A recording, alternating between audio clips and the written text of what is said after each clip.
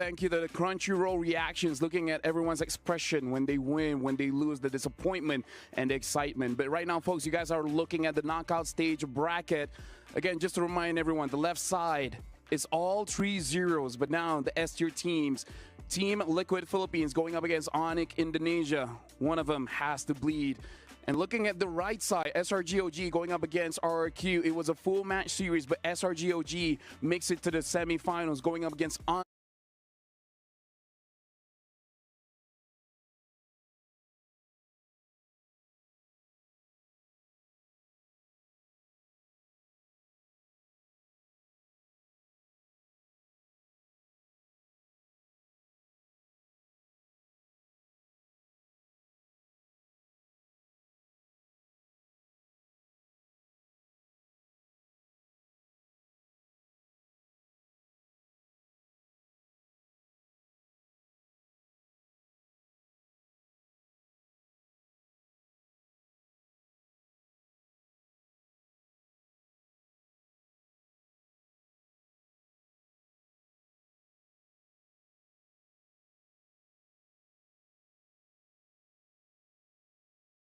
Finals going up against ONIC. You saw the brackets. You really got to be careful what you wish for, because only Team Liquid was the one that chose their opponent and actually won against them. Mythic Seal lost, but to be fair, they didn't get to make a choice, right? RQ lost their matchup, Team Spirit lost their matchup. So right now, the 2-1 teams are looking just a little bit stronger compared to 2-0, except for Team Liquid. Which is the only team, technically, that had the best logical choice. They had first dibs. They played the fastest games and won them in the group. So they made their choice, and they swept their choice, and now they're the only 2-0 team left standing. I think, you know, the only problem was for RQ, because they chose the second one, and technically it was not the best choice for them. But there are 2 ONICs left, so... Yeah, but now we got to look at the EWC fantasy team, because we're able to choose our own fantasy team. So this is mine. And I got to say, for day 4, it's so hard to pick. I went for Keyboy, honestly, one of the more iconic roamers in my eyes. Innocent and Kara. It's very hard to choose between both, but hey, Malaysian got to go with SRG for this one. The Mage, the Monster Mage Super Friends, I don't know, man. That's my, like, I have 5. But that's the guy I'm looking for today. That's kind of interesting, but we also got to choose. Yeah, now we're going to look at yours, actually. We're going to be looking at your team, so tell us about your team. Oh, you know, I'm quite similar with Keyboy and Kyrie with you. And if we're speaking about the mid laner, it's definitely Sanji for me. Kram, you know, he just took my heart after the yesterday games. And I decided, no, he has to be here. He will lead my team in front. What was that? 21 KDA? 21 KDA on CC. 21.0. Yes, he was just dominating and crushing. You know what? I think if they do meet, maybe Sanford has something to say about it. But check out my fantasy lineup. There's a glaring absence of SRG. This is not because I hate SRG. It's just last year I underestimated them. I was surprised when they went all the way. But here, let's see if 2 times a charm, you know, or if fool me once, shame on me, fool me twice. No, I think I got that wrong. But I think my draft is right. Yeah, either way, for you guys, if you guys want to play along, go to fantasy.esportsworldcup.com or just download the app to play along. And trust me when I say, it's very hard to choose. And heck, we only have 2 days left. Today's the semifinals, so let's look at the schedule for today. We have 2 best of 5s for you guys here. We're going to start off with SRG Esports going up against ONIC Philippines as the first semifinal match. And we're going to close it out with our S-tier teams. Team Liquid Philippines going up against ONIC Indonesia. And for the first game, you know, I will be watching for the Kirk and Kram versus like the best explainers that I can imagine. For me, of course, yeah, we got Sanford, but they'll go play after this. So it will be interesting, especially after the previous games. Yeah, but now we got to focus on SRG going up against ONIC Philippines. Historically, these teams have met up for, I don't know, almost every international since they came through. Yep, in the past 6 months alone. No, wait, that's August now. Oh my God. For the past 9 months now, They've met about half a dozen times, give or take, and ONIC PH always has their number.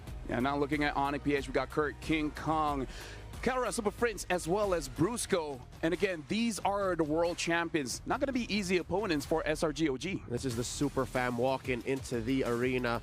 They are cold, and in the best way possible. They don't care. Yesterday came from a hot series, and I don't think the aura of the defending champions will change that. And the thing is, yesterday was difficult for both teams, and it doesn't get easier because, again, both these teams know each other very well, again, from international tournaments, scrims, and just overall fighting against each other every single time they meet. And I gotta say, SRGOG, they need their A game for today. Look at Malaysia's favorite sons, Arcadia, Cram, and Innocent. Arcadia was kind of nervous. If I could see right, he was a little bit shaky. He understands that there is a lot on the line. And if they lose, there is no second chance. As you mentioned, there's only single elimination. If they win, there is this opportunity to have the second time to be the champions of MSC. Very first back-to-back in history. Never happened before, but now, before we start the match, turn, I guess, to talk to my boy, Stormy, to see how he's feeling about this matchup. Now we're backstage with Stormy right before the match. Stormy, what you said on stage is finally coming true. You are going head-to-head against ONIC PH. Can we get a confidence level check? How are you feeling right now? I mean, we've been waiting for this day and really happy that we face ONIC PH and really like 200% confident. 200% confident. Why did you want to meet ONIC PH so bad? Because it's quite a good story also, because we want to get a revenge from the last time series. And we would happy like to fight them also, yeah. Okay, so you're 200% confident right now. What is the difference maker? I mean, considering M6, you weren't able to win it. On a different tournament, you were also not able to win it against ONIC PH. What is different about SRG and why are you so confident today? I think what's the difference is maybe this meta is quite different from the last season. And we kind of understand the meta now. So I think we have the heads up on this tournament. Okay, so if we had to ask you what version of SRG we're going to be seeing, what would you answer, right? Because technically, ONIC PH has only met the M6 version, not the MSC last year version of SRG. Yeah, maybe the last year MSC SRG, who knows? Oh, so closer to that. Very interesting. I gotta ask though, was there any point of doubt here in MSC, maybe in the group stages, because considering your journey has been very up and down? Oh, what again? Considering your journey for SRG has been very up and down, was there a point of doubt that you're like, maybe we were not going to be able to defend our title? I mean, no. No, actually, no. Yeah, no. Okay, 100% confident in coming from Stormy. What will this win mean to you personally before we end this interview? I mean, personally, I think we will like show them that we actually not like the last time series, that actually we will like take a revenge on the last year. Not the same as last year, basically. So, yeah, that's it. Okay, so it's a different SRG today, and it's an SRG that will give their best in the next upcoming match. We're going to throw it over back to the studio. Thank you very much. I turn on my boy, Stormy. And looks like for them, the difference is they have a good understanding of the meta now. And yeah, I gotta say the biggest difference between every team for this tournament is really just the meta shakeup. The question is, how does a team like SRG change the outcome of the past 2 or 3 times they've met with ONIC PH? Because ONIC PH, we know that they'd gone through a different bootcamp process leading up to MSC 2025. They spent a lot of time in Indonesia. But what did SRG OG do to come here now, besides understanding the meta? What changed in these 5? Because they're the same 5 dudes that won last year's mid-season cup. The same guys, and they're pretty confident. They said that they will try to repeat the results of MSC 2024. And I'm pretty sure that Arcadia are gonna help them with this procedure. And I really believe, when I saw the group stage, you know, I was skeptical. And when I saw the performance yesterday, I was like, okay, that can be real. They can potentially beat their opponents, and they're ready to meet ONIC Philippines. Yeah, knowing SRGOG, they do require a bit of a startup time. They require that warm-up because every single time they start in a tournament, the first few games is like, okay, they look good, but not that good. But then give them some time, and all of a sudden, they become amazing. But now we got to talk about their opponents again, the world champions, ONIC Philippines, Kirk, King Kong, Super Prince, Brusco, as well as Kara. What's your take on ONIC Philippines in this current meta, Leo? I'll tell you now, I brought up their time boot camping in Indonesia. I still can't say for 100% that benefited them the way I think they wanted it to. Because yesterday, against Spirit, there were moments wherein, even Tough in... time. Exactly. Which again, maybe my expectations of ONIC are just way too high, but you're also looking at their run in the group stage. They ended up being a 2-1 team. They lost in their opener. So that alone makes you wonder. And sure, you can look at SRG OG and say they're a late game team, micro, macro. ONIC is not. ONIC just comes out of the gate guns a-blazing. Like, they usually take control. They usually dominate. Here, not so much. I'm not comfortable with the way they're evolving. I want to mention one thing. Well, you say about like they prefer also the early game and to take control, right? But yesterday, actually, especially because of Kelra, they played from behind and they made it twice in a row. And I don't like that. That's old ONIC. That is old Kelra. That's his MO. Guys, you just play the game for 15 minutes. I'll take care of it. But when ONIC, remember when they won M6, they didn't lose a single series. Yeah. Everybody was firing off on all cylinders. Yeah, I kind of feel like for them, if they have the Selena, then they can start snowballing. But all this while, looks like Eterna is able to grab King Kong for a quick interview. So let's see what he has to say before the match starts. Right before the match, we're going to get a little bit of a discussion here going on with King Kong. So King Kong, before this match, did Coach Why not mention anything to help motivate you guys in this next upcoming match against SRG? He said that move on from the bad games yesterday. Move on from the bad games yesterday. What was bad about yesterday's games? I think me, Brusco, and Kirk didn't play very well yesterday, especially in the game 3 and game 4. So we gotta move on and make a comeback today. Okay, so to motivate you guys here at with the matchup against SRG. Now, you've never lost against SRG, so how confident are you going into this? It should be okay, right? Yeah, 100%. 100%. That's 100, right? That's what you mean? 100. Okay, so M Series, check. MPLPH, check. MSC, still on the line here. If you are able to get to the grand finals because you're one step away, what would this mean to you guys? And what would it mean to you personally? Going in the grand finals. Going into the grand finals, actually, it doesn't mean anything to me because it's still not a win. We only consider champion as a win. Okay, and how much do you want to win MSC, King Kong? So bad. So bad. All right, we're getting the vibe here. And obviously, do you have a message coming into this for SRG? For SRG, good luck and let's give the fans a very wonderful match. Okay, anything else? Maybe something cheeky, something spicy you want to say? Good luck. That's not spicy. Good luck. Okay, just good luck. Okay, but King Kong, I know you did it for us, the other day. But coming to this next match, could we maybe see you flex again? Flex. I have a jacket on. Do you want to... Oh, you can still do it, I think. Oh, there it is! Flexing right before this next match against SRG. And with that, we're going to throw it over back to the studio. Thank you, King Kong. Good luck. Only slightly painful. 100 is 100%. I think he meant 80 plus 20. Yeah, quick maths. But speaking of quick maths, this matchup, right? I kind of feel like there's a lot to talk about. Lanes by lanes, but Kara and Innocent. I would say both these gold laners are the reason why both teams have been very successful. So this is going to be very interesting to see between Kara and Innocent, which one is better. And speaking of history, Kara has won it out every single time. Innocent's got nothing on Kelra, but not to derail or hijack your dream lane matchup. I think mid is going to be where it's at. Stormy versus Super Prince. My brother, his mom is my mom too. So, remember yesterday, Super Prince was one of the main reasons why Kelra got to the ultra late game, ultra instinct mode. Here, how's that going to work out? Like, when Stormy gets to that point, how does he stop? So, you technically kind of married both ideas. It's like super different for everyone.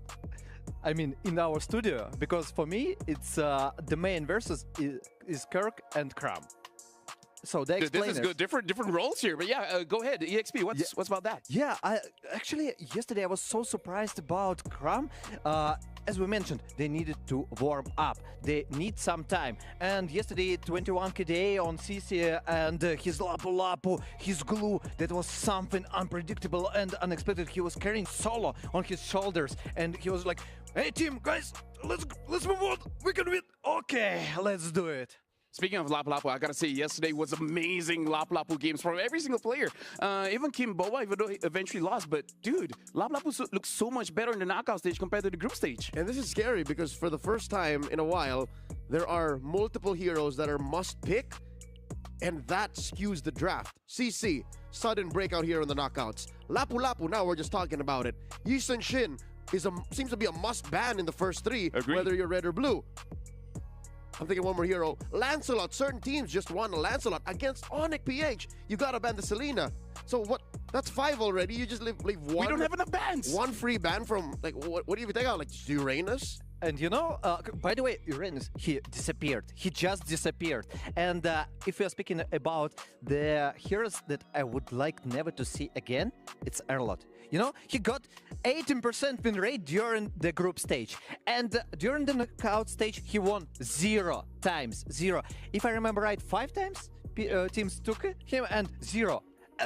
He's literally useless. I don't know why, but Literally useless. yes, Hey. yes. You know what? This is why you guys are the analysts. I trust you guys. And honestly, I agree. But right now, folks, you guys are looking to the stage. Right now, we have the top 4 teams of the world all gunning for that grand final slot, all for $1 million. And now we're about to start the semifinals. We'll see who'll make it to the grand finals. And get ready, because we are about to encounter the unknown.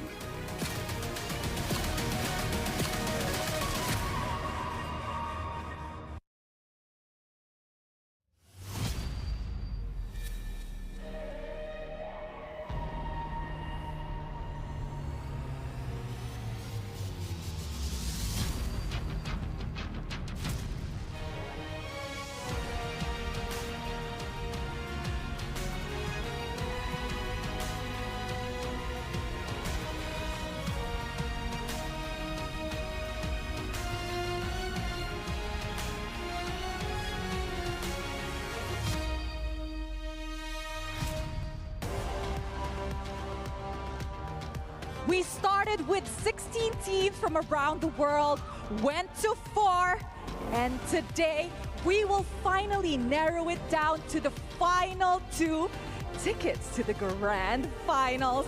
Ladies and gentlemen, welcome to the 3rd day of the knockout stages of MSC at EWC 2025. It is still Rose and Milosh with you guys. And honestly, we look very themed with our stage today. Very well done. We've really clocked it out. And honestly, looking at the matches, first day, of course, the quarterfinals.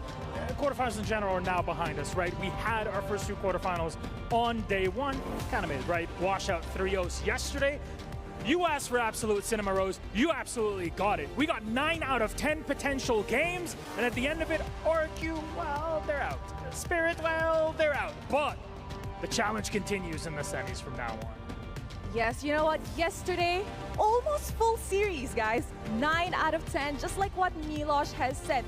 However, today, the heat intensifies because we will be entering the semi-finals.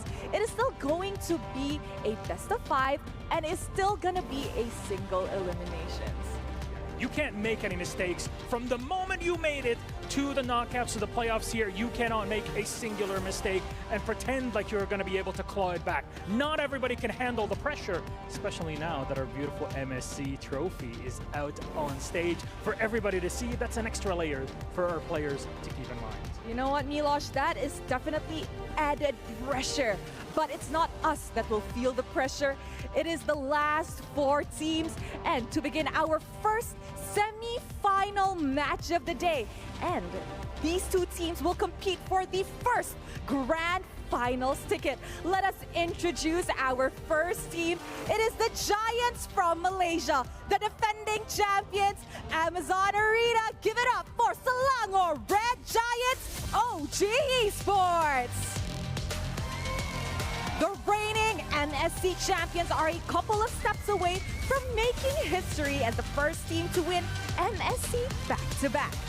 Having fallen to the hands of ONIC Philippines twice since M6, SRG has retooled their approach and looks sharper than ever entering this match.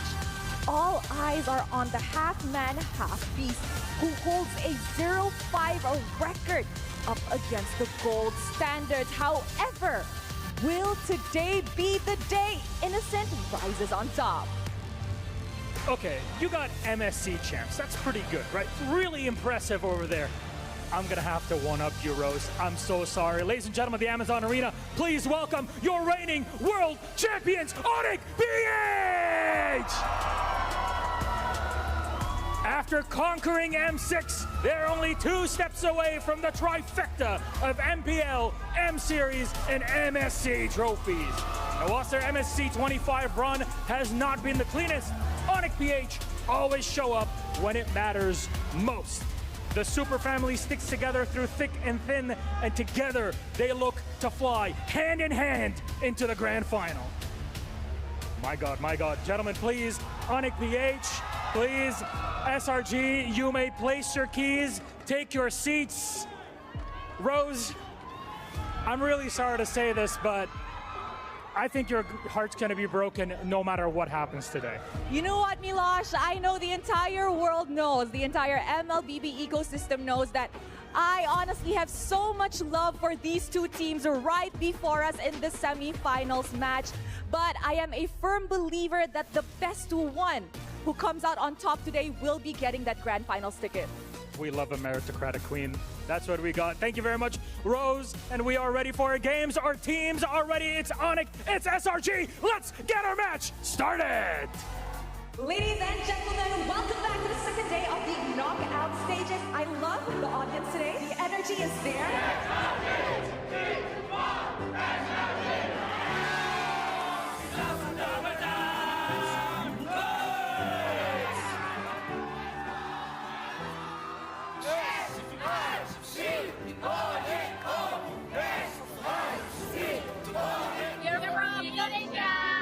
From Malaysia. We are from Philippines. We fly here to watch. Kita orang bekerja dekat sini. Saya ambil cuti semata-mata untuk SRG. Support SRG. Today I'm not working, so took my time to come here to watch the SRG match in person. Yeah, honestly, amazing experience. Shout out to all ONIC fans all around the world. Keep supporting us. Your spirit will come to us and to ONIC PH and ID. Untuk SRG, hopefully you guys buat yang terbaik and make it happen.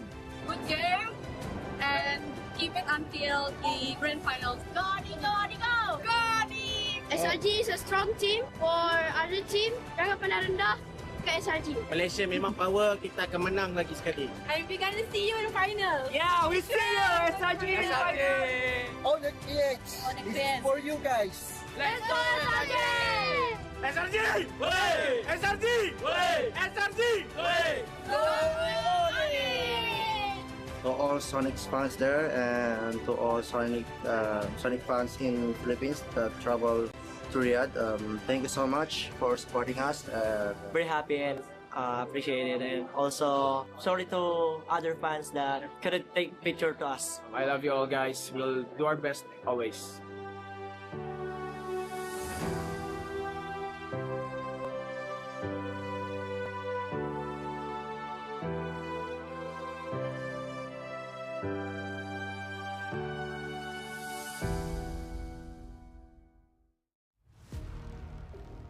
Shout outs to all the fans out there, because even during the team's introduction, we could hear the crowd all the way on stage. But now we got to move on forward and talk about the keys to victory for SRG OG. Polish your playstyle with a controlled late game aggression. Don't give ONIC Philippines heroes that maximizes map presence and cover all bases. Make sure Innocent wins the lane. Actually, a good case, especially when we speak about the jungle and about the innocent. I would like to say that's the option for them to win, but also they need to prioritize for themselves the heroes. And now we got to look at ONIC Philippines here. Their keys to victory: go for compositions with multiple win conditions, respect SRG's capability to punish frontliners, and just Kelra. Just Kelra. ONIC PH is best when there's just more than Kelra, right? We're looking for the KK connection. We're looking for Kirk, the hard carry, own half of the map, and respect SRG's capability to punish frontliners. We're talking range here. So we don't want ONIC PH to just go all in frontliners. You want to be able to play amongst a breadth of engagement ranges. And now we got to look at Clash of Crowns here. Again, defending MSC champions going up against defending world champions. These aren't run-of-the-mill teams. These are teams that have been tested and they've won in large tournaments here. So this is going to be an intense match. The Clash of the Crown. Best of the best. The leaders of the previous tournaments. The MSC champions versus the world champions. So hard, so much nominated. Yeah, and now for you guys at home, I want to take the time to remind you about the MSC 2025 chest. The support chest is still available. And here's the thing, it's only 20 diamonds. You can draw the luxury reward, returning MSC skin, Atlas, Rune, Sentinel. And the first 3 openings guarantee you Crystal of Aurora. So make sure you guys grab the support chest while it's still available. What makes this Clash of Crowns all the more interesting, and I know there's millions out there watching that can relate, just about 18 months ago, none of us could have sworn that these two teams would be standing at the point, at the peak of LBB that they are at now. We all saw how they were built, these two teams, from the ground up for greatness. And now look at this, they are one match away from getting to the grand finals, from making history, from completing trifecta, or for being the first in history to get a back-to-back MSC. I'm sure this is not one of the things that the teams are thinking about, but yes, both teams have a chance to make history here. If SRG OG goes all the way to grand finals and win it all, first team back-to-back MSC champions. And for ONIC Philippines, winning this one means getting the world champion, winning MPL, and winning MSC. Hasn't been done before, so both teams, a lot is on the line. And now we've started draft here. SRG OG will be first pick, ONIC Philippines second pick, instantly batting out that Selena. It's the best ban you can make, especially versus the Super Prince. Yesterday he showed us why you should ban this hero and never ever miss, and I'm pretty sure they will follow this rule. I mean, SRG OG will follow this rule for the whole series. Big ticket bans for SRG as well, especially against ONIC here, would be the 1-1.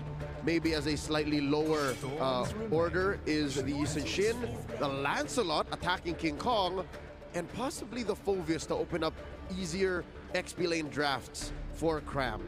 The only thing about the Phoveus, I kind of feel like for both teams, they always got to be careful of that CC possibility, because I really feel like for Cram as well as Kirk, if at all possible, they would want to win that lane, because first rotations going to the turtle, the first 2, it's going to be very crucial for both teams because they really like to play with momentum. Oddly enough, between the two, Cram and Kirk, Kirk is the one who's more willing to say, you know what, I'm going to go 0-9, I'm going to go 0-8, as long as the other half of the map is okay, because that's what Kelra wants. I don't know if SRG is ready to make that kind of sacrifice. You know, if we're speaking about the Kelra, I would like to mention that the SRG OG should think about the Granger, because he picked it several times, around 5 if I remember right, and he, 4 or 5. 4 times and 100% win rate. Yep. Yes, that's the thing. That's the option. And yesterday he carried so hard with this hero, and you should respect it. 5 overall, 100%. Yeah, and I kind of feel like that's the dangerous part about both Innocent as well as Kara. They have proven time and time again that when there are no more options, they always have that one hero to be like, how did we miss this one? Because we've seen time and time again, both gold laners are willing to go for the Beatrix, and they perform amazingly with it. So I agree with you, that Granger is nasty. But at the same time, everyone from ONIC Philippines, they all have their signatures. Like Leo said before we started the draft, 3 bans for each team, the opening bans, simply not enough in this climate. The fact that for ONIC there's only 1 more ban, I'm guessing it's something along the lines of maybe a Farsa to try and open up the 1-1 for Kelra. Because here's the thing, if you do that, you open up the first pick for SRG OG, and there's so many things you have to consider. If you don't pick the 1-1 there, then best believe Keller's gonna get the 1-1 over here, and then Bob's your uncle. And what do you think about Fanny? Yesterday, it... don't like it. Don't like it. Yeah, yeah. That's actually my point. For the current meta, I don't like it. For the 5 games, it won only 1 time. And yesterday, even King Kong got problems with it. Yeah, the only time won was when King Kong used it against Homeboys back in the group stage. And it wasn't the cleanest of games. Now the draft has resumed. So both teams having 2 bans each, and this is going to be interesting. We're going to look at Innocent as well as Kara. Looking at the KDA, Kara definitely is on top, 9.82 against 6.82 of Innocent. Looking at the damage per minute, yes, Kara won, but honestly not by that much. 3,400 for Innocent, 3,500 for Kara. It's not a matter of how much damage you can deal, it's how you can use it. And these 2 gold laners know that the game rests on their backs. Past the 15-minute mark, it's all them. There goes the Fanny. Interestingly enough, we hate the Fanny. We don't think it's as good in the meta anymore, or as Destroyer so eloquently put it, much like Arlott, is totally useless. There's the 1-1. Sorry, but right. That's true. That's true. That's what I see. Stats-wise, you're not wrong. Yes. So, what is the open for SRG? Yeah, the Kalia, which ONIC also very much prioritizes. But you have the Farsa open, you have the Granger open, Moskov open too. But Kali is CC Lapu-Lapu. There's so many things open. Baksha's open too. There are a lot of things you can pick, but you know, the Kali opens you the way for the initiation, and it's one of the most safest pick, and here it is. So now the question is, what is going to be the early pick here? Because this is against MSC champions and world champions. No matter what ONIC Philippines picks up, it's counterable by SRG OG. But all the more, this makes Super Prince's pick trivial. You say, so do we prioritize it here? We know that he's a big linchpin of ONIC PH's success, especially setting it up for Keller, but no, I think you save it. I think you keep him for 4 and 5. Let's go, CC and Bakse. I think that's the best option. Okay, Bakse. Here it is. Here, the best heroes you can take. So first of all, if the SRG want to prioritize Kimi for themselves, you counter it with Baksha instantly. The Kimi, the CC, I mean, got one of the highest win rate, one of the most stable heroes for the Explain. So where does this put SRG? There's kind of a foil to the Kalia already with the Baksha. Because again, I think I'm 50-50 on saying the Baksha's going where. I don't know if it's the roam or the jungle. I think I'm more likely seeing it in the roam. Either way, this is an amazing opening by ONIC Philippines, taking that CC away. One of the strengths of the CC now is that besides the Paquito, she kind of wins all matchups, especially because all the EXP laners, they've gotten used to actually just tanking the lane. Looks like they chose the Granger as well as Joy against ONIC Philippines. Honestly, feels like a bit of a takeaway from King Kong. Make sure he doesn't get that Joy. And the takeaway from the Kelra also, because we mentioned right before the game that he got 100% with the Granger and he carried yesterday. And the last pick for the ONIC Philippines. Actually, this should be Harith, I think. Harith? Because it's strong against the Joy and honestly has an okay matchup against the Granger in lane. Or just easy Irrital. And what do you think if they go with Kimi right now? Well, looks like they go for the Irrital there. Yep, just the easy counter in lane against the Granger. Again, Super Prince 4 and 5. Yeah. You saved Super Prince's pick. He is. Same for SRG. Yeah, no, they are these S mid laners. They're messiahs for their games, regardless of if they win early. So now, what else can they choke out? ONIC PH can crack down on XP laners even more. Deny your boy, your boy Cram Destroyer. Yeah, deny him. So Lapu-Lapu, they should remove. Oh, they're playing on the mid laners, and this is Farsha for the first ban ONIC Philippines. Honestly, looking back all the way from Wildcards MWI to here, honestly, a lot of teams are respecting those mid laners, especially like you said, Leo. These are S-tier mid laners where they can really turn the tide with a very, very solid mid lane pick. So now you're wondering what could be left for Stormy here, because Super Prince got picked Red 4. I mean, like, choke him out completely. This is where we see the unique heroes skyrocket. We've seen the Kaguri, we've seen the Kadita. We saw an Eve yesterday. We saw an Eve. interesting ban Angela, by the way. So they removed the combination with Angela Baksha and Angela CC. Also, the last ban, I think SRG should think about the Loi ban, actually. Honestly, very good shout here because, again, the presence and the keys to victory. Watch out for ONIC Philippines when they have a composition that plays the map well. Angela does that so deceptively and so honestly too. You don't even have to show yourself in the late game. You just clear waves and then jump in with the Hearthguard. One more here. Do they attack Super Friends? Is that even worth doing? That's always the question, man, because you're always like, haha, got you with this ban. And it's like, haha, back to you. I got a big ass hero pull, but now they ban out the Lapu Lapu. Good. You don't want that Lapu, sorry, you don't want that God as well as CC combination. That's too much. It wasn't worth it. They thought about it like, no, let's not even touch Friends. That's a good combination, but still, if you let Super Friends to play with Loi, you open too much resources for ONIC Philippines. You can play macro games if we are speaking about the Hedgehog. If you're going to pick the Loi, though, I don't think it comes out red 4. Yeah, it should be 5. I think there's still too much out there that SRG can do. Already there's a lot of threats to the Loi here just in the first 3 picks, so this might actually be the King Kong hero here, the jungler. This will reveal at least where the Baksha goes, red 4. Yeah. Reporting for duty. Your team is picking. And here comes Kimi.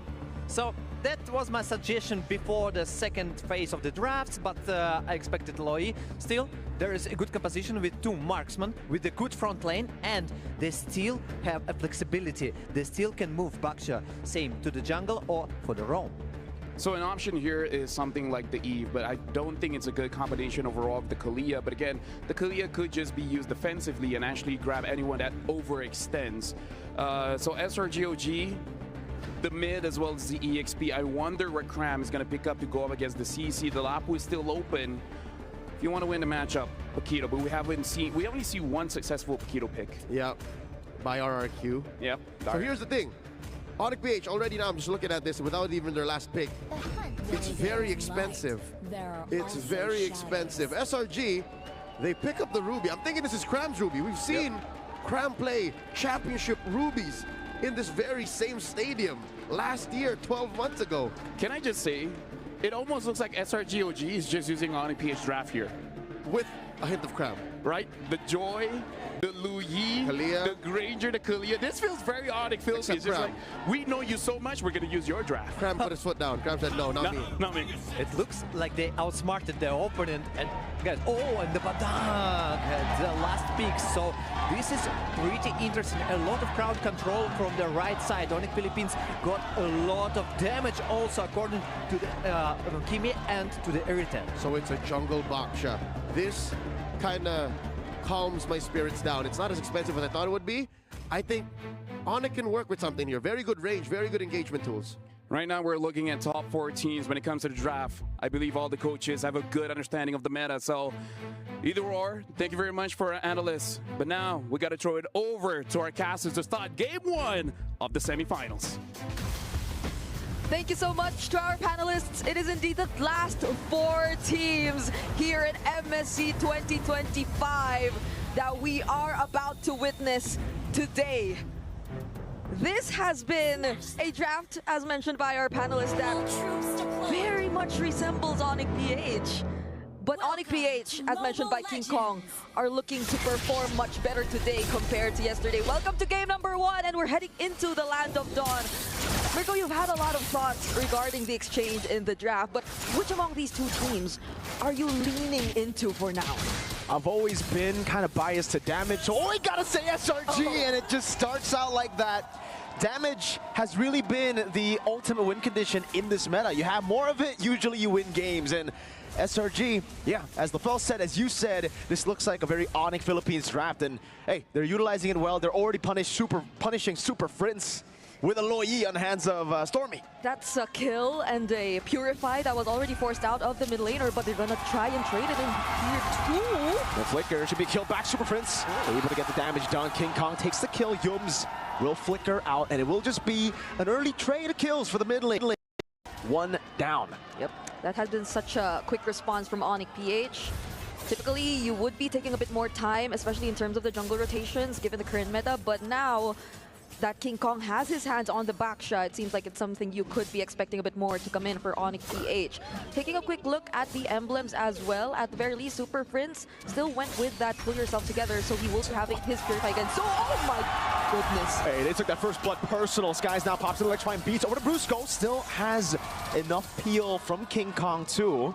But King Kong is a level down. This is something that we actually spoke about, at least backstage. Me in a group with Midnight, talking about the early rotations of King Kong that really has been not as effective in the last few matches. But here on the box shot, it just feels like it fits in. Innocent unable to get the shot on that cannon minion. Innocent is very, very low. Maybe this is why they prioritize the Irritable. Oh! Two-man pin down. Yums able to turn things around with the sustain. King Kong pops in, voice sounds now brought back again by the duality. He will be able to get away. Kirk is right there, pops in the curtain call, but it's only onto Cram as he goes in for I am not just yet actually, Vengeance, and Kirk backs away. Interesting. ONIC PH were the ones who have been putting the much faster rotations out there. King Kong and the other members were the first to be in that turtle pit, but wait, hold on. Pin down, I'm offended, and the Don't Run Wolf King locks him down. Cram with the specialty here in game one. That's a double. And a diversion that they won't take. It's just to probably keep ONIC PH on their toes right now. SRG OG are clearly in the lead, and they've been playing the early game relatively well. We'll be checking that instant replay right now. It was right after they took that turtle. You did mention that Cram didn't go for the I am offended just yet, but it seems like they were after more. So they didn't just settle with the objective. They literally wanted to establish this 1K lead that they currently have by getting more kills after ONIC PH. This Ruby is what got them that final game. Obviously, it's also with the Roger. Last year in the grand finals up against Falcons AP Brent. So you can definitely see the Cram. I mean, he's so comfortable on this pick. He knows exactly the limits of this hero, when to go in, holding on to the I'm offended, just peeling for the team until the right moment comes in to get that massive one to turn things around. And even with the utility jungle, King Kong's HP bar, you know, hasn't really been helping ONIC Philippines. They haven't been able to utilize that sustain because I guess SRG just have too much damage. That's where the entire damage conversation goes in. And again, you pair it up with the Lu Yi, who Stormy, even just now, we saw decided to use the diversion that wasn't really after anything. It's just a diversion that was used to threaten ONIC PH. And SRG OG with this kind of lineup, and the lead that they already have, can just keep going for all those surprise plays with the diversions, with the I am offended. And that's not to mention Yums, because Yums, he's been a little bit more conservative so far. He's been there just to protect the tidal strikes come in at the right timings, and the knockups. Those are going to be very crucial as well, because a single well-timed knockup, even up to 2 members of ONIC PH, could definitely change the flow and tide of the game. And that's what we might be seeing right now, because Yums is holding the brush. Oh, but he gets spotted by King Kong. Yep, the shield unity able to open up the bush there. The curtain call already baited out as well as Cram. This kites away, traction pulse lands on Yums. King Kong still on it. Cram looking for I'm offended again, but Brusco goes there in fist cry, able to disengage as well. King Kong wins the red tree battle as Kirk zones him in the back line. That's gonna be I'm offended and flicker combo, bringing him back into Skies to get the kill. Electrifying beats, King Kong holding his own in the front. Kelra jumps with the heavy crossbow, going to play again. That's going to be Cram pinned down, able to dash out to safety. And it is ONIC Philippines with the way, but Stormy goes in all alone. What? Skies again jumping in, but has to respect ONIC Philippines. An interesting call, but Crab still going for the I am offended. The Purify will be forced out of Super Prince as well, but I wonder what the idea was from SRG OG, because the moment that they were spotted out by ONIC PH, it did feel like they were just too confident to go in. They set the tempo for that particular team fight, but there wasn't anyone from ONIC who was that low for Stormy to risk going in and surprising them from the back line. No, but Kirk, he won't survive that.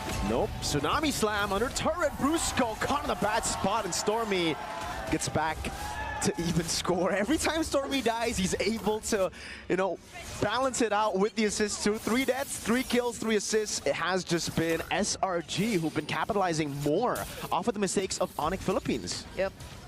But right now, they're the first to actually take a turret away from ONIC PH too. So the lead is just growing for SRG OG. Great reactions from Keller as well, not putting himself in such a dangerous spot, but this is an immediate response from King Kong too. That's a lot of damage coming in from Innocent, however. Even despite the early game, which we've seen him go through up against the Irithel, where it felt like Keller was just doing a great job, he's actually leading by, even if we say it's just a bit, that's actually massive for a Granger up against an Irithel. But Cram? Absolutely.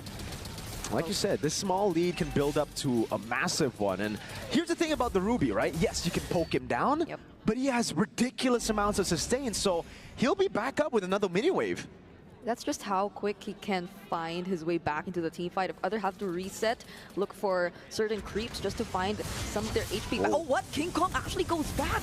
Yeah, we thought it was going to be the disengage, but he actually walks back up. Cram again, full HP with the Brave Smite, with the Ruby.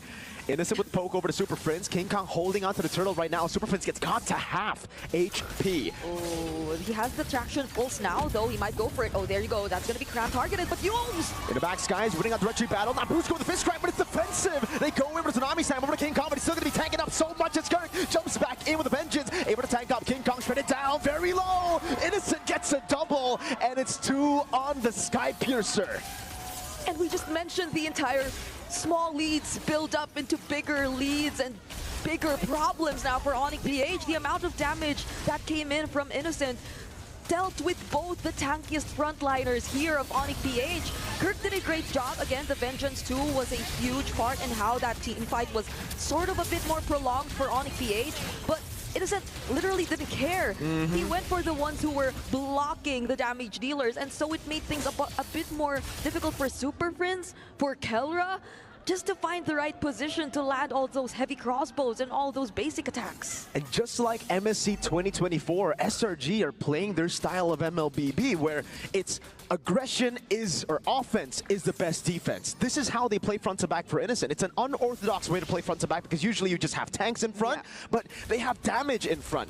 That way, ONIC Philippines are kind of messed up. Like, they can't really dive in because they can't ignore the front line. And Innocent, in the end, gets all those free shots. Yeah, that's Innocent with already 3 core items. And Sekai's just now already picked up the Holy Crystal as well. So in 8 minutes, SRG OG can already be considered to definitely be online. Stormy does feel like he's serving a bit more of utility in this current situation, but do they have an idea, or does Brusco actually want to go for this? Yumes is there protecting Innocent, but it won't be enough! Chain CC with the shield unity! What a pick from Brusco! Holds onto his position in the bush and gets all the value, but there was no shutdown. This is the thing about SRG right now. Their lead has mostly come through objective. I mean, there has been a few kills, but there's no actual bounty to turn the game around yet. Yeah. It's too evenly distributed across the members of SRG OG. They've just been that much well coordinated in terms of the team fights and how it's been going so far, but there's a potential diversion we might be seeing from Stormy. Where is it gonna go? Oh, Kirk has an idea. Opposite current call as well. Cram with the I'm offended again. It's gonna be Yumes jumping to the back line, but the Purify comes in for Kelra. Traction pulse blocks Yumes. The Skies goes in, but it's gonna be peeled down by Brusco. He fights the fist crack Skies. Electrify beats Innocent. Gets the shot with the Rhapsody. All of those connecting and finding the man, Kelra. And it's not usual for us to see the opposing team find a way to land their skills or to basically gain access towards Kelra. It's always Kelra who usually is the last man standing, usually turns the tides for his team, but this is a completely different situation now. Innocent with the range and with the way that SRG OG have been just constantly breaking the formation.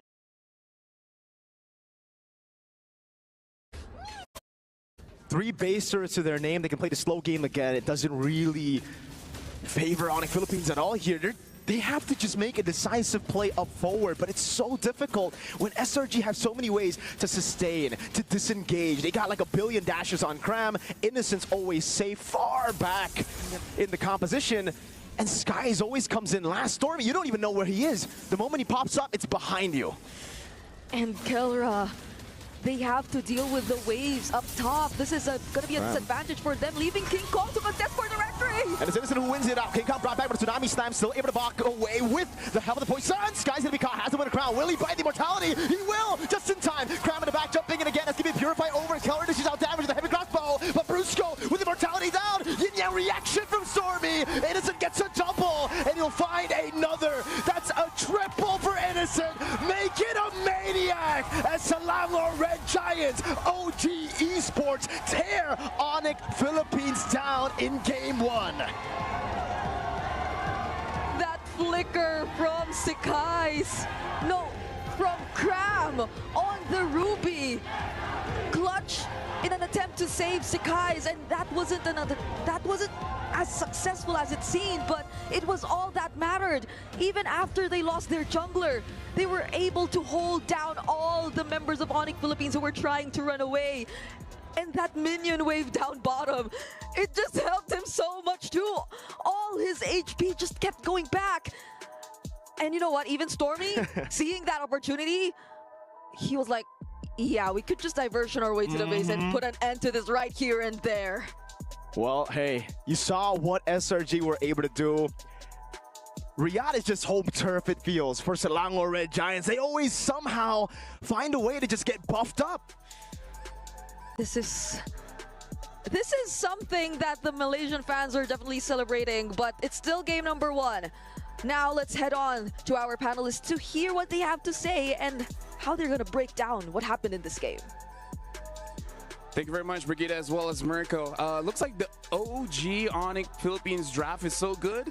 SRG OG had to try it out themselves, and the execution was amazing. I like that this matchup, even for the first few seconds, we already see a lot of action going on. And it's nice to see that both side laners, because we were setting it up, both Cram as well as Innocent had an amazing game. Heck, Innocent got a Maniac.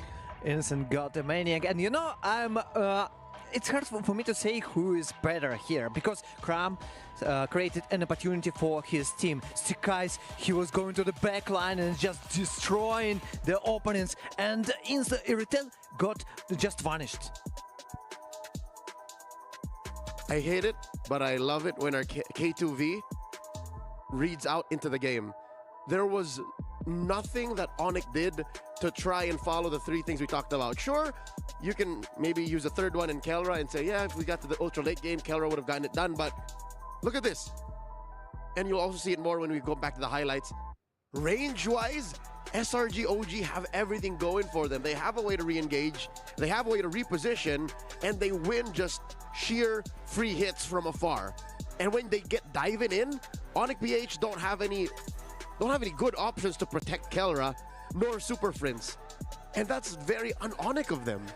And I really like this Ruby pick, because I kind of feel like moving into MSC all the way from the wild cards, Ruby is always that X factor. Honestly, Ruby is the wild card, because we know how strong the Ruby is, but it doesn't really work in every single draft. Coming into this draft, going up against ONIC Philippines, where they have 3 frontliners, it does make it so that it's very punishing for an extended team fight, where, like you said, Stormy as well as Innocent is able to free hit, because you're not able to dodge if you're always stunned.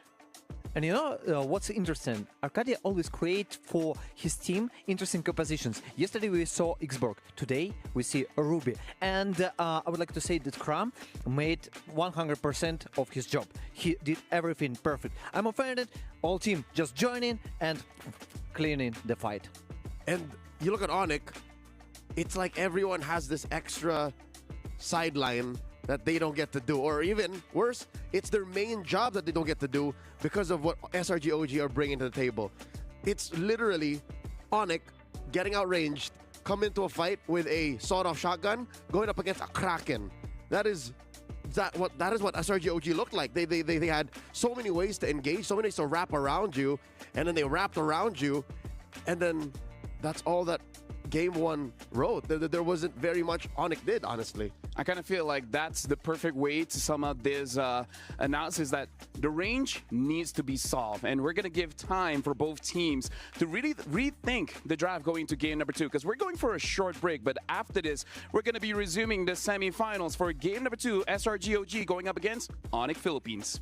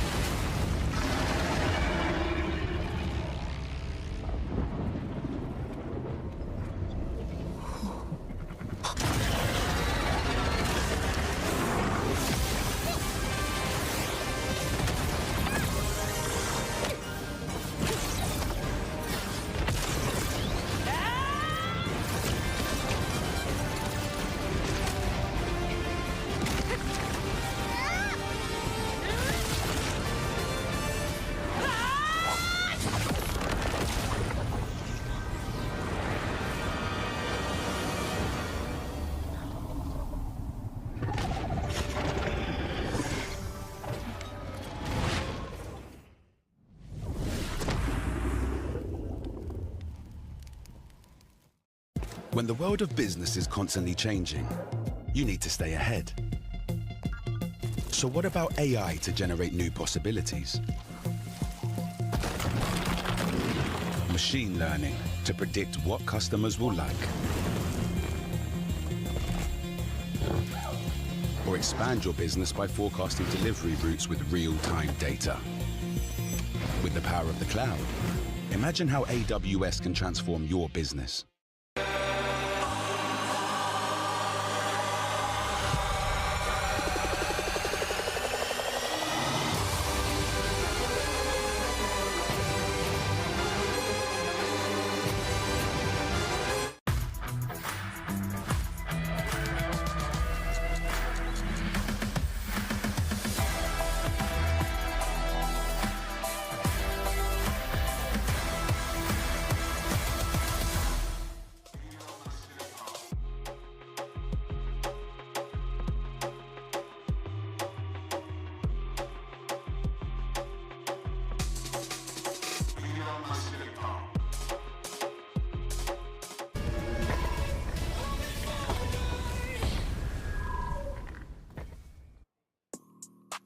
Ladies and gentlemen, welcome back to the semifinals here. Welcome to the English broadcast. Right now we're looking at the S-Class mid-lane showdowns because look at this. The top 4 teams have S-tier mid-laners. We got Stormy, Super Friend, Sanji, and Suns, and all of them has an S in their name. Heck is the first one.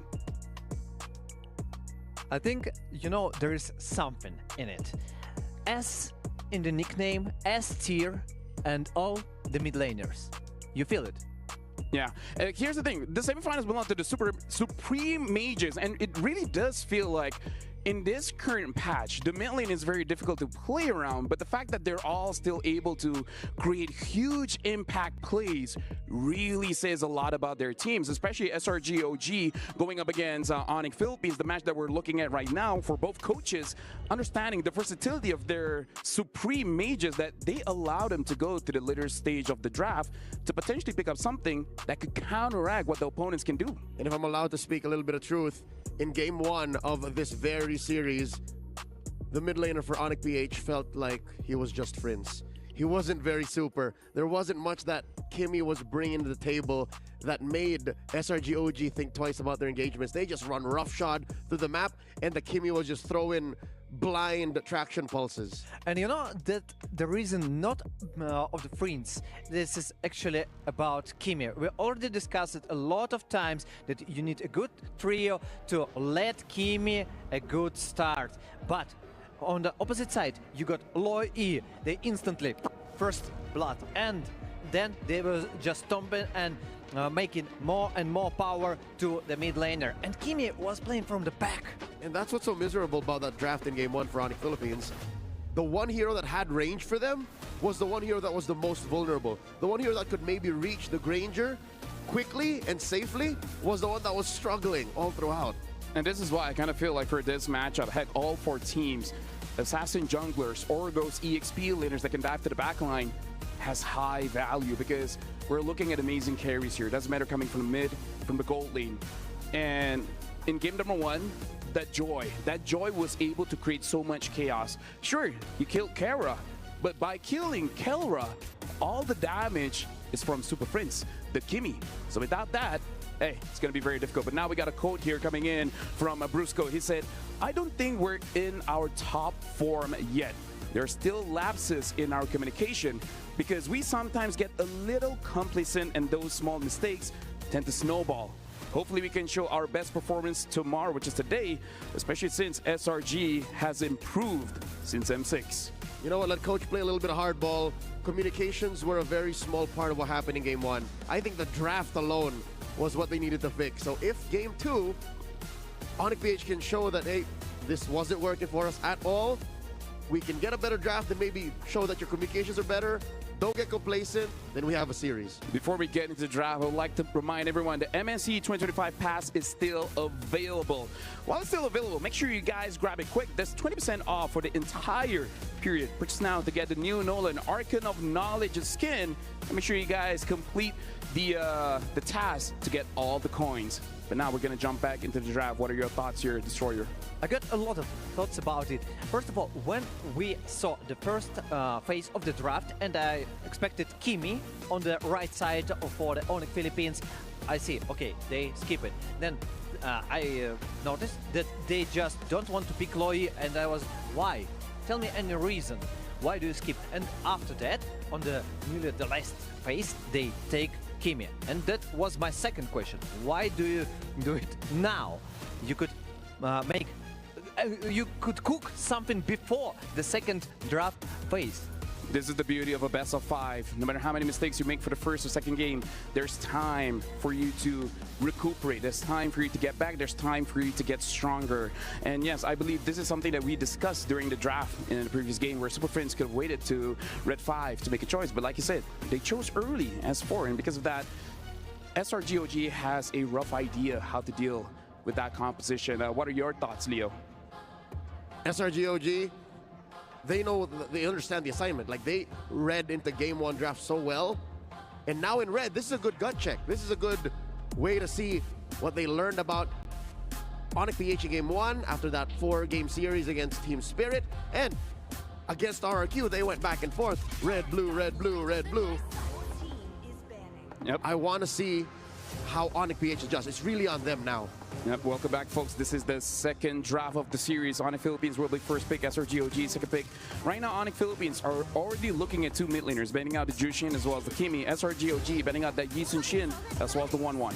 And the last one, they should make Selena, definitely. I'm pretty sure that they will choose Or this. SRG could take it. Oh, potentially, but ONIC Philippines then, you know, can insta-lock. And there won't be any other opportunity for the SRGOG to pick it. And from the left side, I think that Kalia is one of the options. Yeah, honestly, SRG, Kalia, Selena is one of their power picks as well. So it's definitely something that ONIC Philippines has to consider. They're batting out this Phoveus. Somebody setting up for Arlet. Yeah, and we know how Destroyer feels about that Arlet. I can hear it. The gears are grinding. It's like Coach Arlet, and then Destroyer's like, no, please, don't do it, bro. So the last ban for SRGOG, and that's the question. What do they want? They want to exchange, or they want to okay, we ban Selena and we let the opponents to pick something like Granger, because the Granger for now between two teams, it's 100% win rate during the knockout stage. No, not gonna happen. I would have rather done this, because what if SRG banned the Kalia, give ONIC PH the Selena? It's easier to read. Now ONIC PH can go, all right, do we go Kalia now and give the box shot to the other side? Oh, looks like they first picked that Lancelot. Rather not. So SRG, do you go box Kalia? Hey, maybe this is ONIC Philippines saying we cannot lose tempo. You know what, King Kong? Get off that utility. We need you on Assassins. And what do you think if they take the Kalia and Granger, the other side? So let back shot. Okay, they already took Lancelot and jungle. Looks like they're going for a CC as well as a Kalia. Even ONIC PH has to think twice about the Baxia now. Yeah. Because it's honestly, I'm not free. liking the Baxia. Yeah, no, it's not as free. So they do get the Granger. That's the thing that I don't like, actually. Why you let them Granger? It's, again, Kelra, Granger, 100% win rate. He got a lot of games here, you know, and it helps them to save the limits, because Kelra can work from the backside, and at the same time Lancelot with the Badang will engage on the back line of the opponents, and there is the cross line that you can't. Gentlemen, I think SRG has just come to the point of, yeah, Kelra's gonna pick a hero either way. He's gonna play like Kelra anyways. Just give him something, we'll work around it. So now SRGOG, 15 seconds left. Did they pick a jungler here or a gold laner? The joy is still up. If it's not picked up, it probably will get banned soon. Looks like they're gonna pick up the Moskov here, so making sure that they are able to win at least macro-wise. So this is gonna be a Moskov against Granger matchup. SRGOG still has not picked a jungler. Highly likely will get banned out later. And then likely as well, Coach Vecchi and Arcadia are going to ban out mid laners to try and choke down on Super Frames, while ONIC should take out junglers. At least the Joy. Yeah, at least the Joy and maybe even the Haya. You know, the funny fact that Instant got 4 games with the Moscow and 0% win rate. At the same time, we see the raid boss, the boss of the gym, Kelra, with the Granger. And I got a lot of questions for SRG OG with this draft. But maybe they're gonna surprise us. So, and this is Farsha, instant ban. Yep, again, attack Friends.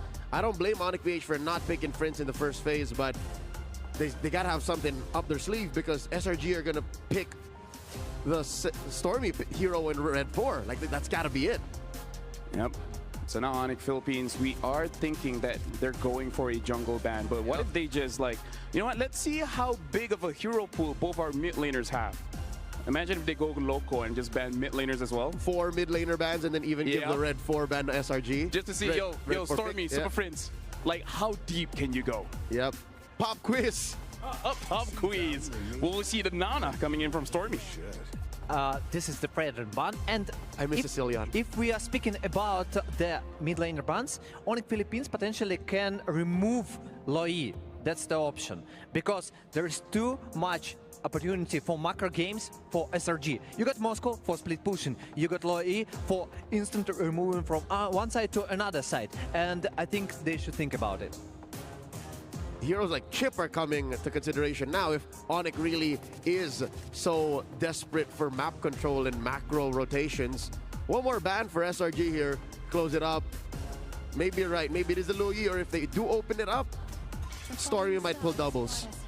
Yep, they ban out the Novaria, and this is good because the similarities between the Farsa and Novaria, they move very fast to the side lanes. But one is more utility, the other is more burst, and this is the same Novaria that felled Team Spirit last night, so SRG did their homework here. And one more point. Navaria, yes, I wanted to say that Navaria counters Loi actually also with Astral Echo. You can check the bushes. It also opens you the resources to engage the jungle. So now how deep do they go? It's not 4 mages ban, but it's still 3. And SRG, what is going to be their mage pick here? So there's very little reason to Valentina. Maybe Eve. Hey, Zetian, who knows? Zetian, wow, Zetian has dropped in priority recently. And what do you think if we take, I mean, from the SRG OG side, right now, let's go jungle. And last pick, mid lane. Oh, they pick up the Kagura. This has been forecasted.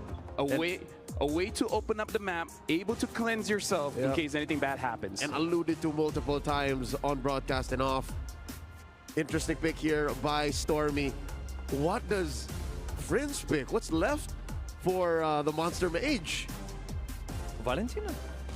What do you get with the Valentina? Get the Tsunami Slam? Yeah, probably. Got the Tsunami Slam, but now they picked it up. They pick up the Valentina. And now for their EXP laner. Oh, you know, Captain Cole, and you got actually got a catcher. This combination. You just steal the combination from the opponent. Yep, interesting play. Valen can even take the current call and it used the same combination. So this should be a joy, unless you want to get frisky and pick up a Hayabusa here. Gentlemen, I like the optimism, right? But I'm not a big fan of the 1-2 step. I'm not a fan of, oh yeah, we have the combo at home. It's very cobbled together. SRG now, what does Sakai pick here, the Sky Prince? Can he? Hayabusa. Yes, but also I think there's room for him to play utility. The only question is, Akai? the only utility here is Akai. And Baxia. And Baxia, yes. We have that one too. 5 seconds left. And it does look like they're going for utility here. They're going for the Baxia. First, for me, I still prefer Assassins, but what do you think, Destroyer? I'm gonna say that ONIC Philippines should win. I like their composition. What about you, Leo? I'm skittish about the whole, we have the combo at home, so I'm gonna play it conservative and say that SRG, there was room for them to pick that utility jungle. Yep, and now we're gonna throw it over to our casters, Brigida and Mirko. Hope you guys are ready because we're throwing over to you guys the second game of this match. Thank you so much to our panelists, and I hope all the viewers are ready for game number 2 as well. They've had plenty of time to reset and regroup about what happened in the last game. And so I feel even in the draft, we're seeing the changes come in early on. Welcome to game number 2. And this time around, I feel like my biggest question would be, again, regarding damage. Because where do we see a lot more damage coming in terms of the early game from these two? Oh, wait. Stormy just waited there. Oh, that's some crazy patience, man. To just sit there while you're getting... He's gotta be careful. He doesn't have regens, too. But yeah, back to your question. Hold up. They're just brawling it out in the mid lane. Yep.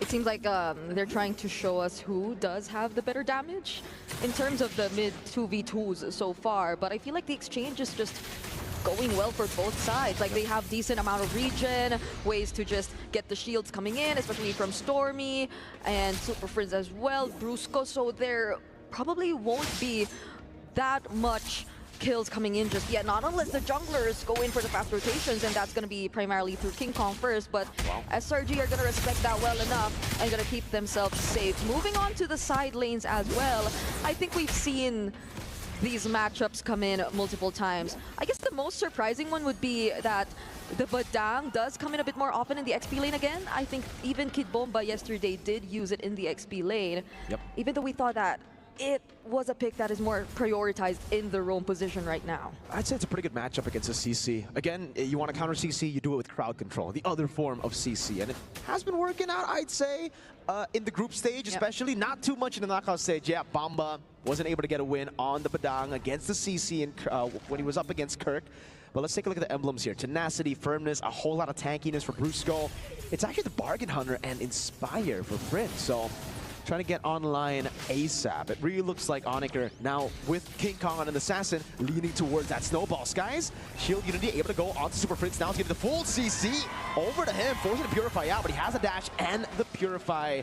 Again, Prio to SRG for Turtle 1. This is somewhat similar to the entire Super Prince on the Kimi situation earlier, wherein SRG doesn't feel as hesitant to just go in and pour in all of their resources because there's like literally just Brusco who could potentially stop them, and that's going to be primarily just through the Unbreakable. And if there are other members of ONIC PH who don't get to provide the follow-up, then SRG OG just can't keep going at it. But what is going to be the plan right now? King Kong, they're holding the objective. Chain CC on the CC. Crime going to be taken down there, but the final basic attack by Super Prince is going to be back again for SRG as they get a pick off onto Kirk, who stayed there a bit too long, got caught by the Shield Unity, and Stormy was able to dish out damage. Skies now, in the back line, Super Prince able to go for the dash now, trying to kite away, but gets caught by Skies. Still, turtle battle. King Kong gets it, now punctures away, but Brusco will get Tsunami Slam back. Phantom execution by King Kong, now going to the Stormy, and there's no mana on Stormy. King Kong with one, jumping again with a puncture. Now Yomes able to dash in forward, but Kurt comes into safety to help King Kong as he dashes to safety. Yep. The moment both of the XP laners were already down for these two teams, it was really who could pull off the better mid trio that mattered the most. But Cram was able to dodge that Fizz Break, Fizz Crack combo. And going back, that was one of the most, I'd say, crucial plays that came in from King Kong so far. Like, he wasn't able to do that much earlier on with the backsha. But now he literally felt confident enough to battle up against 3 or 4 members, even when he was all by himself and when all his other teammates had to recall. That's true. It's just very different when you're on a hero that's kind of like just there. Tsunami Slam stolen into the Thorn Rose. Phantom execution dodge away from the puncture from King Kong, but the AOG will lock Yomes down, and King Kong should get the kill. Yep, in the air, Yomes falls. Thing is though, we've seen the Kagura in the group stage. It was Super Prince who picked it up.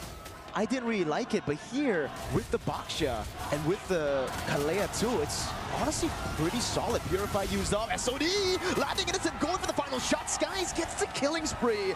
And again, it's a win for SRG. And to go back to my point, Brig, I really think, oh my God, they just don't want me. Okay, you know what? You know what?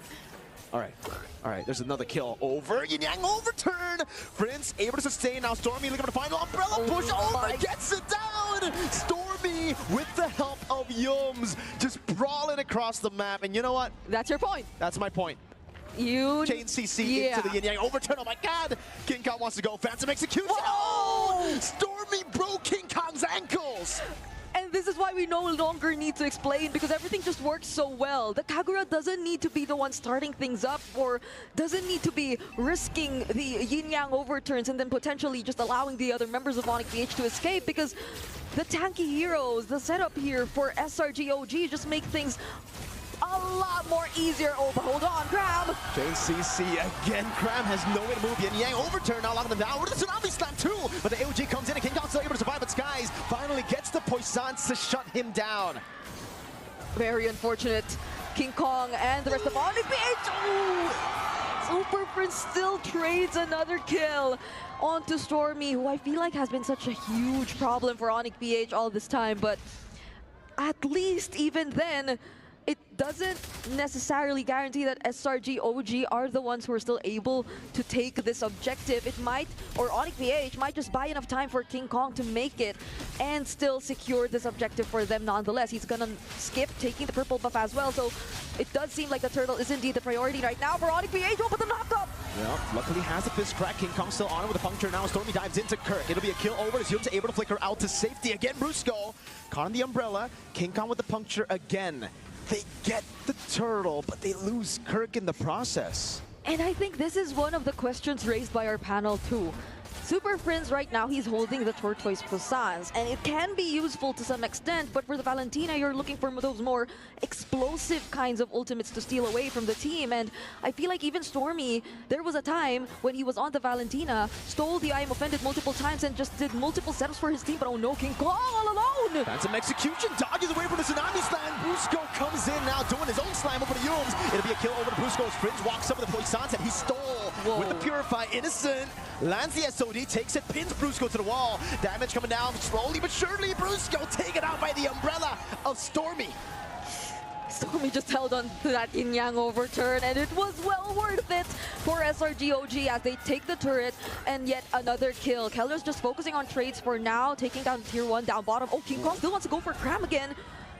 At least he doesn't get bumped by the back to shield unity. Could have been different under the turret. Oh! Finds it and punctures away. The Kirk fist crack saves him again from a possible Yum's Tsunami Slam. And they're just clean with it. We were saying this about SRG OG too. And now it's ONIC PH who's doing this exact approach in terms of playing a game or the game. That's an almost or a 700 gold lead already in the hands of King Kong, and for some reason, like this entire assassin utility matchup between ONIC PH and SRG OG, it's seemingly always in favor of the team with the assassin matchup, with the more aggressive matchup. And yes, to a certain extent, it has been working for SRG OG because, again, we've been highlighting the entire concept behind the Kagura and all those tanky frontliners, the combinations. But once ONIC PH just gets to find the right footing, then it's a completely different story. Now, will SRG OG have a way to contest this final turtle of the game? Oh my god, what a top by Brusco. Phantom executes to the back line again. King Kong just diving in. Stormy has a yin overturn, goes in. Tsunami Slam locks him down with AOD. Walks up, and it is going to be Kelra to clean things around. Now a double for Kelra on the Grangers. Innocent just goes and clears out top lane.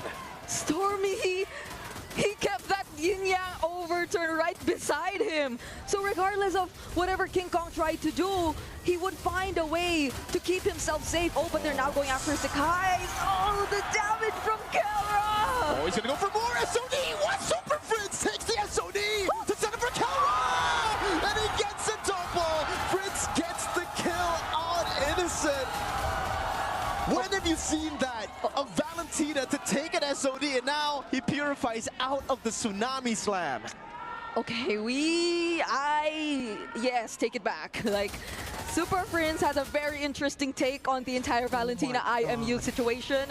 It does seem like even though he's been a bit more careful in terms of the ultimates that he's been getting when they're actually ahead and this much aggressive, he has a lot more other options. We have to put a huge emphasis on display by Super Prince there. Even when we thought ONIC PH could no longer reach and finish off the kills, Super Prince was there to do the job. So now it's SRG OG who will have to play this a bit more defensively. Might I say though, both teams, they've done and they've had a lot of great micro plays. Like the micros in terms of Stormy, in terms of the yin-yang overturns, the positionings, they're very, very much commendable. But ONIC PH now, they have the Lord, and they're definitely going to find a way to capitalize on this. But also, I think just go for more damage, dude. Yep. The team with utility jungle just hasn't really been able to fully control the game. Even with 4 kills on Skies, now 5, it hasn't, well, unfortunately it is utility jungle, so again, with the kills on him, it doesn't really change anything. Brusco look for a taunt there.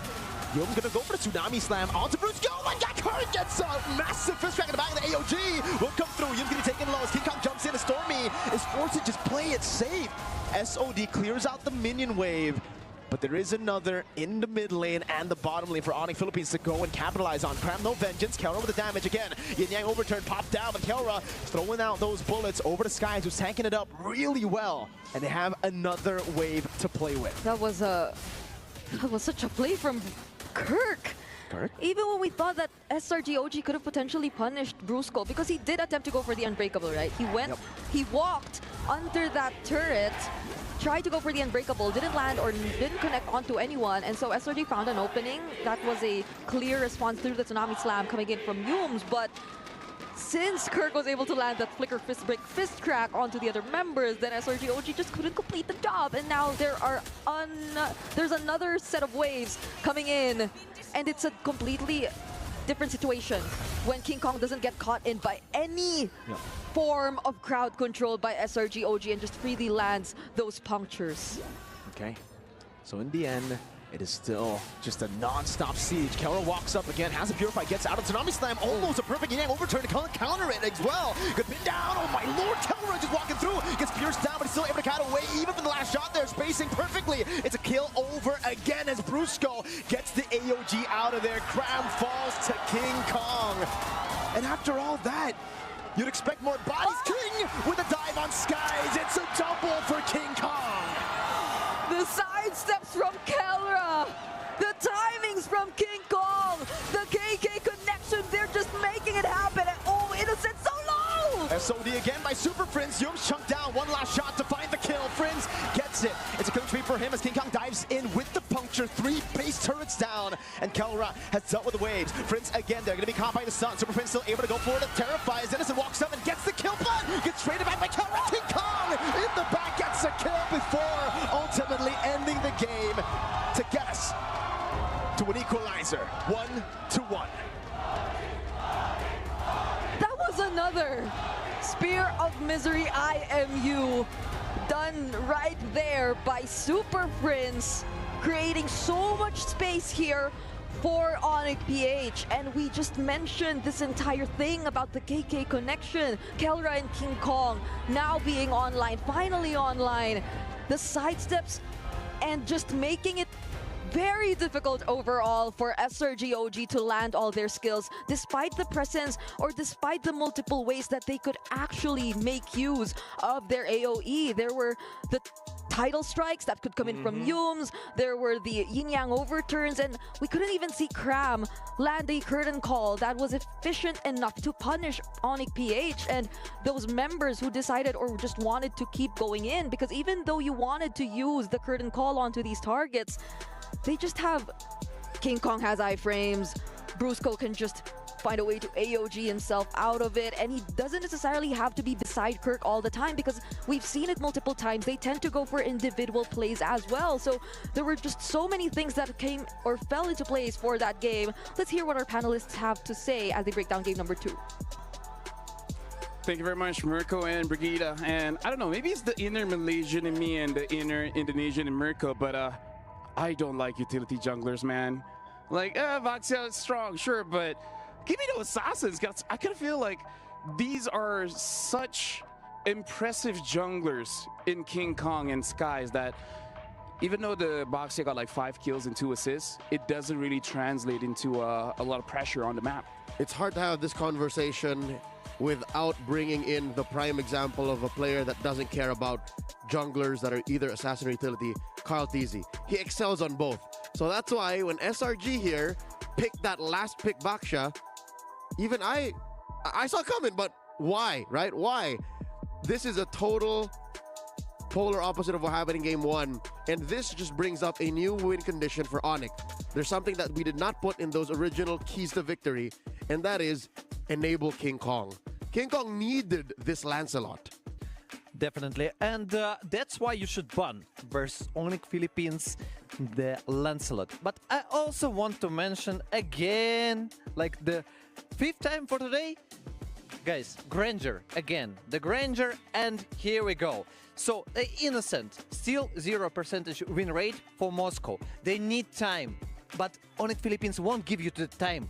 And to just burst the opponent, you need like the composition. Yeah, you got Kalea, but with whom? Only with the Umbrella, that's all. It's so easy to blame the Granger and say Innocent kind of sucks right now in the Moscow, but this only happened because of the sheer creativity. And again, I hate to say it, this is my fault.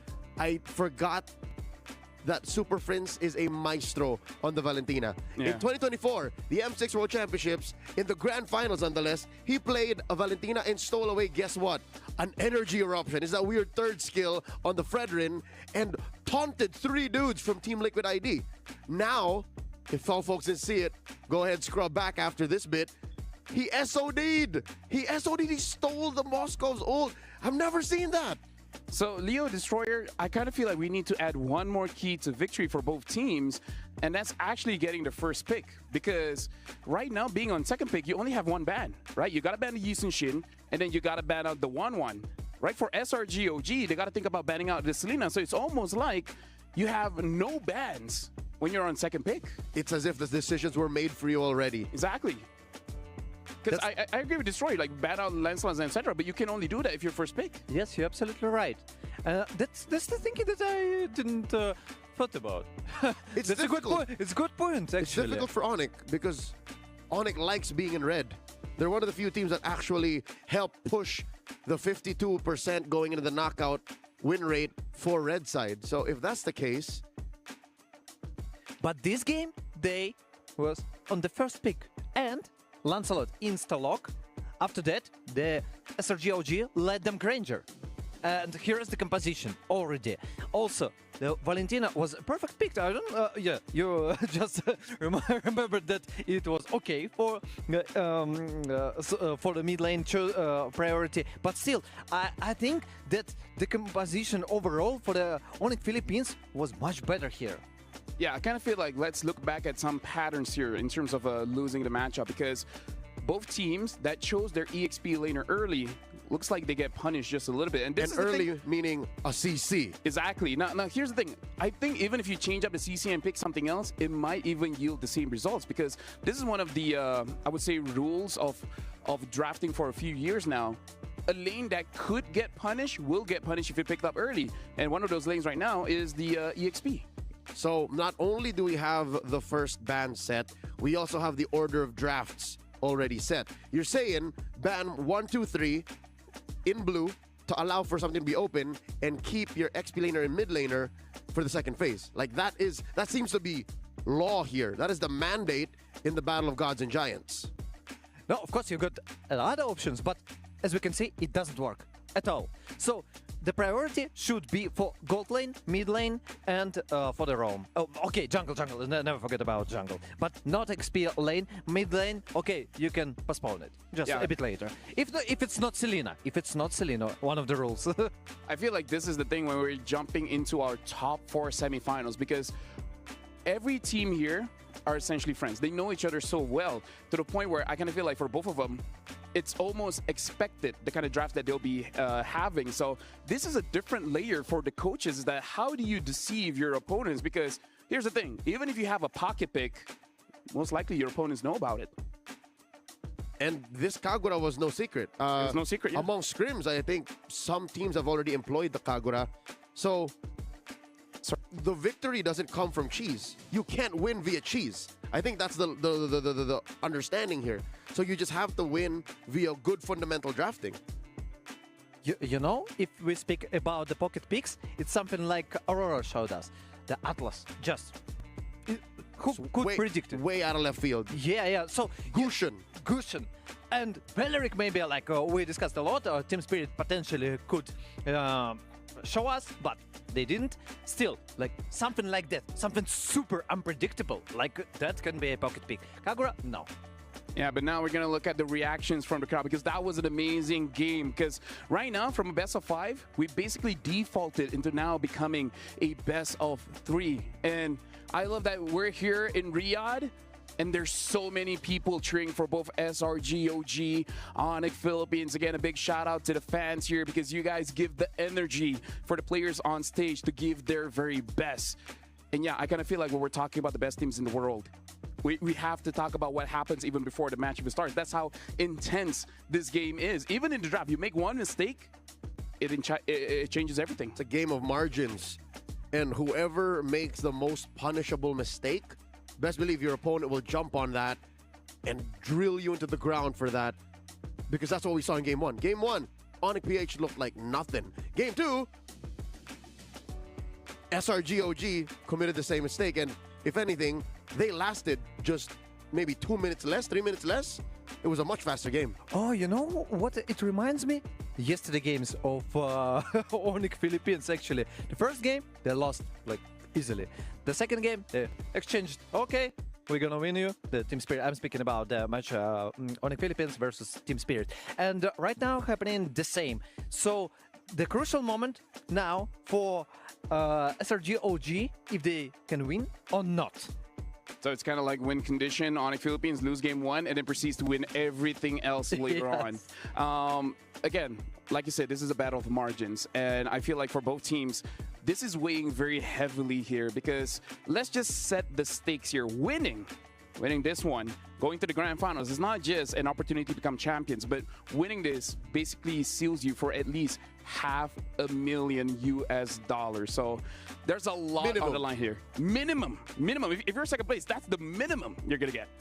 You can double down, actually, if you win, of course. And by the way, if we speak about SRG OG again, or about ONIC Philippines, they will be the champions if SRG OG wins the twice champions of MSC. And if we speak about ONIC Philippines, they will be the champions of the M Series and MSC Series.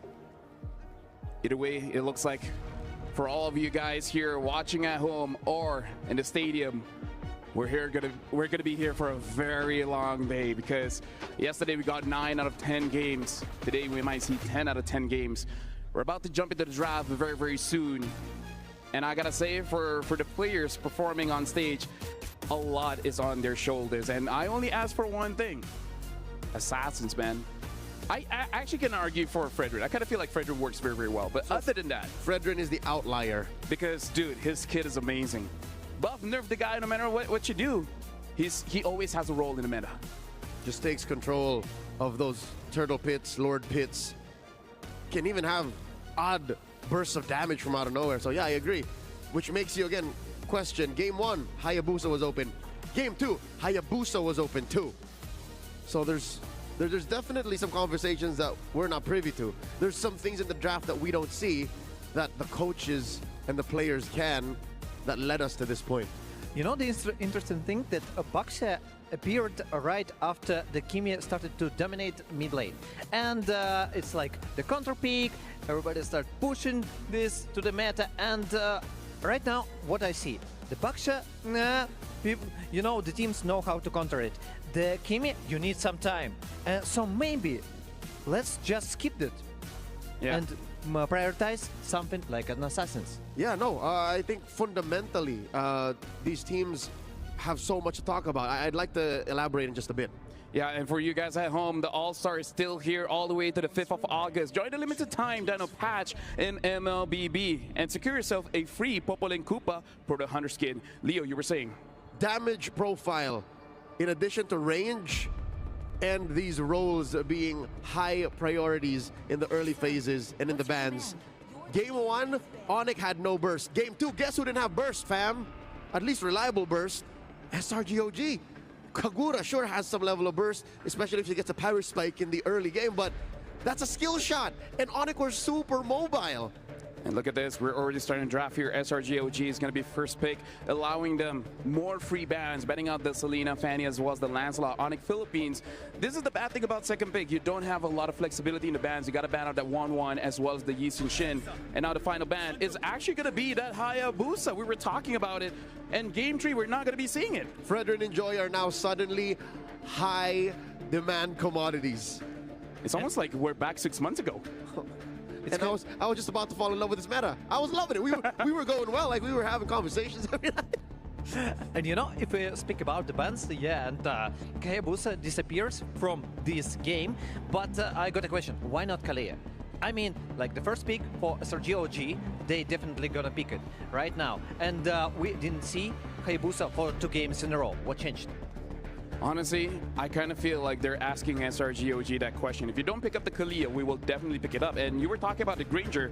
This is a good chance to let SRG pick up the Kalia so that ONIC Philippines, they can get the Granger. And there you go. And the Joy. So they instantly pick up their win conditions, not thinking long and hard. These are 2 amazing picks right now. Pick it up quick. And now in terms of Assassins, what's left? KK Connection is back. Assassin-wise, are you going to force Sekai's on the Ling? That's really late. Good spot. We've been talking about space, but ONIC PH, hopefully that space doesn't get limited to the team fights, because when they get shut down, then things are not looking too good for them anymore. SRG OG, clearly with the utility jungler, are making it work, unlike the first 2 games we've seen so far in this series. This is how you literally capitalize on the idea of a utility jungler, because you have a strong lane in the gold lane, you have a mid laner who could definitely help you in terms of creating that space, and better yet, even supplying the damage, which is why ONIC PH feel a bit more hesitant in terms of going in, because Stormy and Yums, their combo's just too good. And now they're gonna go after King Kong. Ooh, energy eruption! The timing on the F20 beats, flicker over. King Kong can take it low, still able to escape. Leaf Ignition proc gets him down. A big bonk over to the minion wave. Actually, that was just 1 minion. Rest in peace, minion. That was, I think, 2? Or maybe, yeah, that they could leave the lane alone already, but now Purify already used by Super Prince still gets caught though! Yeah, an early Purify from Prince gives Yums easy access to get Tsunami slamming. That was uncharacteristic for sure. Selangor Red Giants, they're capitalizing on every small mistake that ONIC Philippines make on the map, and now it's a free turret in the mid lane. This doesn't feel too calm and collected. Wait, Kurt goes in alone? Yeah, Chain CC it again. Kurt call. Oh my lord, so much damage. Even with the Revitalize, they go through it all. And Innocent is just balling his way to 2 kills for free for SRG. You get it, right? There's Brusco, who's also coming in, so that's probably why he was a bit encouraged. Oh, but wait! Close call. Close call for King Kong, but he still gets to escape. And yeah, you would have thought that Kirk went in alone, but it wasn't entirely the case. There was Brusco too, but was it still the right decision to go in, knowing that it was just the 2 of them? Because there wasn't any damage, and SRG had plenty of damage. I mean, look at this 2k gold lead. Yeah. Already in the hands of Innocent on the Bruno. So whoever Yums decides to go for, and that setup earlier onto Super Prince was just a bit too free, you know, but whoever he decides to go for from this point onwards, you could expect the damage to come through from Innocent, to come through from Stormy. It's just too tough right now for ONIC Philippines, like Selangor Red Giants. 3 kills on Stormy. That's the only possible bounty that they can get. Again, he can just play far back. He has a flicker too, and mainly I think what makes them, the backline, so safe is the amazing front line that they didn't actually have in game number 2, right? Like game number 2, yes, they had Skies on a Baksha, but ONIC Philippines just got online so early. Now that SRG got 3 turtles, even just with that, without the gold lead, they should be in a proper spot to actually hold down ONIC Philippines' damage. But with the 6,000 gold lead, ONIC Philippines might have to just wait for, what, 15, 16 minutes of game time before they can actually shred down Skies. There's no threat of burst damage just yet from ONIC PH. They're, as you said, literally waiting. And now you see SRG OG, they just bounced back in this series. They're showing us a performance that's not too far from what we've seen in the previous year when they took the championship in MSC 2024 for themselves. Now they're doing this to the reigning world champions. And if they're able to actually get match point, that puts them one step closer to getting a shot at defending that title. Now ONIC PH clearly have to find a way to work around this. That's a 4K goal lead and Super Friends fortunate enough to work on that sidestep, but now he doesn't have the Purify. No, he does not. Holy Shield in the mid lane, they be popped open again, and there's just no damage, not even to Kram, who isn't the main frontliner. Man's able to sustain. Prince is a level down on Stormy. The only advantage, if you can even call it that they got was, all right, Stormy used Flick, so a bit more vulnerable. But even then, he doesn't really need Flick. He's been able to utilize it to go and dive. That's a free turret down below. Innocent picking it up now. RWM and the Brave Spider as well. Kurt melts it down. King Kong on the back line with the AOG as well. Won't land. It's only onto Innocent, who's still able to dish out damage for free. Brusco falling. Innocent gets a double kill. One off from a hat trick. The closest and probably the best target for King Kong in that situation was Stormy, because you said it there. What? There's a hat trick, and they're gonna go for the end. 10 minutes in, ONIC Philippines have no way to react. They will be forced back in their base. Hey, MSC 2024, they did it. MSC 2025. At this point, Riyadh looks a whole lot like Selangor. They gave no time to us, to ONIC, to regroup, to reset. And they just went after it after that one miscalculated play coming in from ONIC PH. And as we've mentioned, they could have gotten a kill. They could have punished the lack of flickers that Stormy clearly did not have in that moment, but he just flew on top of that stone that was right there. And no one was able to get access to Stormy, and no one died from SRG OG, so it was just so easy for them, especially considering that Innocent was untouched. He was clearly untouched in this game and in that particular team fight, so whenever you look back at what happened in that game, this is the definition of how you make a utility jungler work, of how you make the entire idea of this lineup work. And this was the final clash. Now, I feel like the panel has a lot more to say in terms of what happened in this fight, so let's head back over to our panel. And this is why, in my eyes, I don't like utility junglers unless they're Fredrin, all right? He's the face of utility junglers. He's the daddy in the jungle, man. Like, Fredrin makes it work. And I gotta say, very good performance, and maybe this is how you just gotta win out that battle. If you have utility in your mind, only Fredrin. Fredrin was so good, but I also want to mention about the Stormy. You know, he made so much pressure all over the map, and he just won mid. He just won mid, and the triple of SRG OG, they could do everything they want. Let's go bottom, let's go top side, okay, let's go take turtle, no problems, nobody gonna disturb us. And that's the thing when you play the second tempo. And okay, I was worried about Bruna, but actually I would like to say that gold lane mean nothing.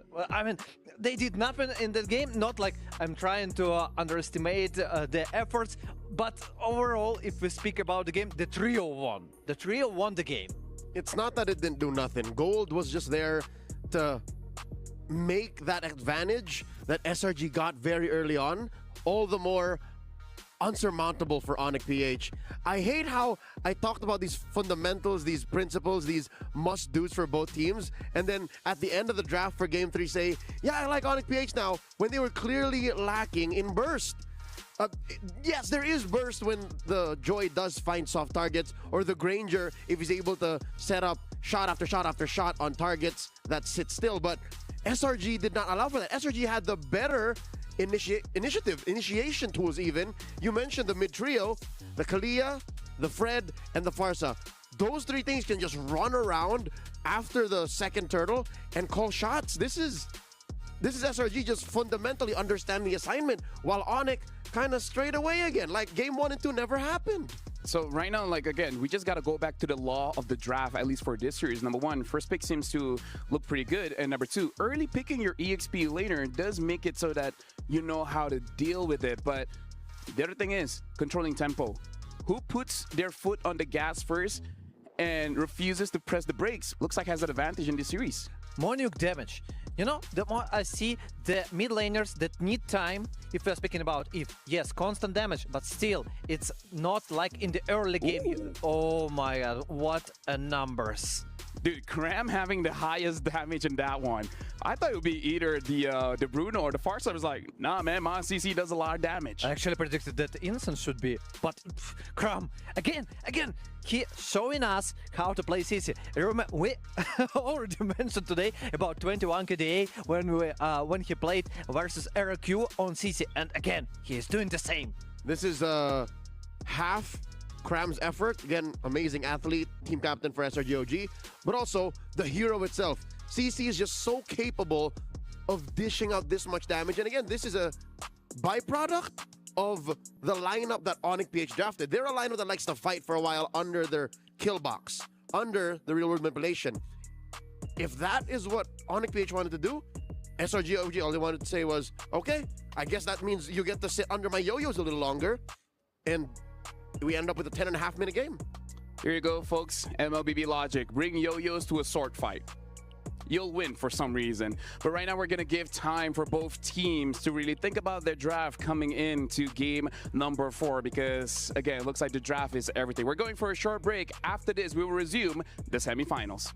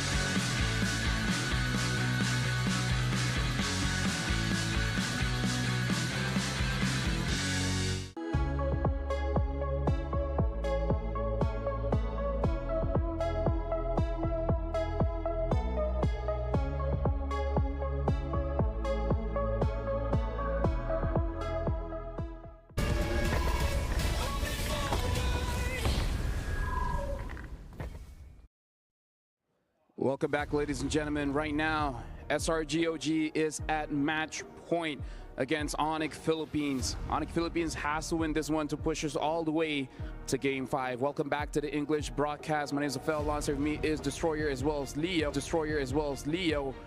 Right now, breaking down for this game. Looks like First Pick does have the superior draft. Leo, what are your thoughts on this series so far? The fundamentals, the laws, the mandates stand true. This is the nature of the beast. And if you do not check those 2 or 3 things first, the side selection be damned, you're bound to lose a game. And ONIC only have but one game, one life to rely on. They have to get everything right. I would like to add one thing. I'm pretty surprised, and I'm glad that I'm surprised about the performance of SRG OG. I don't know if it's Arcadia or the team itself, but they're performing so well. It's Riyadh, man. Every single time SRG OG comes to Saudi Arabia, Riyadh, they just get a buff. That's the thing. I'm not even surprised anymore. I know that SRG OG are this strong, but it's the decisions that these teams make along the line down the road of the series that change the way it goes. Because again, it could end here. It could be a 3-1 SRG OG victory. And for you guys at home, the Metro Zero train is arriving at the MLBB Battlefield with a stunning new series of skins. Make sure you guys stay tuned because the upcoming Metro Zero cinematic trailer, you guys will find out who will be in that skin line. And now I kind of feel like for us, the main thing is the damage profile here, because I believe, Leo, you were talking a lot about burst, and I think going up against very strong, fast reacting teams, if you burst them before they can react, that's probably the only way you can beat very high mechanical players. Yeah, bursting down ONIC PH is a good plan and a half, because you're already making them doubt their entry. You're already denying the peel from Brusco and Kirk, and if you do that, can't even expect KK to do anything. That's what happened in Game 3. Third game was an example how to make it fast, how to make it real, but not all the time it works. If we're going back to previous games, if we go yesterday, and just remember, team spirit games, sometimes ONIC Philippines, if you make one mistake, even if they're playing with absolute lead of the opponents, they still can come back. They still can make it real. We'll see if the theory being first pick is going to help you out in the draft. We're about to see, because ONIC Philippines is first pick here, batting out that Jushin. And now SRGOG. Kind of feel like we can predict this. It's going to be the Yusin Shin, the 1-1 and +1. Maybe it's even the Selena. Most likely. But maybe they're gonna change everything. And you know, they'll just leave. Okay, go play 1-1. Because yesterday, ONIC Philippines played 1-1 twice, right? And one time, they lost. Yeah. So right now, the Kimi as well, the Jushin ban out. ONIC Philippines going up against SRGOG. The players that usually get overshined by someone else, the mid laners, looks like they're very key here in this matchup. I don't think that was a secret.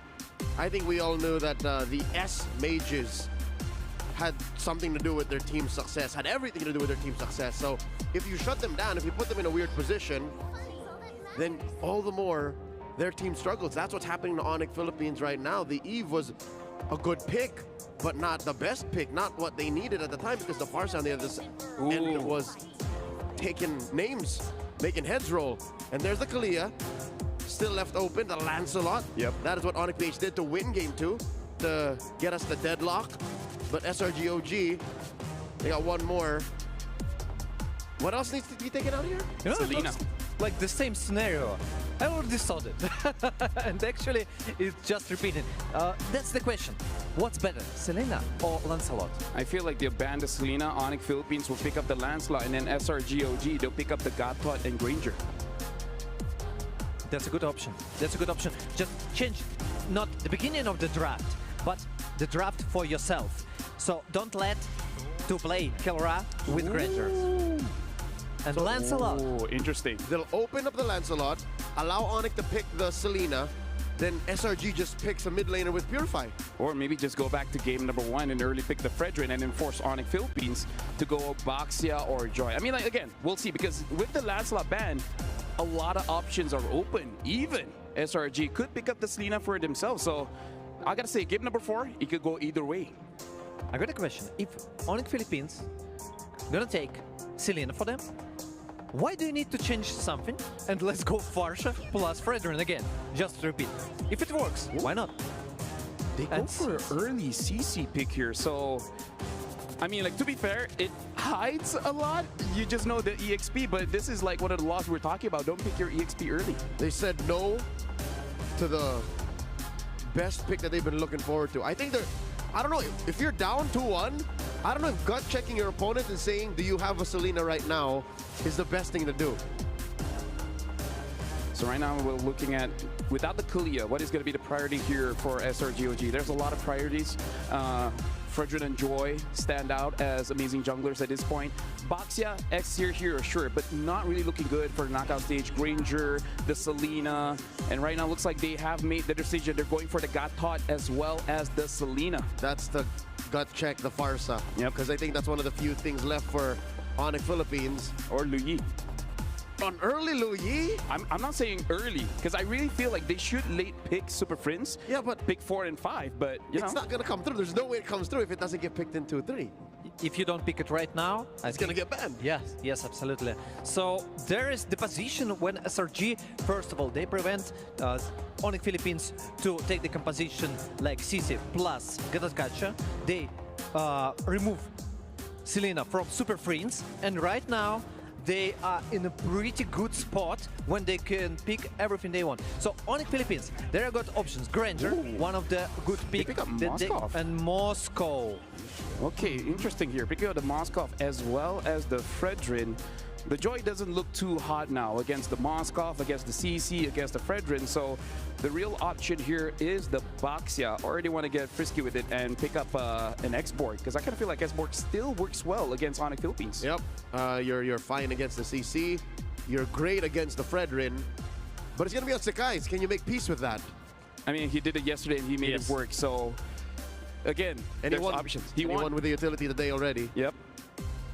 Or, I don't know, pick up the Granger and feel comfortable. But I kind of feel like Innocent, you have the ability of picking any hero and he'll make it work.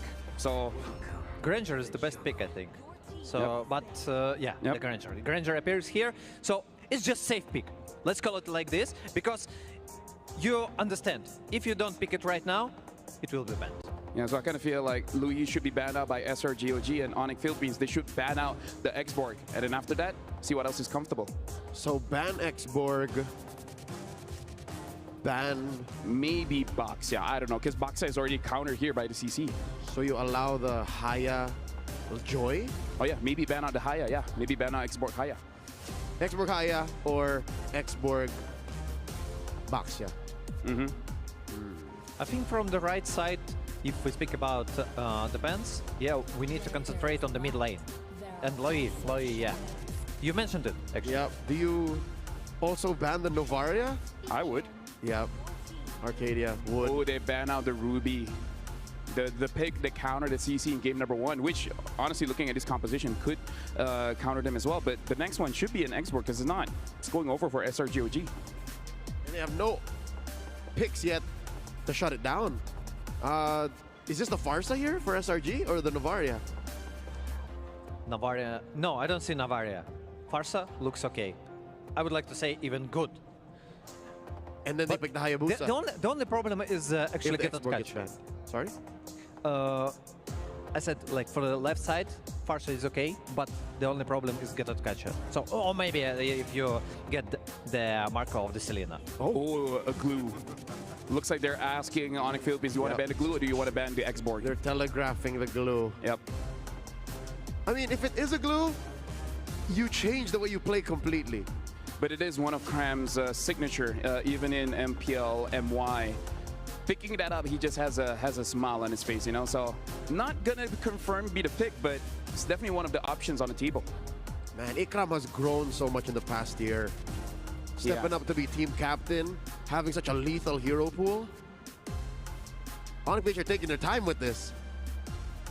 I was You still need go to for think export. about it. Yeah. Yeah, definitely. As Lafel mentioned, there are two options. You ban Xborg or you remove glue. And yeah, they understand that they need to remove the glue. So they wouldn't risk it against Ikram, but they will gut check Sekais. Yep. I mean, like, we'll see, because this is going to be a very big gamble, because I feel like we agree that King Kong needs to have an amazing game for ONIC Philippines to have an amazing game. SRGOG, they have the opportunity. Maybe they're just going to pick up a very bursty mid lane to make sure that the X-Board doesn't get online, making sure that the Faraga armor is always get taken down. And that's where heroes like Farsa come in. Maybe even the Valentina. I can't even see that one happening. Valentina, yeah, actually, you can steal at least 2 ultimates if they pick Xborg. I mean, SRGOG. So that's a good option. But do we need to pick right now Xborg? No, not really. Looks like they pick up the Volvius here. Not a good matchup against the CC, but looks like they just want a heavy front line here. I mean, to be fair, Volvius wins against the CC early game, but once the CC gets the War Axe, then you start struggling. And maybe they want to prevent like potential Arlot roam. For ONIC Philippines? Yes. Ooh, It's still maybe. a good answer, yeah. Maybe, yeah. So they hit 2 birds with 1 stone here. Didn't even cross my mind. Good catch, Destroyer. I think the Arlet... I forgot Arlet exists? Yeah, because again... because I didn't like it. Warp 0 times! So, ONIC Philippines, so these are the options, right? Farsa. Definitely, I think you need a Farsa. You need burst, sir. Farsa and Purify. Oh, they pick up the Boxia. Boxia roam here. There it is. Yep. Oh no, it's Valentina! Yep, they pick up the Valentina. I think they're seeing this X-Board pickup and really want to get that last Insanity, which honestly kind of works against SRGOG's draft. I mean, like, hey, we doubted the Valentina before, right? So, if not burst, sheer initiative. You just out-tempo your trio mid. Be very macro. And just, okay. Interesting decision from ONIC Philippines. So they're like literally biting SRGOG. Okay, go for it. You pick Xborg, last Insanity for us also. And there's a question. For whom it's better? Imagine we're setting up and they don't even pick up the X-Board. Like, just imagine, right? Well, there's a chance they don't because it's too obvious now. Yeah, right, because of the Valentina. Now they got to think about it. And they pick up the Joy instead. Not an amazing matchup here. Not a great draft for the Joy. Confirm 2 things to steal, right? Easy pickings, AOG, or freely unlocked electrifying beats. Oh, it's so hard to say which draft I like more. I would like to say ONIC Philippines. If we see Xborg, I maybe would say like SRGOG, but for now, ONIC Philippines. Well, either way, right now is match point for SRGOG. Can ONIC Philippines extend the series? Thank you very much, gentlemen Leo, as well as Destroyer. And right now for game number 4, Brigida and Mirko.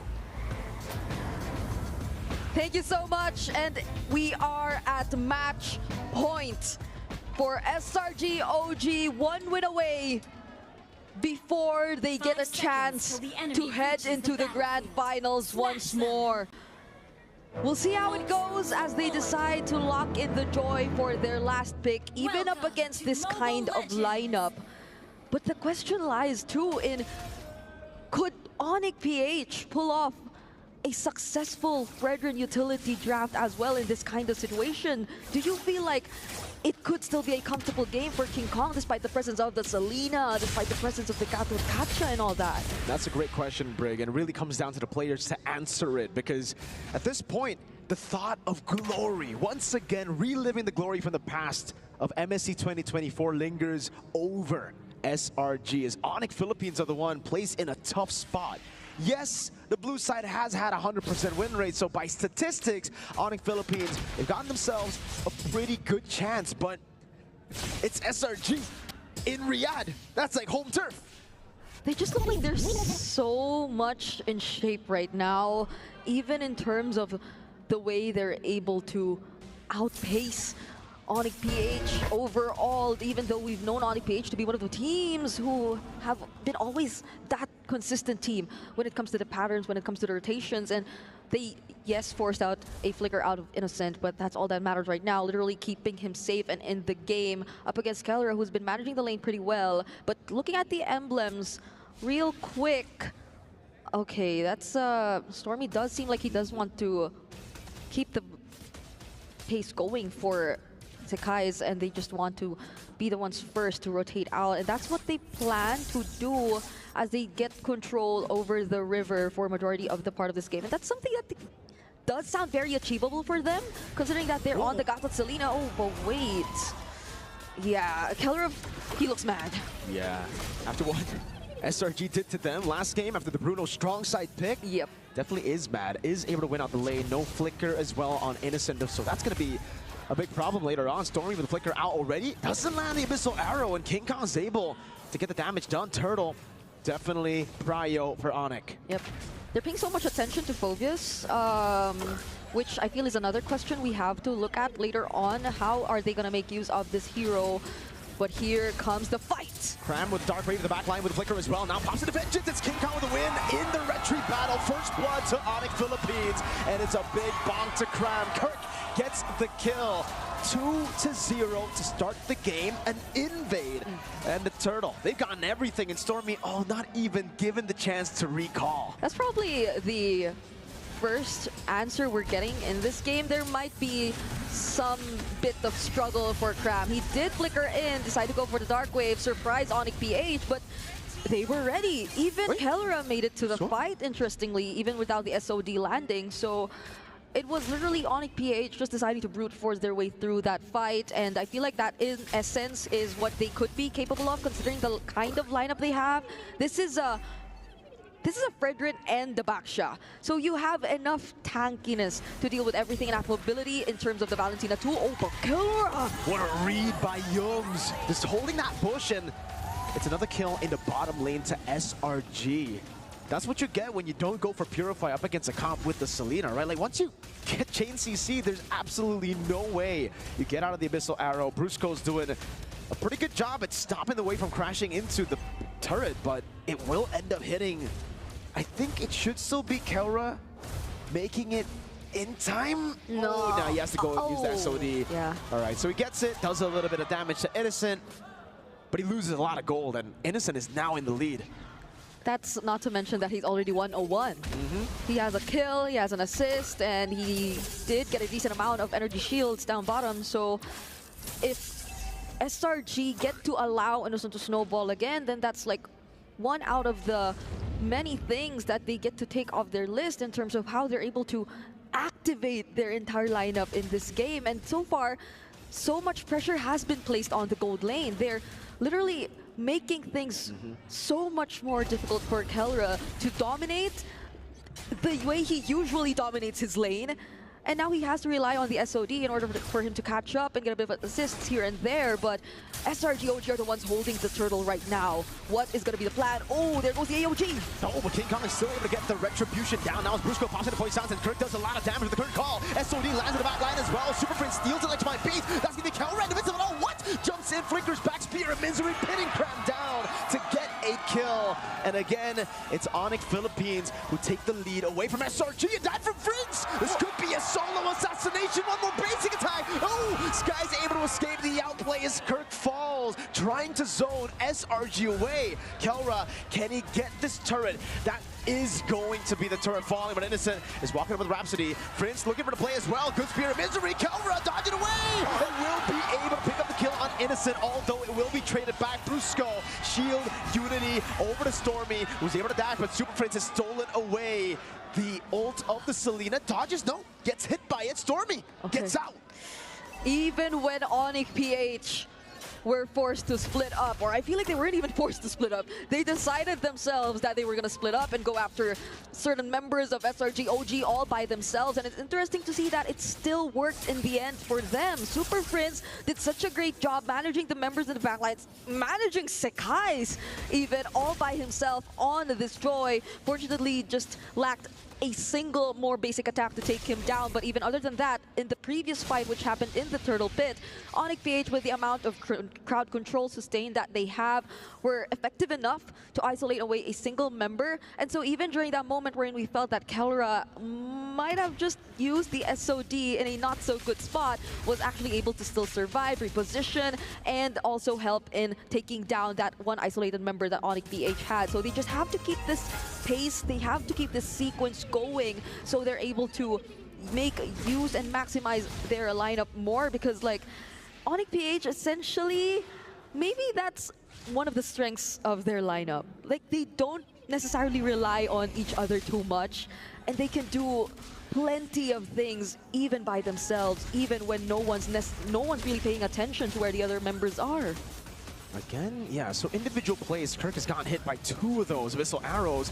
Shield Unity with a taunt now, locking Cram down, giving the Dark Break, not landing. Kickoff still wins the retreat battle. Is fighting his own way. Yums caught in the bad spot. Now Kelra with the SOD landing it and finding a way to enter the fight. That's a Spear of Misery to pin Cram down yet again. And ONIC Philippines are keeping the lives of Game 5 up and running.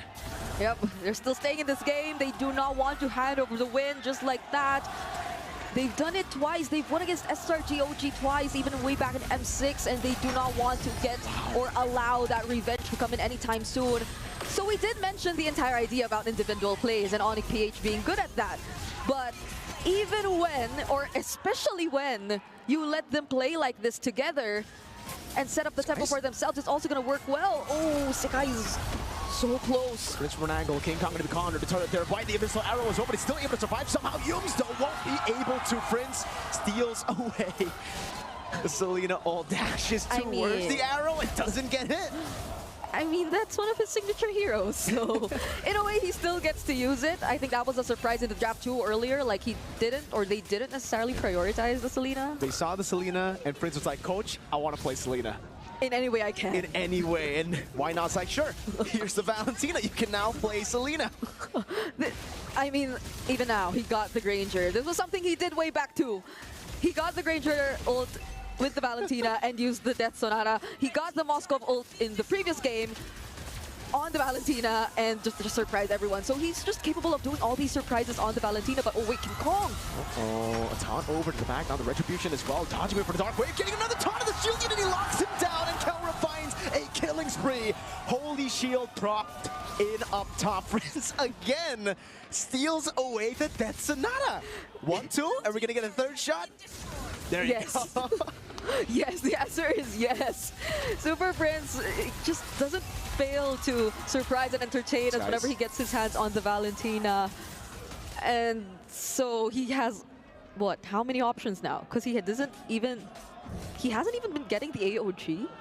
It's been mostly the Death Sonata or that Selena from Stormy. Like, maybe Sekai's could even be one of the best options if you would propose, but Super Prince, the way he's playing this Valentina is just so interesting. Now it's going to be a free objective going to the hands of ONIC PH. And this all happened in 9 minutes in the game. So once again, it's another case of being very efficient in using the Fredrin, as mentioned by our panelists earlier, the face of utility junglers. Fredrin is him right now. Like, the Baksha is kind of like, I think he's fallen off quite a bit. I think maybe because of the hot fix that changed his defenses, he's now much more squishy. So even with the poisons, even with the damage reduction, you kind of have to rely on snowballing early to be the tank that you are. Fredrin on the other side, he relies on himself, yo. He's a Chad. He's a, like, just like King Kong, he's a Sigma male, you know? He just does his own thing, sustains over. And ONIC, they've done a good job at managing the waves up top as well. Kirk holding his own against Skies. This actually might be an electrifying beats used by Skies. He's going to continue the chase, Kirk. The Skies, has to go all the way back to recall. King Kong used his Retribution earlier, though, but it seems like they still have other ways to potentially set things up. Oh, wait, nice Abyssal Arrow. Yeah, but it's going to an amazing disengage. Crime going to be taken down there by King Kong. Walked up way too aggressively. Fridge steals the Death Sonata again. And now it's going to be King Kong locking Stormy down. Kelra with a mega kill. Leaving a Spear of Misery, able to get it on Skies. And it's Frizz with a splash. What? The piercing damage. Kelra got the kill on Innocent through the crystal. And now it's Yums. An AOG stolen. Not even landed. Kelra with a triple. And ladies gentlemen, in the Amazon Arena, we're getting a Game 5. We are going all the way for our first semifinals today. Man, it's your fault. It's their fault. It's everyone's fault at this point. You know what? If ONIC PH seemed like they lacked range, maybe the constant IMU Death Sonata was the way for Super Friends. I don't know anymore. I'm just trying to make up theories for why he gets all these unique ultimates. But Coach, I want to play Granger. I want to play Granger. I want to play Selena. Like, and it's working. And he played Gatot earlier too, last play. So I'm not entirely sure if you still want to ban the Selena or the Valentina for Super Friends in this case, because like there are just so many potential pickups that could really change the flow of the game, and we've literally changed the flow of the entire series. So let's hear what our panelists have to say about game number 4. Thank you very much, Brigida, as well as Mirko. It couldn't happen any other way. It had to go all 5 games, but this one with SRG OG losing, the real question is, SRG saw the counter matchup. So why? You pick up the Phobias into the CC. You pick up the Joy against the Fredrin. These are things that they themselves has utilized. So the question is, why? I don't think it's as simple as the lane to lane. Again, these two teams are the best of the best. MSC champions, M6 world champions. They understand that the draft individually is not as big as some of their parts. So I think it really comes down to the fundamentals. Because again, look at ONIC now. They did not check the box for full burst, right? But they got trio mid priority. That's the story of Super Prince's Valentina. I'm convinced that this man is a savant. He's a maestro when it comes to playing this hero. He plays it in his sleep, I reckon. But for SRG OG though, look at this lineup. It's the opposite. It's the complete opposite. It plays individually. It plays, all right, we just make sure that this happens. Da, da, da. Even that Joy pick at the last moment, like that was something we were even questioning. Joy last pick, a lot of questions. Because, yeah, I understand from one side you don't want the last insanity to your opponents, but you see, like, two big front laners, like the utility jungler, you see the Boxer, and you understand, like, CC will be on the front line. And, yes, it's like the perfect pick for Xborg. Yeah, and from the opposite side, Valentina. Yes, but you overload her.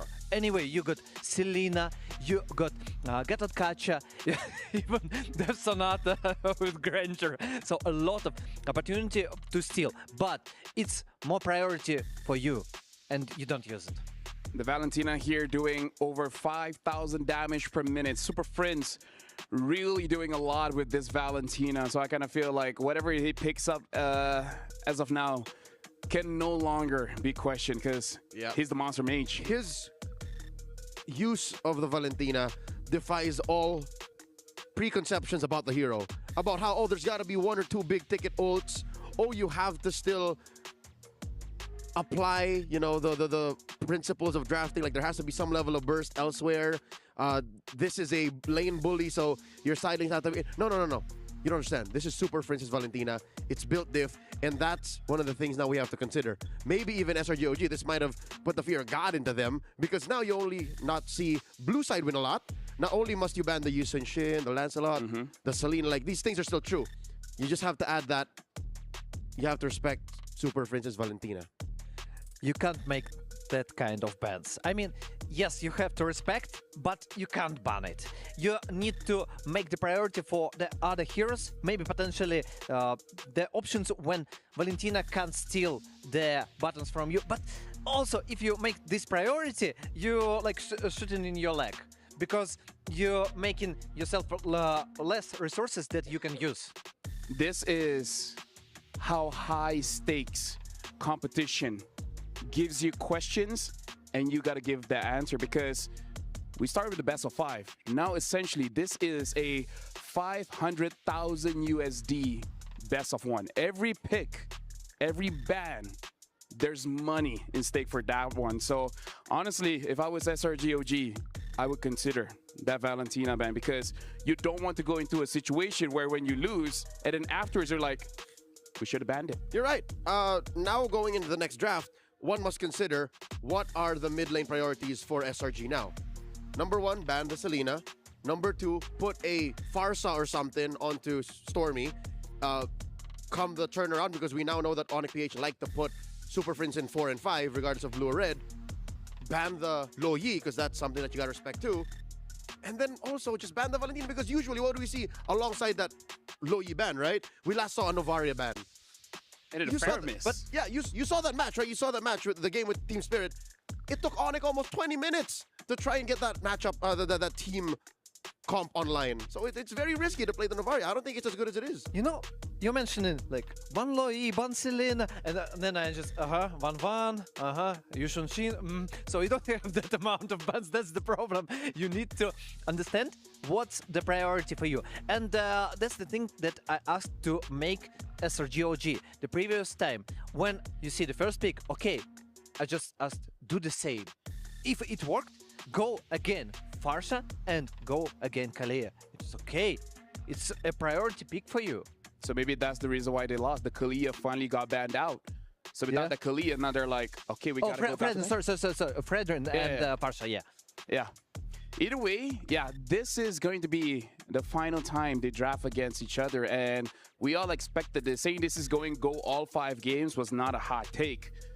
But now, I feel like the fans in the audience, I feel like even they're feeling it for this one. They're like, this could go either way. No matter what happens, we just got to accept the result. I think by game 3, they already felt whatever this is.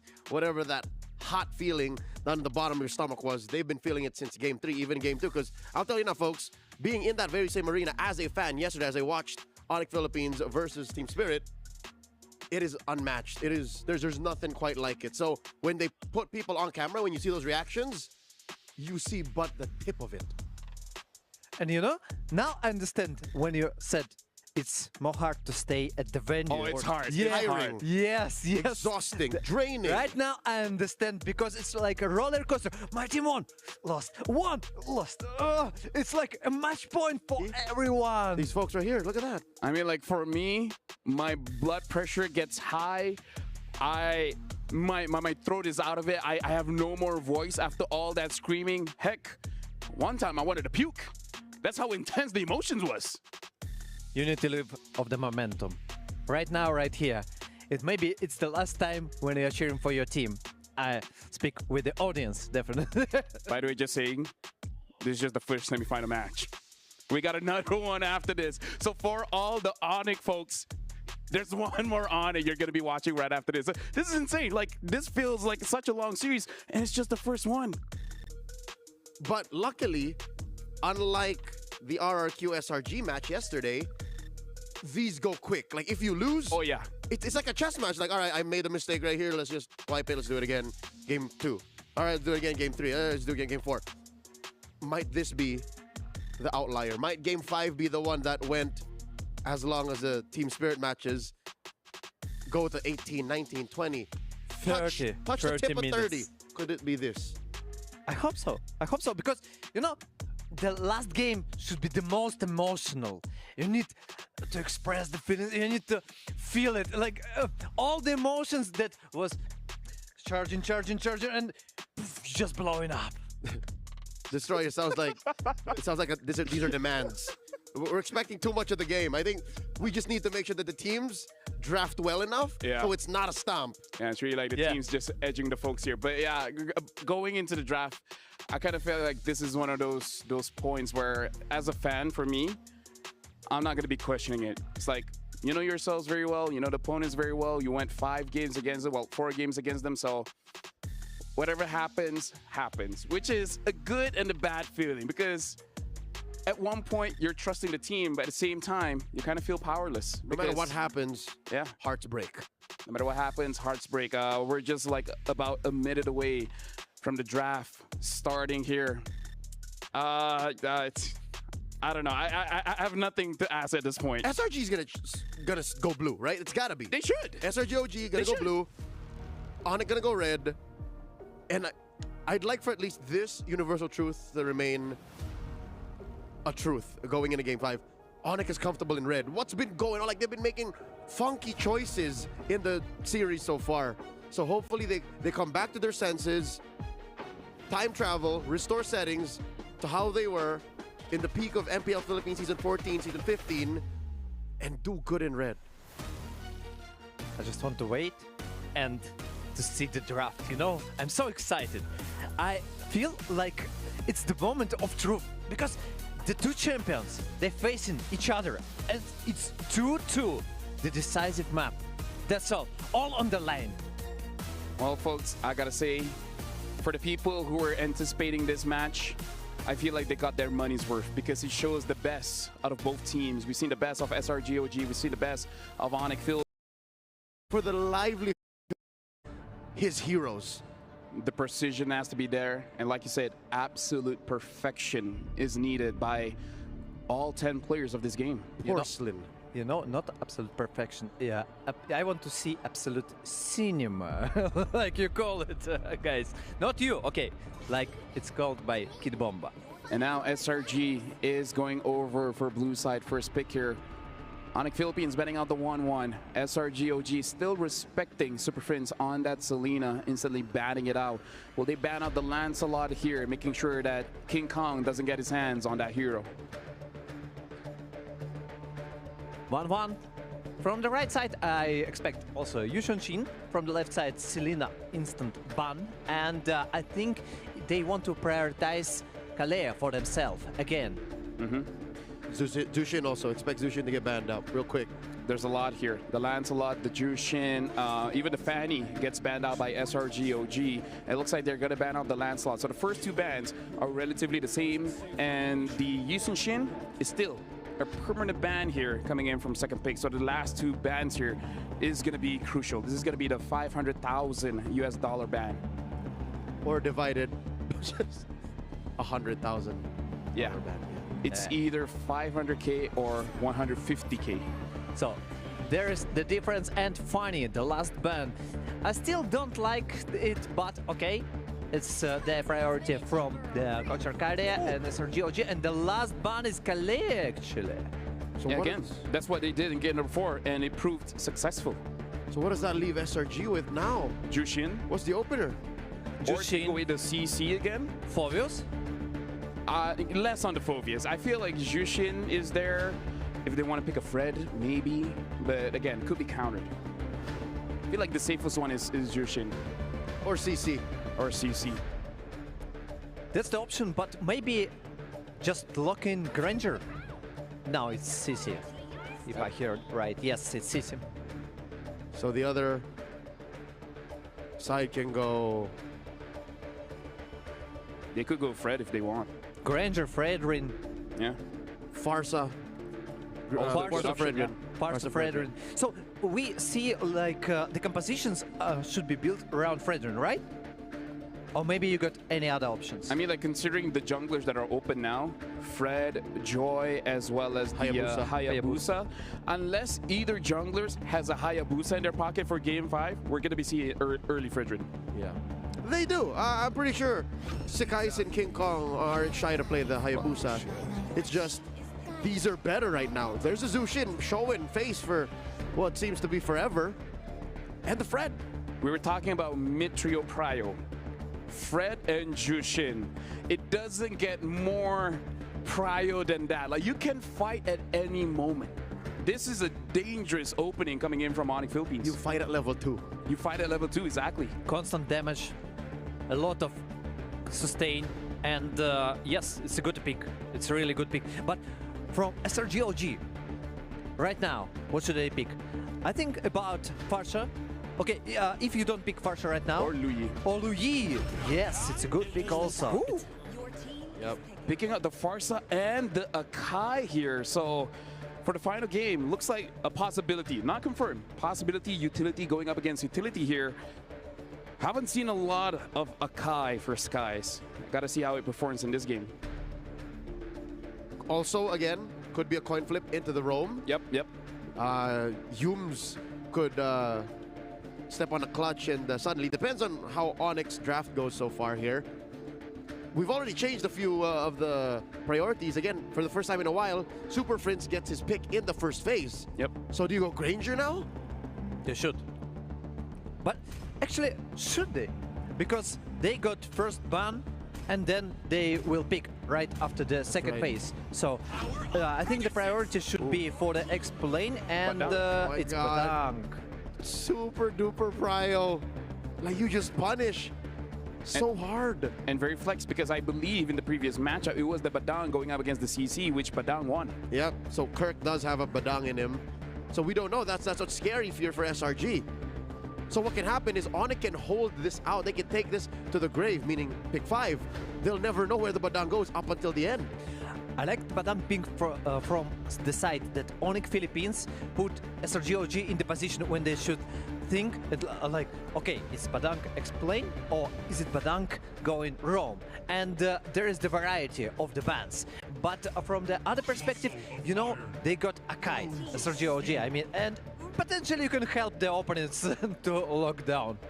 I gotta say, this opening trio coming in from ONIC Philippines, if this Badang is going to the Rome, they could really fight at any moment, because the Badang can initiate very well. And despite his role, you know, either EXP or Rome, despite building tank, he does a lot of damage.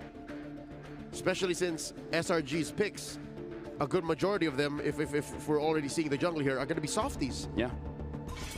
Akai is definitely not the tankiest when it comes to the picks in the jungle. Now the Arlet gets banned out.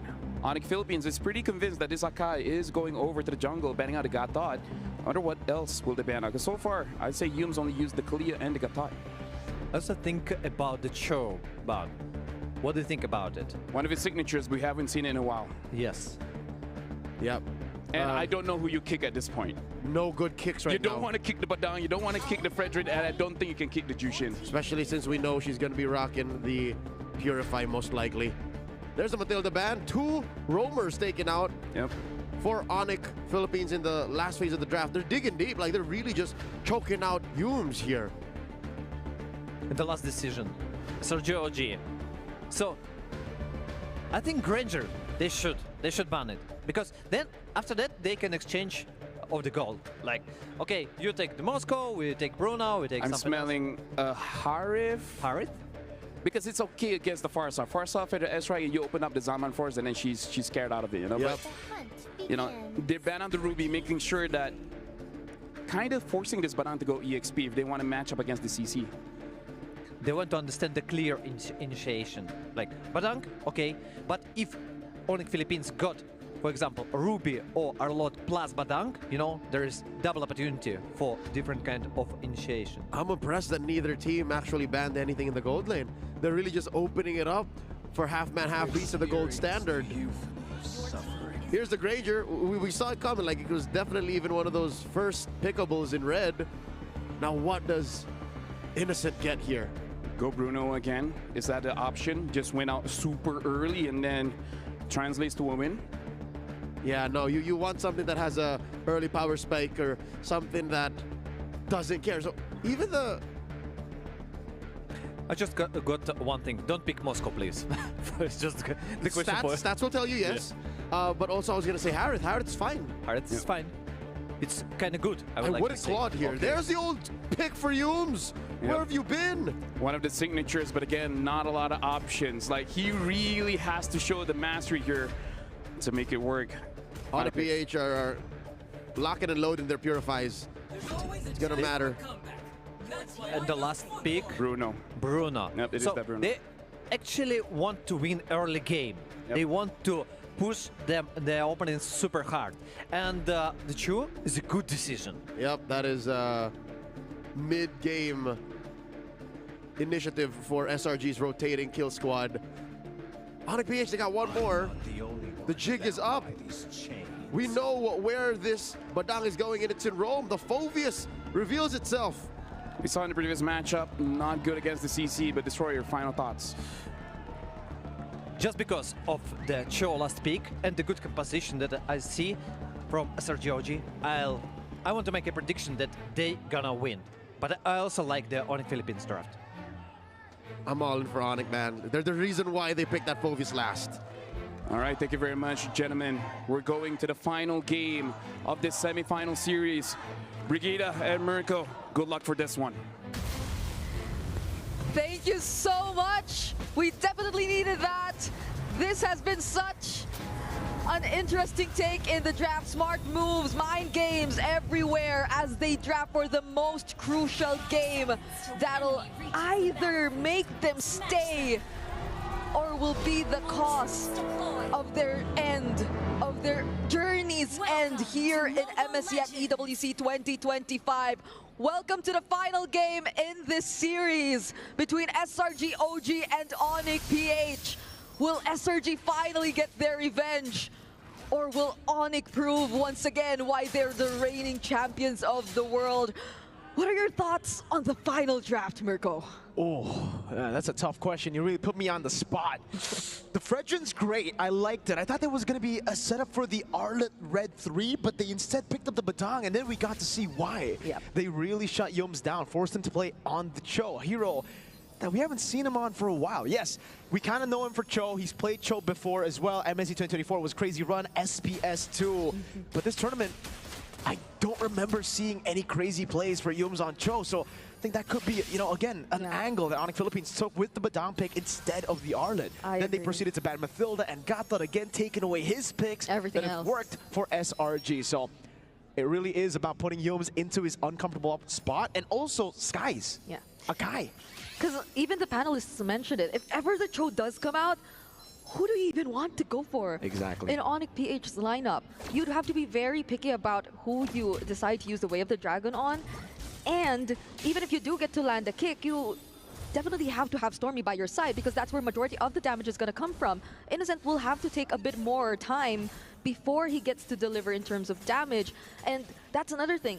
You don't see how well coordinated or the idea of the combos between the lineups or the pairings in SRG OG's draft so far is gonna work. But that's a mini skirmish before the turtle fight, so let's see who gets the advantage in this first objective of the game. Yeah, good poke earlier to Cram. Now Super Prince going to be caught in the mid lane. Still able to get level 4 in time. Pops in the Lancer Flare on Yums. Skies has the heavy spin. Kirk has the Vengeance, actually. Dark Wave already used up. Now going to go for the pick, and it will be on Skies. That's going to be the in front of Pursuit coming down. Still a red tree win for Skies. But their airstrike and the curtain call locking him down as Kirk doesn't survive this battle. Stormy picks up the first blood. Brusco caught in the top spot. Yums walks back up. It's a double away the Dragon as he flickers forward. Kelra walking into the fight again. A beautiful taunt as well. Cram thrown back into turret range. Fringe with the Crimson Beacon. Now trying to turn things around, but it will end at a 2-for-2. So many things didn't land, miscoordination from ONIC PH, and you see the knockups and the interruptions coming in too well for SRG OG. That heavy spin which just prevented everyone else from coming in, and that two-man knockup coming in from Yums. So essentially, maybe it doesn't necessarily have to be all on the Way of the Dragon. It's in the way Yums could just literally destroy and break the tempo for ONIC PH here, because that's what we saw in that particular fight. And even that missed flicker combo from Brusco, that meant a lot, because Stormy was just too free. Stormy's 2-0 on this Farsa, and that's not going to be too good if you're ONIC PH. And you can really see, Kirk struggle a bit in that team fight. Yes, he has the Vengeance. He knows he's going to be pinned down a lot of times, but I think we would expect the Phobius to do a bit more in Turtle 1. He was just completely nailed down to the ground, and SRG didn't really feel the pressure of the Phobius. It did seem like Kirk and Cram had a battle of their own. Because the way that Brusco actually put the wall down in that turtle fight was kind of like some sort of way to isolate these two guys, but Cram had easier ways to work around these kinds of obstacles. Like Cram can just bounce here and there. You could just say the same for Kirk, but so long as no one gets to really proc, or as long as he doesn't get to proc his passive, then it's gonna be a bit more difficult for him to do that. So ONIC have to be mindful of this upcoming fight, because SRG, they just have so many tools to ensure that they'll get the objective freely for themselves. And both of them want to fight for this. They both want to go for it. Yums with the Jikundo canceled out. No way to Dragon follow up. There's a curtain call. Will lock King Kong down. Still, Skies baited in. Kirk going in front of Pursuit again. And Skies popping in the heavy spin early. Super Prince popping in a Crimson Beacon. Kirk getting the Dark Wave in the back. And now it's going to retreat battle won by Skies somehow. It's a taunt for Yums. Kelra gets the kill. Stormy with the killing spree back again as Brusco goes for the pin down on Skies, but it's Cram to get the kill. Stormy with the flicker forward, trying to go for the stun. Kelra kiting away, and it is a ruthless battle back and forth. There wasn't even much damage from the Appraiser's Wrath just yet. SRG OG just stood right in front of it, but it's a good thing for ONIC PH that even Kellera was able to join in that fight. He's currently 2-0-1 on the Granger, but you could say the same for Innocent. Innocent has been providing so much more damage than we expected him to, even when he needs to take a bit more time on the Bruno. And that's going to be a problem for ONIC PH because I feel like even Innocent just through the worldie could save himself a lot of times. And now, oh, that's so aggressive! Look at SRG OG! They're just working around their key members so well. The key member of this game has been Stormy. The mid lane for Selangor Red Giants OG Esports from the first fight. That feathered airstrike landing on crucial targets, getting the damage done. Even when it's cancelled by Brusco, he's already gotten most of the damage out. Yums, great position. Brusco with a pin down now. Super Fins pops in Lantern Flare. King Kong tries to go to chain CC him, and Stormy is right there with the taking. Feather airstrike canceled out instantly by Super Fins. Going for the Crimson Beacon in the skies. Pops in heavy spin to go and defend, putting everyone away from Stormy. That was a lot of damage from this 4-0 Farsa. You have to admit it. You saw just how ONIC PH literally scrambled after that. It was already surprising enough to see Super Friends go in with a Crimson Beacon blindly in that bush, where there were several members of SRG OG waiting for him, and that could have been something potentially for them, but at least he was able to walk away, not even using the flicker. But I think that's another conversation too. At least for Super Friends, for Brusco, for Kellera, they do have their flickers. But when Kirk does put himself in a spot where he just decides to full commit and SRG OG is just everywhere, he can't find a way to get out because he doesn't have the flicker. Oh. Kirk walking up into the heavy spin out. That's Nivy Skies winning the retreat battle. Oh, massive dark wave in front of Pursuit to the back line now. As Brusco goes for the fist crack and Super Prince continues to chase on. Innocent still kiting free hitting. Kirk taken down. Super Prince now with the Crimson Beacon able to kite away as Kellera gets one, but Innocent dishes out so much damage. It's Skies who picks up the kills. It's a double and that third turtle to Selangor Red Giants OG Esports. 3 consecutive turtles, 3 objectives that SRG OG are just able to easily get their hands on. Emphasis on easily, just because of how useful this heavy spin is. And that's just one of the many things that makes all the objective takes a lot easier for SRG OG. You have Humes also with a potential threat on the setups. And look at how this is, I feel, the second failed attempt from Brusco to find a setup, a counter setup on the Badang. And that's also all aside the fact that Innocent is once again untouched for majority of the team fights that we see happen in this game. So now that we look into that, where is the range gonna come from ONIC PH? Who is gonna deal with Innocent when they need to find a way to deal with him? Kirk is 0-4-2. He cannot be the guy to walk up, but he is going to walk up. Pops into Vengeance as well. Innocent just shredding through with the help of Stormy too.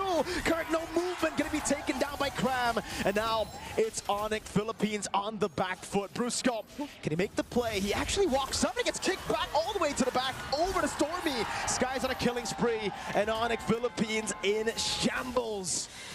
He wanted to go for something, but how unfortunate is it that you walk straight in front of Yums? Now that might be another setup. Yums gets to find the knockup on Kellera. Oh! Heavy spin, bringing Kellera back all the way, and he does not have flicker. Stormy finds the shutdown, his 5th kill this game.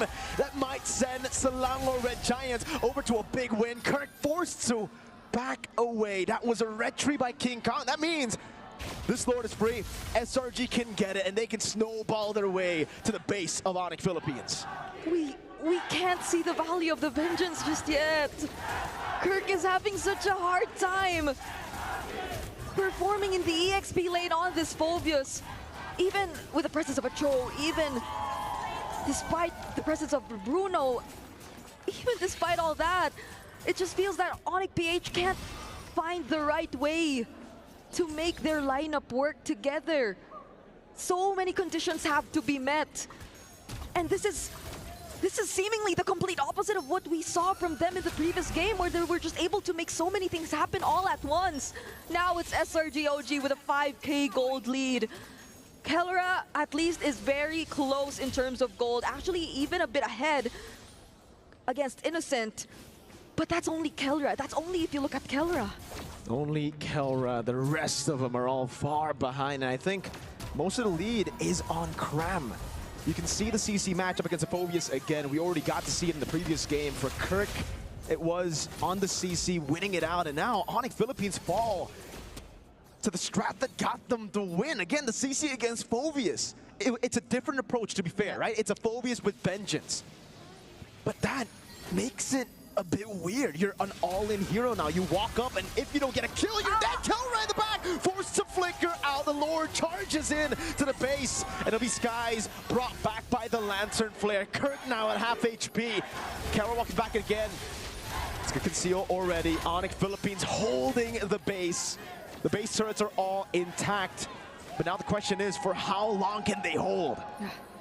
That's all ONIC PH has to do right now. Hold on to their base. Defend their base turrets as much as possible.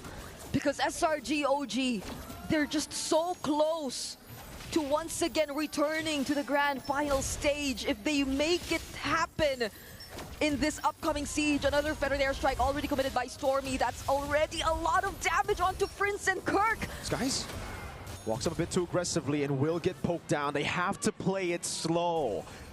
We've seen these kind of moments from ONIC Philippines when it looks like it's impossible to turn the game around. They suddenly click. Yeah, it's that and one they moment. Capitalize on those little mistakes. We saw it from the Spirit match yesterday.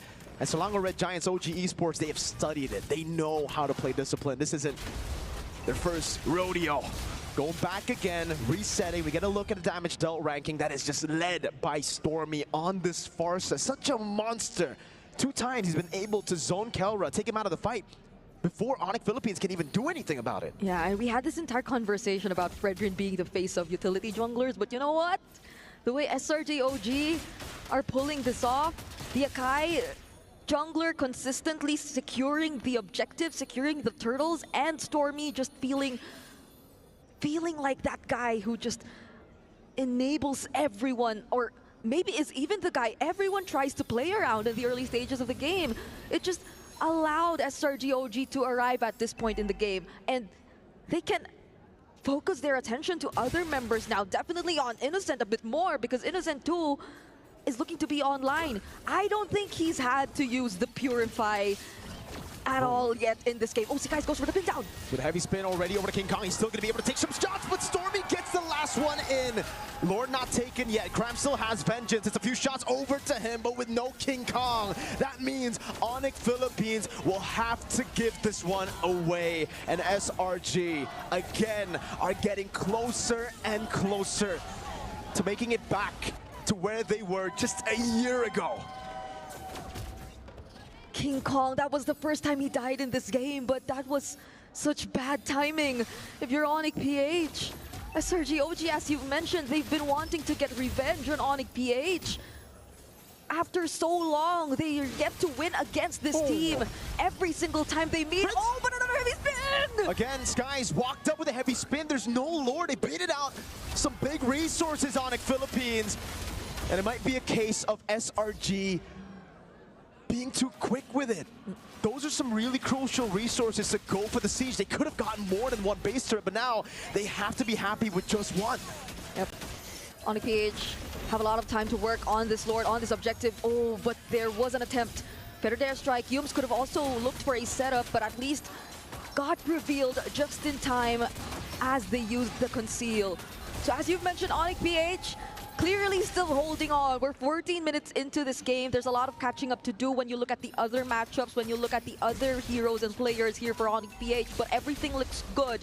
If you look at Kelra, King Kong just a bit more behind in time, in terms, or if you look at him in comparison to Sekai's, but at this point we're transitioning into that part of the game where it's just really gonna matter on how you're able to serve as the front, how you're able to use those crucial energy eruptions, set things up for your team. Everything is, it's gonna have to rely on Kelra. It's all on Kelra. We've seen him pull off masterful comebacks, clutch moments to turn things around against Spirit, against many other teams in the past, against RQ and SBS too, but now against the Red Giants. he's going to need more than just a miracle, because you're right, Brig. It's just on Kelra. ONIC Philippines usually in a comeback, they have much more damage dealers. Here, they have one. They have one dude. That's why I took my time. I've been trying to think of where else could the damage come from. Who else could they potentially rely on? Because you could expect Super Friends to be another layer of crowd control, another way to set up to find the knockups and certain members of SRG OG, but not unless he does have the Sky Piercer too. We'll have to double check that later on. But it does feel like it's a bit more of a utility that Super Friends is serving right now in terms of ONIC PH's lineup. So how well could they protect Kelra? How well could they play around Kelra? Lightning Truncheon for Stormy. That's going to help him in, again, those Feather Airstrikes. If he just finds one on Kelra, it's going to hurt him a lot. There's no respect from Kelra as of this moment towards Magic Defense. He knows, not even Wind of Nature, he knows he's the only guy here to deal damage. He needs to go Glass Cannon. That means he puts himself in a tough spot, but you've got to play with those little margins if you want to win a game like this. 8,000 gold behind against a composition that, by all means, outscale them. Selangor Red Giants OG Esports are literally en route to making it back-to-back to an MSC Grand Final at the Esports World Cup.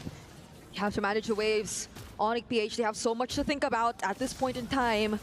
There's a wave up top, down bottom. And how do they enter this area? How do they make themselves seen in the Lord Pit? Ooh. That's a curtain call already committed by Cram, though. So the wave up top.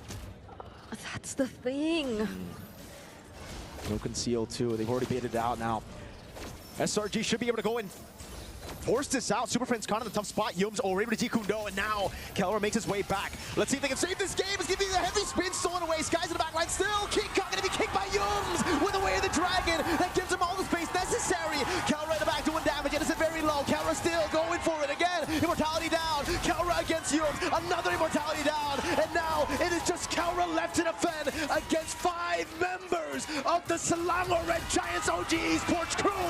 Kelra with a flicker forward. Innocent dodging away. Selangor Red Giants OG Esports against all odds stop their way to making it back to the MSC and Esports World Cup Grand Finals.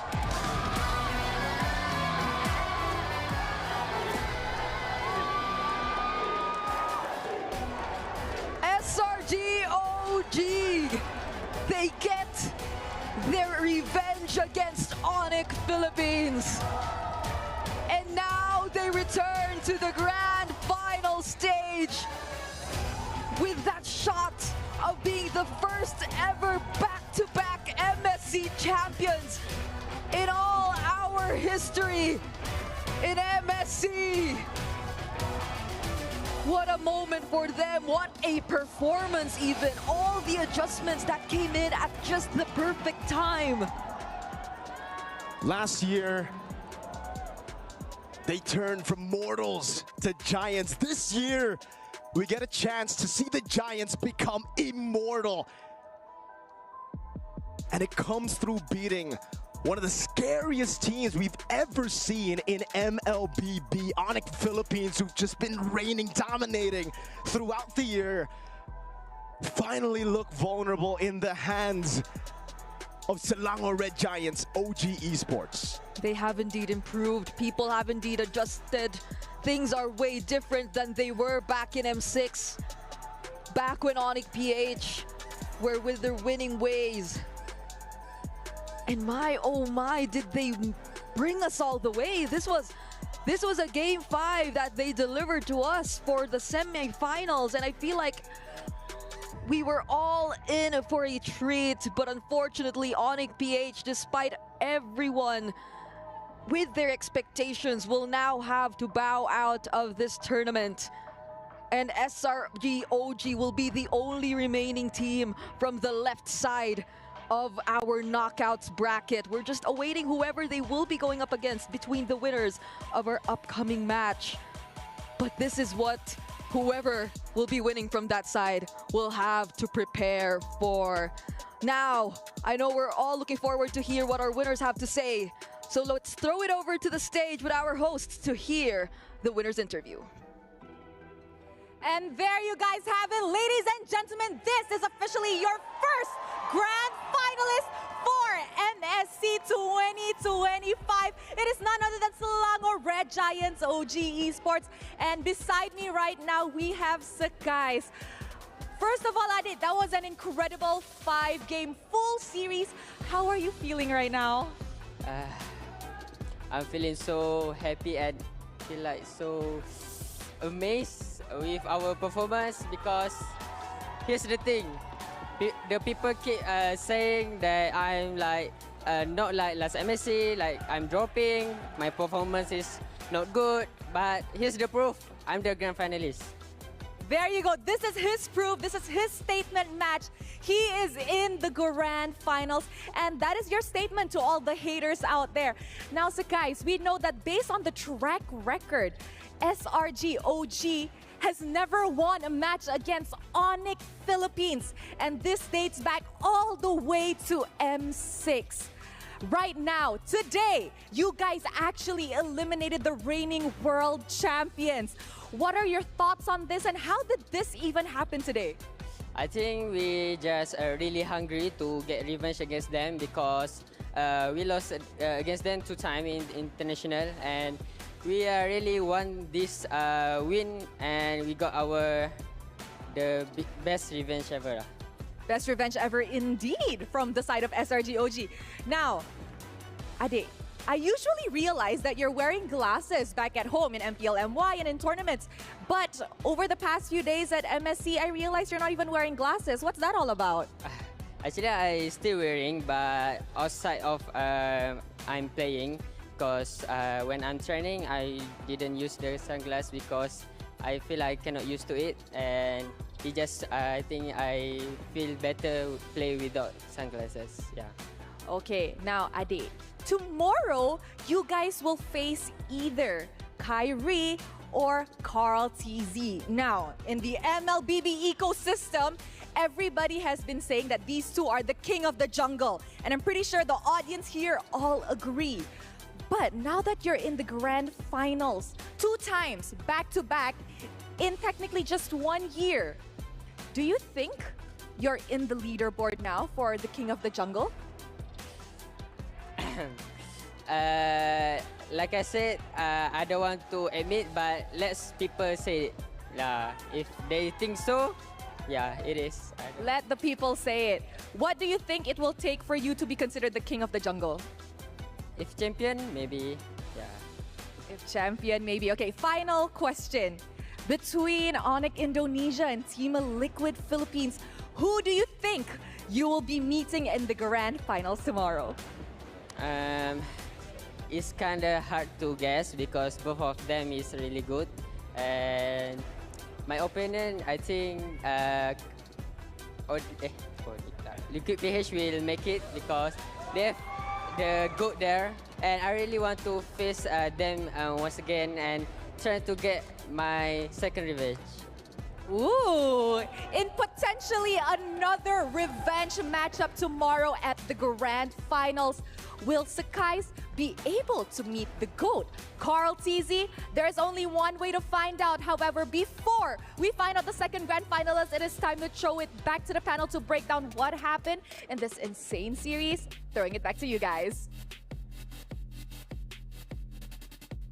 Thank you very much, Rose, as well as Skies. Despite all the hate, all the criticism, everyone doubting Skies over and over and over again, this young man once again proved that he can go all the way to the grand final. So congratulations to SRG OG Esports being the first grand finalist.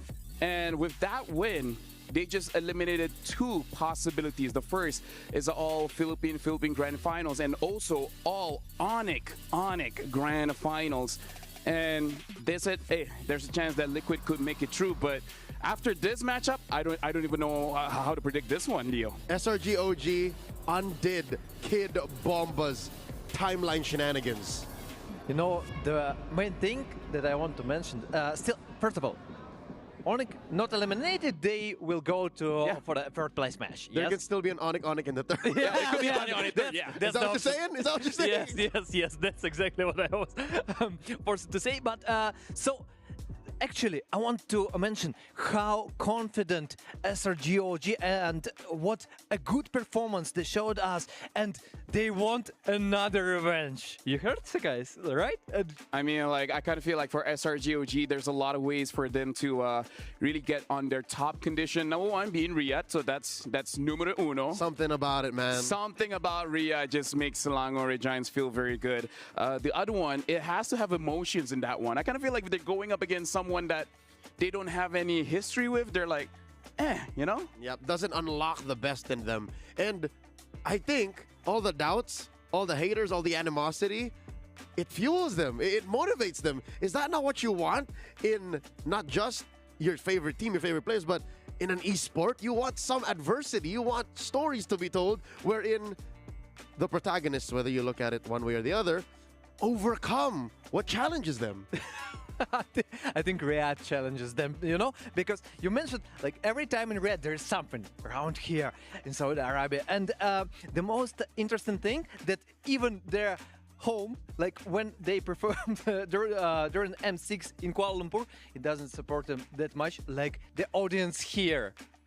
Actually, I kind of feel like more support kind of hurts them. But either ways, right now, we got to look at the heat map here for Sakai's to really see the movements of this young man, the guy in the jungle, to see how he rotates around the map. The Sky Prince coming through and reviving the Akai, one of the few heroes that actually stepped up to Fredrin in his prime.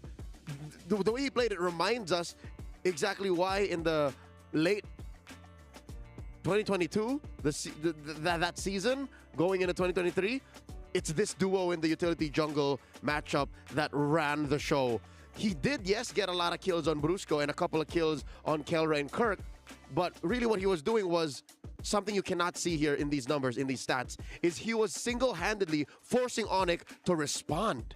And here's the thing, not only are we looking at his heat map, he is also our Sony match MVP, really pulling SRGOG into this game with the perfect game on the Sakai 4-0-12, winning those objectives as well. I gotta say, Sakai's like, yeah, if people motivate him by saying he's not good enough, I guess that's the thing about esports. Everyone keeps telling you you're not good enough.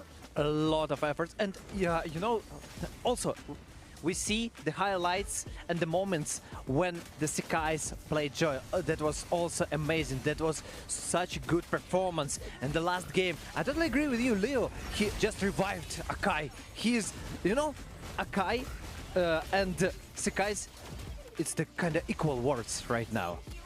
Which is weird because Fredrin's like a cool, sexy dude, and then you got defeated by the cute little panda. But this panda is deadly. But he's also pretty good on the Joy. So what can this kid not do?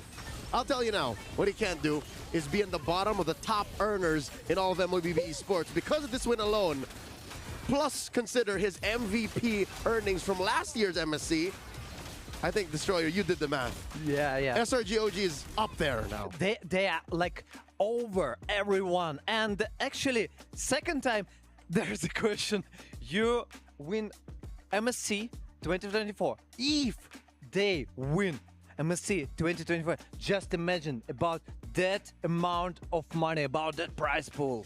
I mean, at this point, you don't even have to imagine. At minimum, through MSC alone, they already won 1.5 million. Because now, being in the grand finals, even if you lose that one, that's already 500,000. Of course, knowing all the players, no one won second place. Because second place hurts more than last place. That means you're the first loser. You're the first loser. That's right. That is very, very painful.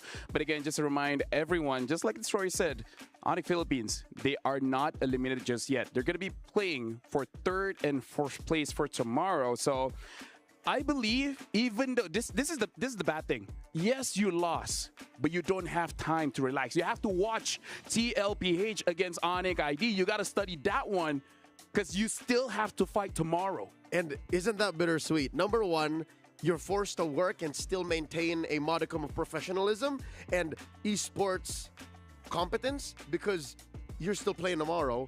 And your two potential opponents are number one, your heated rival from the previous season, season 15, that you went all the way with, that you swore you could have beaten. And the other is your brother in arms. The dudes who wear literally the same damn jersey. That even sounds painful. You know, this the story. Oh, it is painful. It is Yeah, painful. that's kind of painful. Not a lot of love in esports. Nobody wants to be the super fam right now, and that's why they need all your support. That's why they need your love. Definitely. Guys, support them in chat, everywhere, right down in social media. They need it. They still have to compete. They still can reach the top 3. But let's just say, while we have time here, how insane is our top 4, man? Like, these are legit the best of the best that the world has to offer. And these are the kind of games that made us feel lucky to be working in this environment, man. Yep, yesterday we went 9 games out of a total 10. Today we're on the way to beating that again because, folks, watching at home, come on. You think Liquid versus ONIC will go less than 4, less than 5? Nah, man. Nah, man. Full no series. way. No way. If it does, something went very wrong. I just said full series, and maybe I cursed.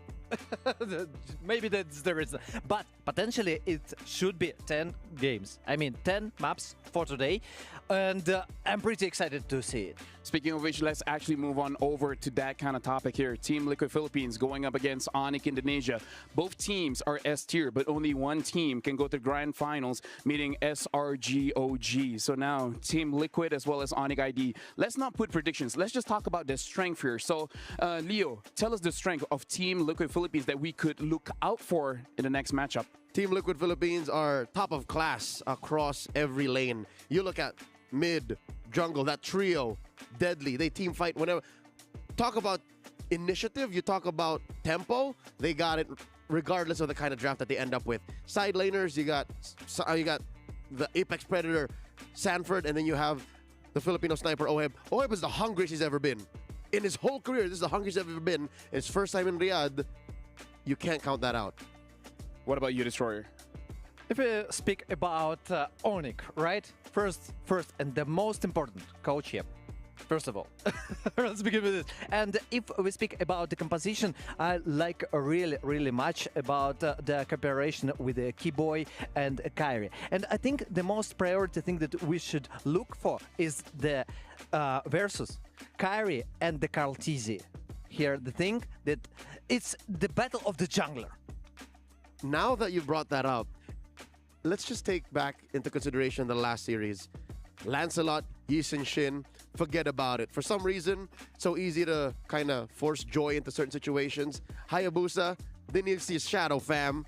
What does that mean for Kyrie? Because we know that Carltese is very capable of playing Akai's, Bakshas, Fredrins. That's how he won his second world championship. I mean, like, if we're talking about jungle picks, the Hayabusa for Kyrie made a lot of highlight plays back in M4, one of his best heroes.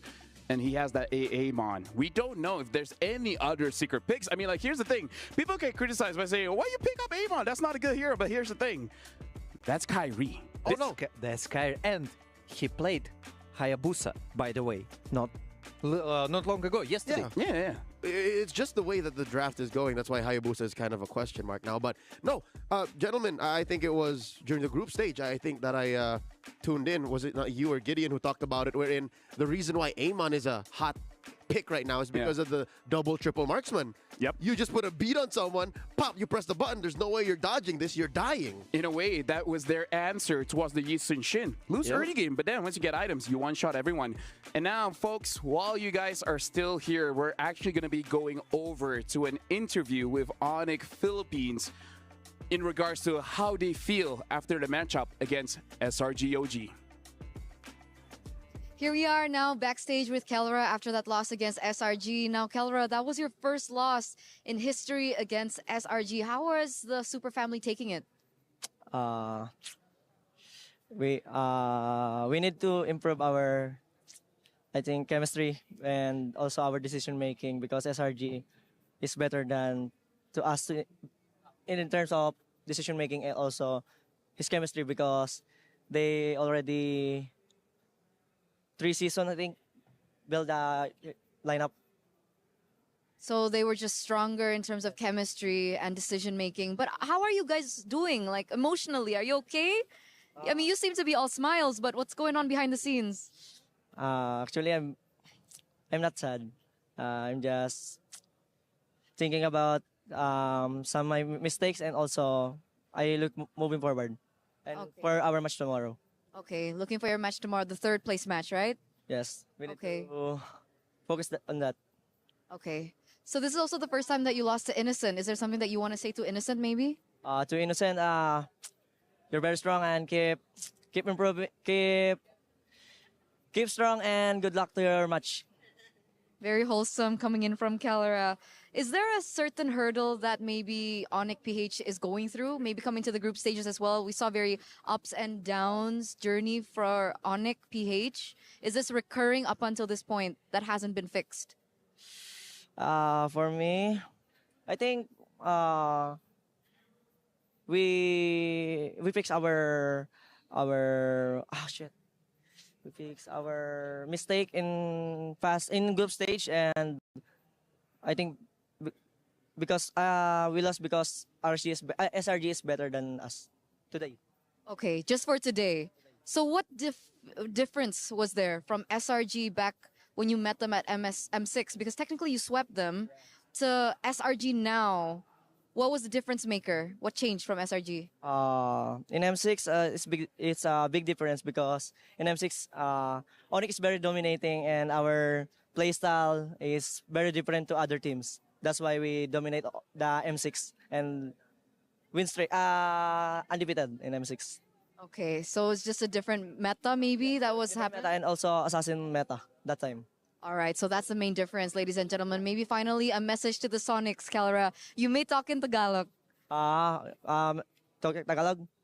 Sa mga sumusuporta sa amin na Sonics, sorry kasi nabigo namin kayo, pero promise namin na babawi kami sa mga susunod namin tournament. All right, once again, thank you so much, Calera. Good luck for your third place match tomorrow, because we're going to head over back to the studio. Thank you very much, Eterna, as well as Kara. And that's the championship mentality. Even when Eterna is saying, like, how do you feel? I'm not sad. And that's the thing. He doesn't have a choice. He cannot be sad. He has to think of tomorrow. She didn't have to do that, but she still did.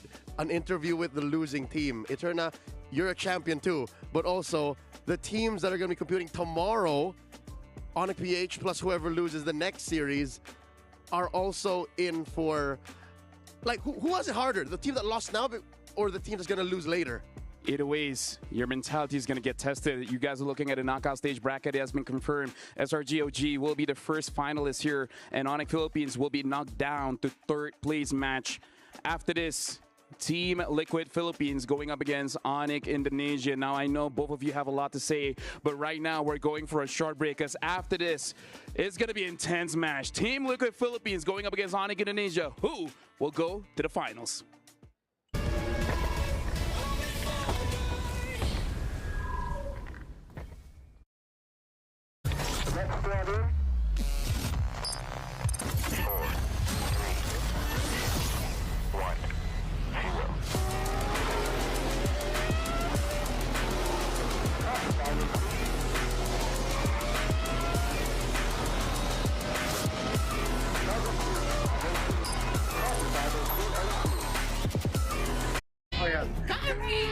That whole line of me going Kyrie every international. But you know how it goes. But yeah, Kyrie's Lancelot has a special place in my heart. I think that moment where he escaped with the Lancelot is still seared very traumatically into a lot of people's brains. Oh, it's easy. Easy for me because I've already promised myself after M2 that I would never doubt him again.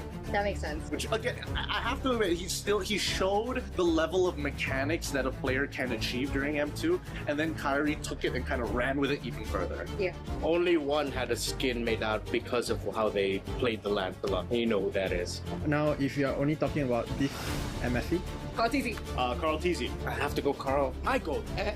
Just because like people have been really waiting to see his Lancelot again, and he gave it to us in as early as day number 1. And yeah, maybe that consistency in terms of using the Lancelot. So I'm gonna go for Carl. But so far, Kyrie, that yesterday on the Lancelot, he was insane. Kait. Kalian masih dulu 3 guys. Masih kuat nih. MM guys. Epic. Wow. Mid. Lord solo guys. Kita meledak ini. So, I mean, so far, Kyrie's impressed me more. I'm just gonna go say Kai again. That's my bias, dude. But but when it comes to Lance, I'm gonna say Kai. Yo, PH, I'm coming for you. I gotta say, the rival between Kyrie and Carl Tizzy has been years now. It's like Batman versus Superman. Superman versus Goku. Like this is a legendary match, a legacy on the line, an epic duel to decide who is the best. And Kyrie said if he beats Carl Tizzy, maybe he can be number 1. LaFell, you know how those two comic book or anime-based rivalries go, right? Yes, I know. Carl Tizzy is Superman. Yep. Carl Tizzy is Carl L. Oh! You know what? That was good. That was good. I found that one. Yep. that was good. You like that? Yeah, It took that me was a while. really good. Yeah. That was good. That was good. So yeah, speaking about these two junglers, actually it's really hard to say who is better. You know, there are a lot of discussions. Which Lancelot do you prefer? Like Carl Tizzy or Kyrie? They both are legends. Let's be clear, they are legends and they're one of the best junglers all over the world. So I'm expecting that this will be a hard battle between them. All right, don't get me wrong. I love Kyrie. Kyrie's my baby brother, right? But this isn't a game of Lancelot. This is MLBB. This is esports. It's a 5v5. So there's so much more things to consider when you're talking about this rivalry. And folks, we haven't even begun, and we already have a debate here between Kyrie and Carl Tizzy. That's why this matchup deserves the Saudi National Bank match of the day, the SMB match of the day between the GOATs between both teams. I mean, like the real GOAT is Carl Tizzy, but hey, Kyrie, he wants to make a name for himself. And even in previous interviews, like, if I beat Carl Tizzy, then I'm a little bit more confident of saying I'm numero uno. Yeah, he becomes number 1. But again, don't forget, Carl Tizzy said, I'm not even on this scale, man. I'm number 0. I'm number 0. I am Kosong. That's good. Over it. And here is a lot of questions. And the biggest question mark, are we gonna see the full series? Or do you predict something else? I kind of feel like knowing both coaches, game 1 and 2 is really about learning each other, right? Because kind of what we saw in ONIC Philippines going up against SRG OG, where the coaches are basically friends, right? So I feel like it will go full series. Like Leo said, if it doesn't go full series, then something really wrong happened. Or at least less than 4. At 4, I think I'll be fine. At least okay. 3-1. Okay, he's already already for 4. No, at the beginning of the day, he was like, full series. At least 4. I'm just managing my expectations. And to add to the dynamics of the drafting of these coaches, right? Just to talk about this whole Adi, Yeb versus Tic Tac and RC. If there's something we know about these two based on their performances so far in the group stage and the knockouts, ONIC Indonesia, they are very dynamic. They like to goad their opponents, they like to trade.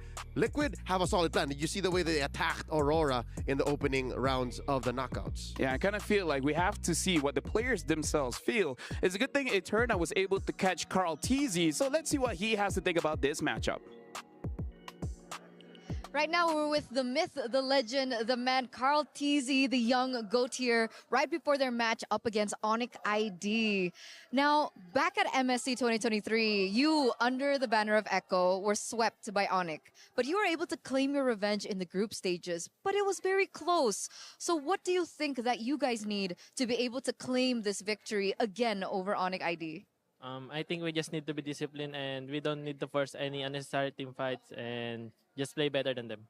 Okay, play better than them, be disciplined. Is there anything in particular that was a little bit difficult in that match against ONIC ID? I think we lost because of ourselves, not about the game, because we're too aggressive and too greedy that time. Okay, but that's been fixed. Everything is okay now? Yeah. Yeah, okay. So, MPLPH, check. M-Series 2 times checked, but MSC still seems to elude you guys. So coming into this, what do you think is your advantage over ONIC ID? I think our advantage right now is we're very adjusted to the meta very well, and I think my teammates are better than them. Oh, you think your teammates are better than them? Like every role? Yeah. What about Coach? Yeah. Better than Coach Yeb? I don't know yet. Maybe if Coach RC win. Okay, maybe. We'll see. So Kyrie mentioned up on stage yesterday that if he's able to win against you guys, he will be the new king of the jungle and the face of MLBB. That's such a bold statement, Carl TZ. Do you have anything to say to Kyrie? Maybe if you win against me, I still think that other junglers like Kyle TZ and Vice deserve to also be like on the debate, and good for him if he acknowledged me like that. But for me, I think other junglers deserve some recognition too. Oh, so humble, Carl. There it is, the young GOAT, very humble as ever. Is there anything else you want to say maybe to ONIC before your match? Just good luck to them and have fun. Good luck and have fun. We're going to throw it over back to the studio. Good luck, Carl. That was a lot said, but I like that pause on Yev. It's like, you know what? We just play better. My teammates are better. My coach is better. And then it turns like, Coach Yev is better? Sorry, your coach is better than Yev? It's like, you know, you gotta pause on the real GOAT Yeb. That was kind of funny, yeah. So they really understand that the opponent is not easy, but the confidence. I would like to mention, like, we are better in every option. Except one. Yeah, there he is. Look at that. He's all aura. That's Yeb. And this is ONIC. ONIC have a chip on their shoulder. I'll tell you now, their fallen brothers are waiting in the battle for third, and you know what? Maybe their situation is worse. They have all the pressure now. Well, we got to see the Yeb effect. Taking a team that's pretty much last all the way to become champions. We got to see how that really affects for this one. So we're going to talk about ONIC ID first. We got Lupi, Kyrie, Sans, Keyboy, as well as Avero. And now we heard Carl TZ saying every single lane TL has won this one, but this is a pretty stacked roster coming in from ONIC ID. This is one of the best times that we can try to argue against Carl because we're not showing any accolades. Because if you're talking about accolades, Carl is right. Literally, on paper, his team is so much better than ONIC, but ONIC has potential. ONIC has the Indo play style behind them. They can out-mechanic and out-fight Liquid if the situation is right.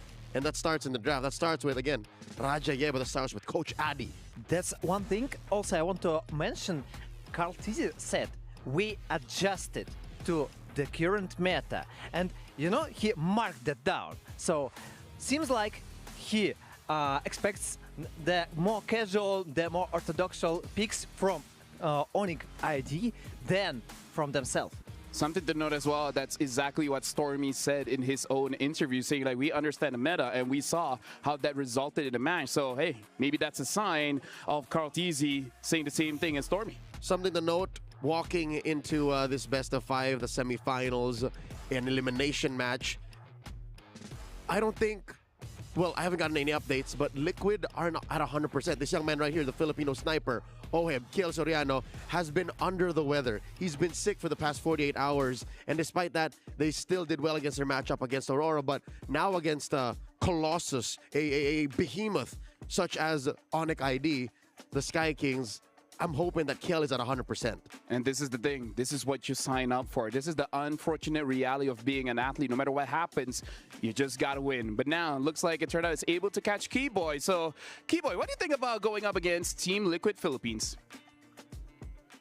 We're here with Keyboy backstage here before their match up against TLPH. Now, Kyrie mentioned that they wanted a rematch from what happened in the group stages, and now you're going to be able to finally have it. So could you talk to us about the challenges maybe against TLPH in the group stages? Yeah, for me now, I want to revenge back them because before Sanji said they want to revenge and they get it, and now we are ready to get the revenge again. Okay, so you want to take it back for you guys. What was the main obstacle? What happened? Challenge maybe in the group stages against TLPH. How did you lose 2-1? I think we just make some mistake, and then the TLPH so good to like use the mistake, and then they are so good to find the solution, something like that. Yeah. So have those mistakes been fixed today? Oh, for sure, yes. For sure, yes. Very confident. Because in that match, we saw tidbits of the signature TLPH stampede. Now, do you think that that will be a problem for you guys today? No, I think. No problem. All good. Because back in MSC 2023, you were the finals MVP. So if we had to rate your performance from Keyboy then to Keyboy now, how do you think your performance is right now? On the way to my prime, and then more better later. Yeah, slow. Slowly going back to prime, slowly getting better, because we're waiting for the Keyboy moments. Where is it? Is it gonna come today? Let's see. Let's see. I want to know, this will be the first time in history that we will see a team finally pick up 3 MSC titles. What would that win mean for you? For me, I think if I win, just get 2. But yeah, for ONIC, yeah, we are so happy if we get 3 MSC, and then later we need to take the M7. Yeah. Okay, so you want it, right? All. Okay, so Keyboy wants it. He's feeling it. He's looking very confident as well. So we'll see exactly how this all unravels as we throw it over back to the studio. Thank you very much, Eterna, as well as Keyboy. And now with that interview out of the way, for both teams, this is the battle to see who will meet SRG OG on the grand finals. So now we're going to start the SNB match of the day between Team Liquid Philippines as well as ONIC Indonesia by sending the stage over to Rose and Milosh. Thank you very much, friends. And yes, ladies and gentlemen, we are back at MSC 25 at the Esports World Cup. And what a game one we've had today. What a semifinal going the distance, confirming SRG in the grand final. That is a big, big day for them. Maybe back-to-back MSC winners. Hey Milosh, that first match, I'm pretty sure both Malaysians and the Filipinos were at the edge of their seat.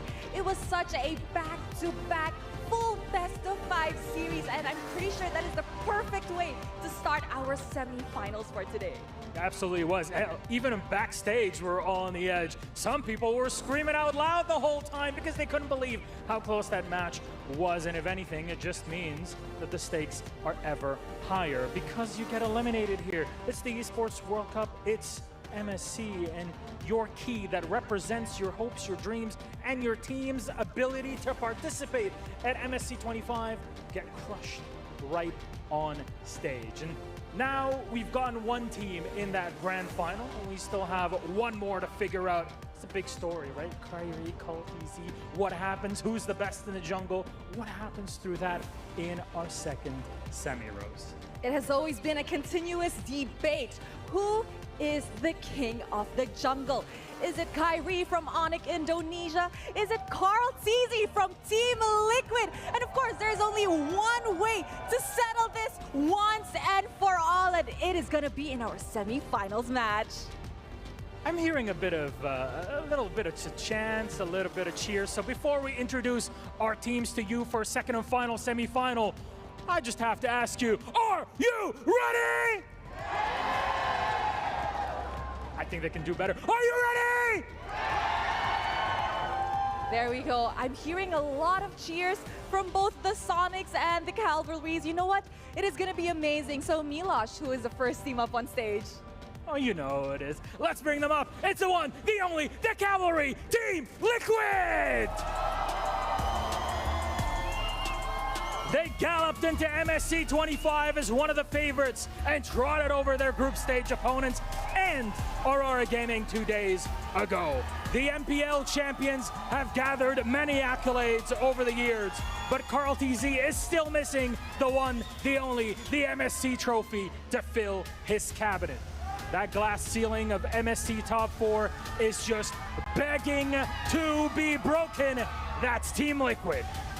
And of course, going up against them, the Sky Kings. It is none other than Indonesia's finest. Ladies and gentlemen, give it up for ONIC Indonesia!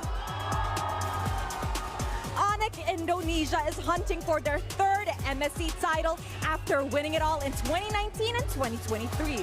While Kyrie places Carlteasy as his king of the jungle, he hopes to claim that title as his own. This is the clash between the tournament's top two favorites. One of them continues their MSC fairy tale, and one of them gets their dreams and hopes crushed. It's brutal, but that's just the nature of competition. So please, ONIC, please, Team Liquid, you may place your keys and take your seats, because I have a feeling that this game is going to be one for the history books. There's already so much history between these two teams and players over the years. Yes, indeed. And obviously, the winner will be heading on to the grand finals tomorrow, and the losing team will be meeting ONIC Philippines in our third placer match tomorrow. So who will be meeting ONIC Philippines, and who will be meeting SRG OG Esports? Because of that, there's only one way to find out. It's time to encounter the unknown.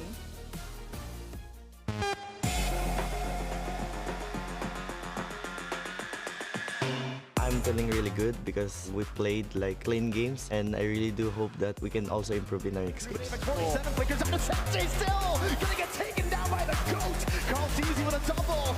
Tienzi falling to OHEB.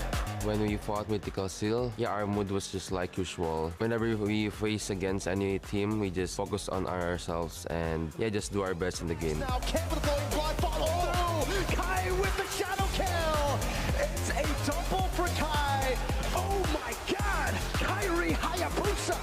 But I think ONIC ID's playstyle is similar with ONIC PH because their trio mid is really flashy, so we need to watch out for them. I think TLPH playstyle is aggressive and they also don't like to make mistakes. But for ONIC, I think our strength is also our aggressiveness. SOD gonna be thrown in. Kimoy! Jump to the back and a combo! Look, gets a dark wave. They collapse off of a Kimoy engage, and even with the Bravest Fighter, ONIC take a big team fight win. Down, a Prince's Wrath, another kill over to OHEB. It's a double. Sigibu with a heavy crossbow will just fall again. OHEB with a triple. Looking for the Maniac. Rosa with the flinker out to base. Now it's a full ton over. Deny the Savage. Well, for me personally, I really do think that we need to outdraft them. The deciding factor is gonna be all about mental. Whoever's mental stronger, that they will win. Well, for me, to ONIC Indonesia, my only message is give this MSC to us. But I have one message for Kyrie: be ready to lose. My message to Team Liquid is there's only gonna be one team that goes to the finals, and it's gonna be ONIC Indonesia. What is up with today? Today is full of story. Today is full of emotions. Today is full of revenge. We just had the SRG OG against ONIC Philippines revenge, and then this is going back to the group stages when that was an amazing matchup between TL going up against ONIC Indonesia, where eventually TL won. Now we got to see, can ONIC get their revenge? But now we got the quote coming in from the GOAT, Carlteasy. I hope we can reach that flawless form. Clean games, constant domination like what we showed in Game 1 and 2 against Aurora. That Stampede form is who we are. It also a mental tactic. We want teams to feel the pressure, to get them nervous the moment we start diving them. And even in the pre-match interview, Kyrie and Sanford, them just fighting words. I like how both teams understand that this is not a match. This is not a game. This is a fight. And they're here to win. This is the skirmish that will end. And we will understand who will be the final guy who goes to the grand finals. I like for both teams, they're just going to throw down. And I like that they understand how important it is to get in your opponent's head. The conversation they shared is just basically saying, like, I'm not afraid of you. You should be afraid of me. Yep. So Kyrie was right. This is going to be a battle of mental. Yep. Former generations of professional MLB esports players would say, good luck, have fun, let's show the fans a good fight. No, that's a given. These guys know that they have to put words into actions, and that's what we're about to see here in this contest. And again, for you folks, this is how you show your support to the teams.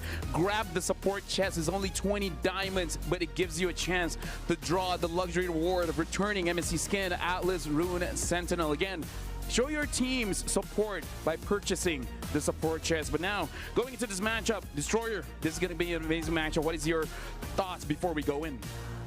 First of all, I want also to mention, like during the interview, there was like, guys, let us win when I'm speaking about Liquid, definitely. And also, the thing that I would like to keep an eye is the battle between the Lutpi and Sanford.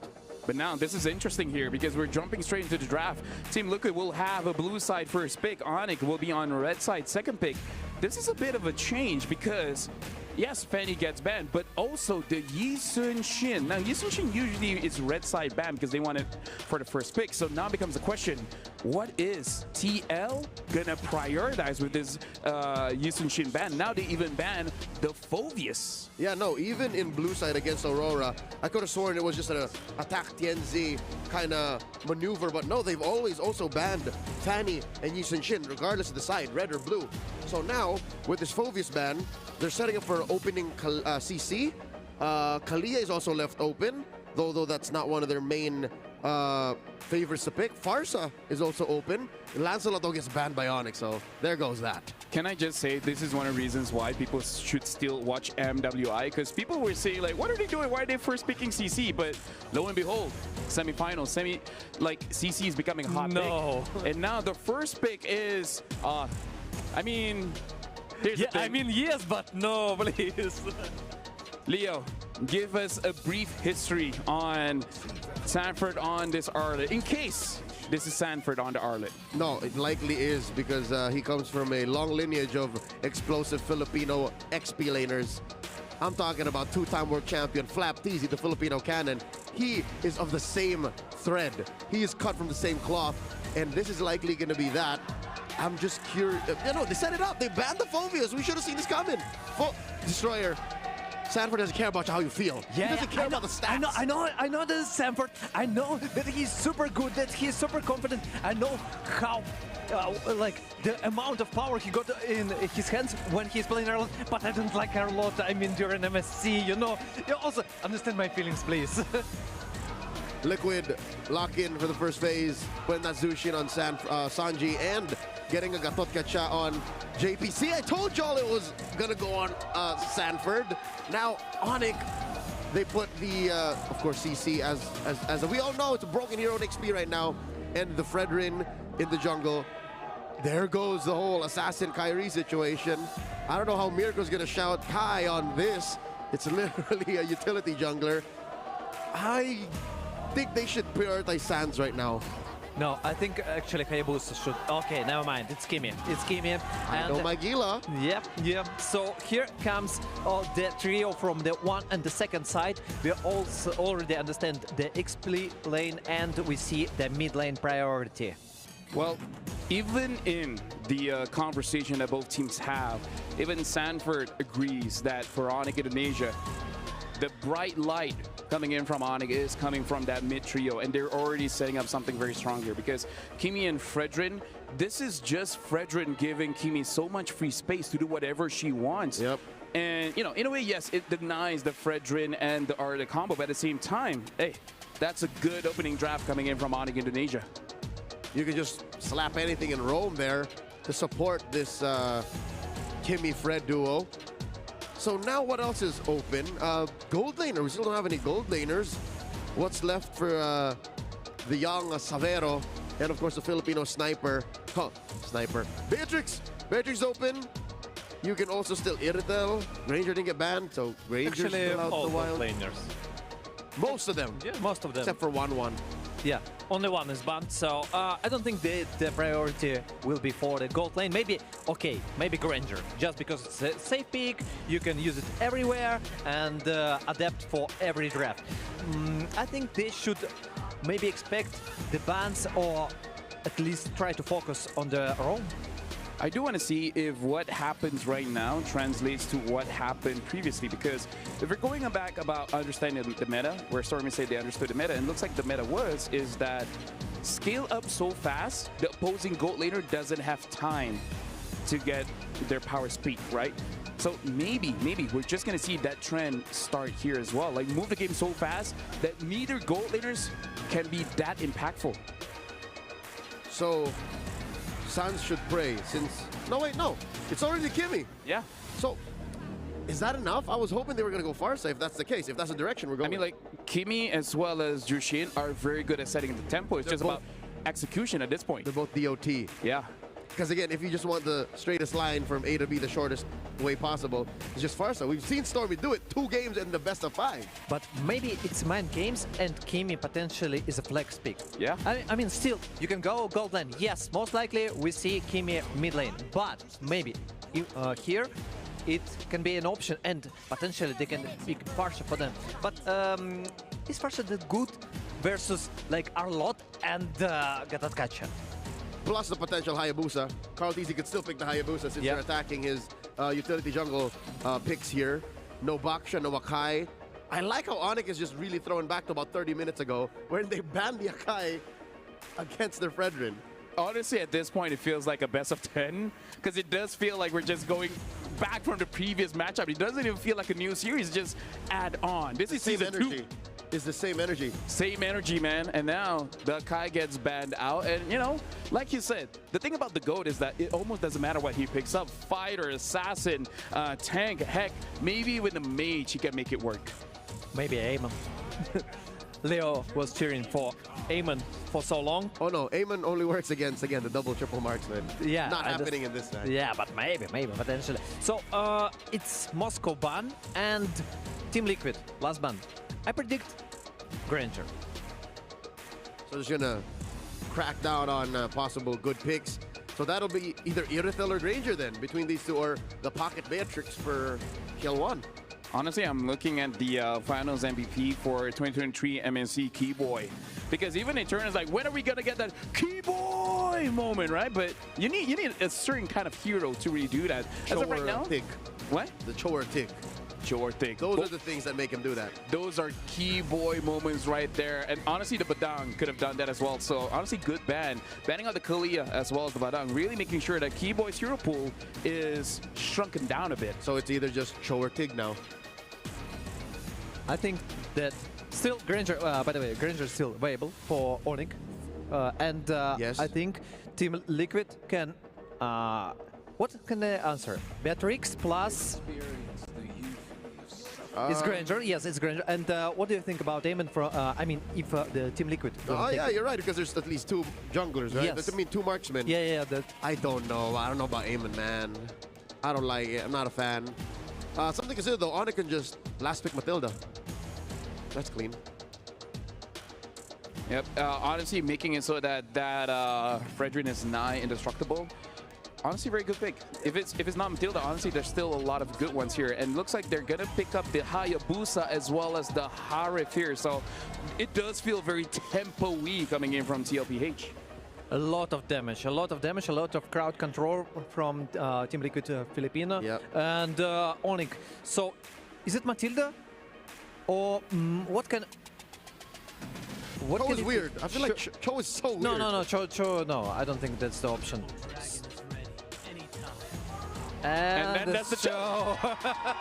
hey, I mean, like, I understand the consensus coming from you guys, but you know what? Because again, consider he kicks, right? Who does the damage from there? Like, you have to aim that. You have to aim the Kimmy, the Granger, or the CC, I guess. CC is like a third core.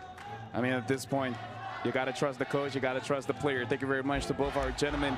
But now we're going to be throwing it over to Brigida as well as Mirko to cast the SNB Match of the Day.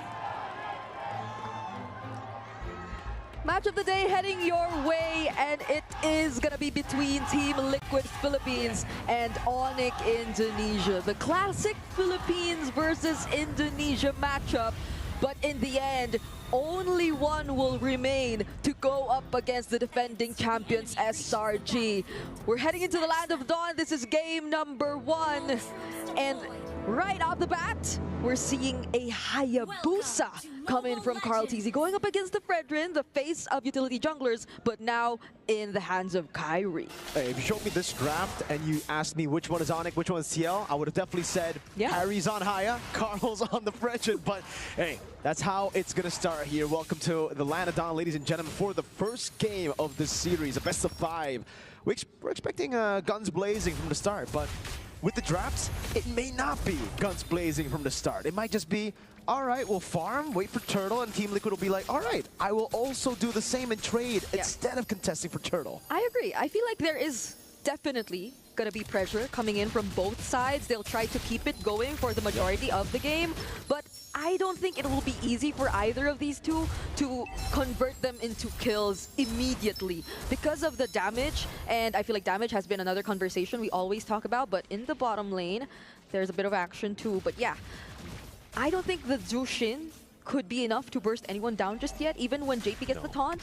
And the Kimmy will get to shred people to a certain extent, but maybe not guarantee a kill just yet if Kiboy does find a setup. And that's going to come in later because Kiboy does still have to wait before his level 4 comes in. But speaking of level 4 though, Carl TZ, is he waiting for something here? Yeah, he's waiting for Sans to walk up, maybe getting a little cheeky pick off early on, but that's why you see Sans bring the tenacity. Like he's respecting the GOAT, he's respecting how much damage Team Liquid have as well in the team fights, and he knows with the flicker, he is vulnerable. Severo though, winning in lane against Oheb up top. Okay, maybe it doesn't need to be a coordinated attack after all for us to see the first blood come in. That was close. So the bold laners are definitely going at it. Sanford still not able to get his level 4 just yet. So ONIC ID might be a bit ahead in terms of positioning and gaining control over the Turtle. But then TLPH, they will make it though. Great Crimson Beacon to escape from Traction Pulse. That's an Appraiser's Wrath landing. Kyrie's still able to survive. Gets a 2-man taunt. First blood over to Sanford as that's Lutpi still dealing damage. Keyboy out of the fight already as Sanford gets chunked low. Sanji, Lantern Flare over to Keyboy. And will actually be TL to win Turtle 1. Keyboy caught in a tough spot. Sanford flickers out, respecting the Jikundo possibility. Yeah. So even though we did say that the damage in the early game might be... Whoa. Oh wait, hold on, Lutpi! He won't be able to get out of that. So again, Team Liquid, it wasn't necessarily that they definitely wanted to go for kills after kills, but I feel like they literally out-sustained ONIC ID in that fight. They were able to tank enough of the damage, even from Sans, and JP was okay with it. Like, he still walked away, at most, just using the Revitalize. And this is something we constantly see whenever there's a Gatot Kacha too in the early game. That's really the power of the Gatot Kacha, right? That Revitalize, added sustain as well. And considering the fact that ONIC really don't have a lot of early game magic damage, just makes it very easy for JP to stand in front. And I gotta say, Sanji kind of won them that skirmish. He was the one that baited out the dash forward from Kai from, again, utilizing Crimson Beacon last second. Yeah. He used it like pixel perfect before the Traction Pulse actually landed, and now, that's gonna be a free kill. Severo taken down as Oheb puts him in a clinch position for Carl to just deal damage. Yeah, there weren't any shurikens needed anymore, nor stacks even. Carl TZ just had to use the Ogi Shadow kill, and there was no way Severo could potentially get out of that. Now, handing over the advantage to Oheb, probably will be getting his hands on a bit of energy shields here and there, but so far, both sides of Team Liquid have been winning with very minimal rotations coming in from Team Liquid. Oh, but speaking of rotations, Sanji... Oh, actually pops Crimson Beacon, but should be taken down here. Yeah, even with the Purify, he won't use it. He'll just save it. The Crimson Beacon, I think, was mistapped a bit from Sanji there. Now a 1v1 at the bottom lane as Sanford is actually winning in this matchup. But Sanji should be actually back up right as the Turtle spawns. I don't think ONIC can blitz this, right? Sanford with a jump, final slash over to Severo, doing a whole lot of damage, but now gets caught in the tough spot. Has the way to Dragon Flicker combo. Sanford taken very low, and he gets away. Dang! That's one of the best, if not the best XP in the business right now, but Lutpi is able to get something on the map for ONIC. They'll have to say goodbye to JP for now, but either way, he doesn't have the AOG anymore. So they won't have ways to set up using the Gatot Kacha, even if he did stay in the game. And so they just decided to save Sanford, keep that advantage intact for Team Liquid, and they will just still hold on to the lead either way. They're up ahead by gold, 1,000 gold, and even despite all that chaos that happened in the mid lane, OHEB was just quietly getting all those energy shields up top. I mean, you could look at how the tier 1 up top is already at half HP, and so OHEB could definitely be a little more active in terms of joining Team Liquid in the fights, because it's not the middle lane duo that's doing majority of the work, because their sides are okay. They could just leave them be. You can see the SNB goal difference here. Only Kimmy Sans really holding an advantage here. We don't really count Keyboy, right? Because he's on a roam. Sanford's so quick with the vengeance, man. And I'm not talking about the battle spell. This is going to be quite confusing, guys, all right? Lutpi has vengeance, the battle spell. Sanford's second skill is vengeance. Lutpi gets a turret down below on the CC. OHEB up top. It's just a trade. I think this is what we expected early on from Turtle 1, but we're seeing it Turtle 2 onwards. Oh wait, Keyboy though holding the brush.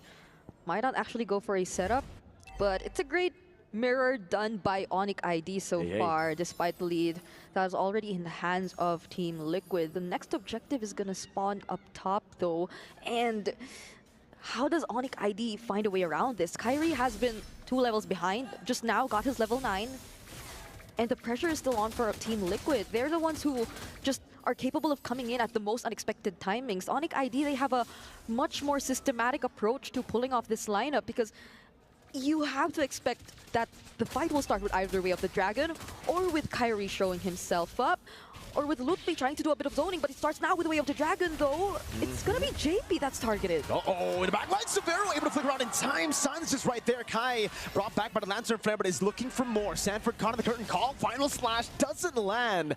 And ONIC go back to the mid turret. Lutpi, that's a vengeance proc and a vengeance battle spell used up by Lutpi. Both having to back away, but TL with a lot more prio over for Turtle 3. Yeah, and that's a lot of vengeances, really. So we have to not get confused with all that, but Team Liquid clearly in control of this upcoming Turtle. ONIC ID holding it together. They're all 5 members complete here, though, so they still might attempt to actually look for something. Goes for Zikundo, now Zaman Force catching him. Good stun. Oh, picking up the kill. Final slash combo with the flicker. Kai caught in the bad spot. Still able to escape with the help with the traction pulse from Sans, and Carl securing the neutral objective for free. Now looking for the caught shadow, but Sans respects it. Flickers back. TL with a solid lead as Sanji puts the Lantern Flare down and zones Sans away, effectively getting this turret in the mid lane for free. It's so hard to catch Sanford on this Arlot.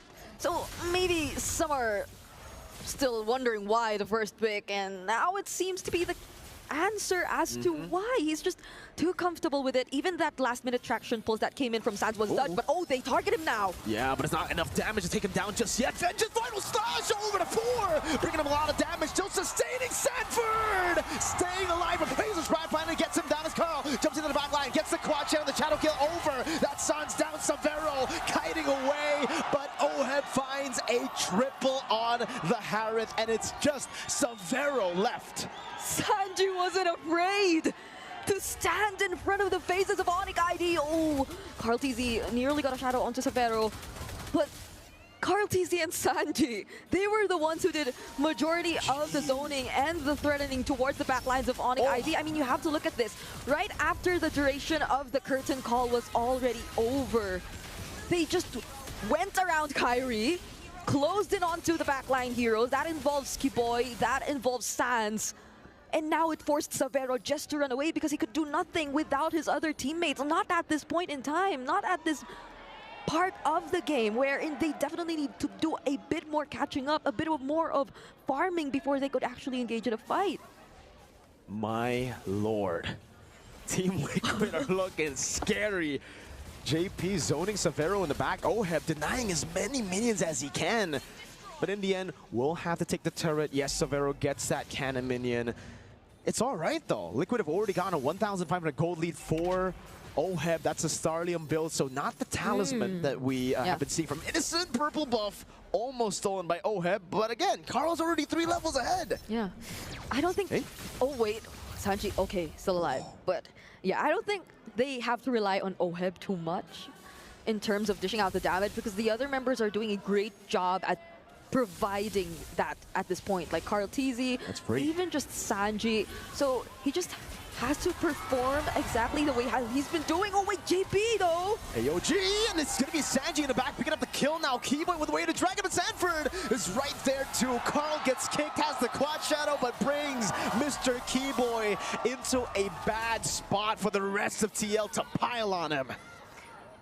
Despite how desperately Keyboy does want to set the tempo or does want to look for all of the way of the dragon. Okay. That was a zoning ult. It's a zoning ult. Not necessarily one to set. He had the flicker, but he still didn't want to go for it either way. Yeah. Don't question, don't doubt the best XP. Yes, we don't. Go. He can use it later if he wanted to. Now is not the time. But oh my goodness, how this is an 8K gold lead in 10 minutes, and they have a Lord marching in the bottom lane. They still have the final slash flicker combo. Oh my goodness, Sanford finding a massive one in the back, and that will zone all of them away from the turret. Base turret taken down with the first Lord taken in the game, as that's Carl jumping with the shadow kill over to Ludwig, translates over to the mini waves, that gets cleared out, and TL will move back now. It's too clean from Team Liquid. There are no holes in their game. The final slash was right on cue. You just mentioned it. And that's exactly what Sanford tried to go for. Another attempt. Zaman forced by OHEB. Are they actually going to go for this though? They're actually trying to target the turret. Oh, but the damage might have been enough to take a kill on Keyboy if he didn't have the flicker. Carl, finds an angle. Sanji gets the kill, I believe, with a Sky Piercer. I'm not even sure if he has a Sky Piercer. Would love to see the items right now. It is. Okay, so that makes a whole lot of sense. So the damage from OHEB and Sanji. The damage from OHEB and Sanji. That's what you need to avoid if you're ONIC ID. AOG to the back, the way to Dragon brings JP back into the base now with the Crystal. Does a lot of damage. Lil pops in a Vengeance, but the Shadow Kill is doing a lot of damage there. Minion wave not ready. It's cleared out by ONIC. A wave in the bottom lane, but the base turret up top will still fall to the minions of Liquid. In 12 minutes, they have stripped ONIC ID of all their base turrets. They didn't need to help the minions up top.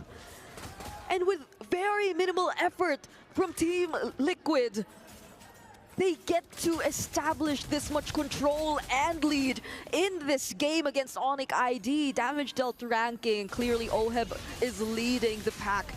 Severo is somehow dealing a decent amount of damage too, but if you were to take a look at that instant replay, that still felt in a way like a punish towards that AOG. That felt I guess a bit miscalculated from JP. The other members of Team Liquid weren't necessarily nearby to provide the necessary follow-up.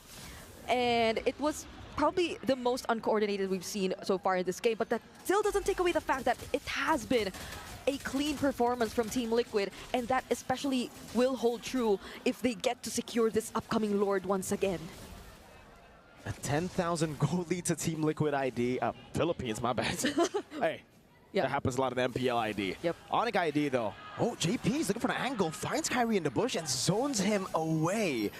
OHEB on the Lord already. Keyboy able to conceal now, walking forward. Sanford able to get the final slash into the back now, destroying that front to back. But attraction pulse lands on Sanford. OHEB jumping in, forcing away the dragon from Keyboy. But the Lantern Flare gets him back for OHEB to claim the godlike. Sanford utilizing the minions to dash like he's a Lancelot.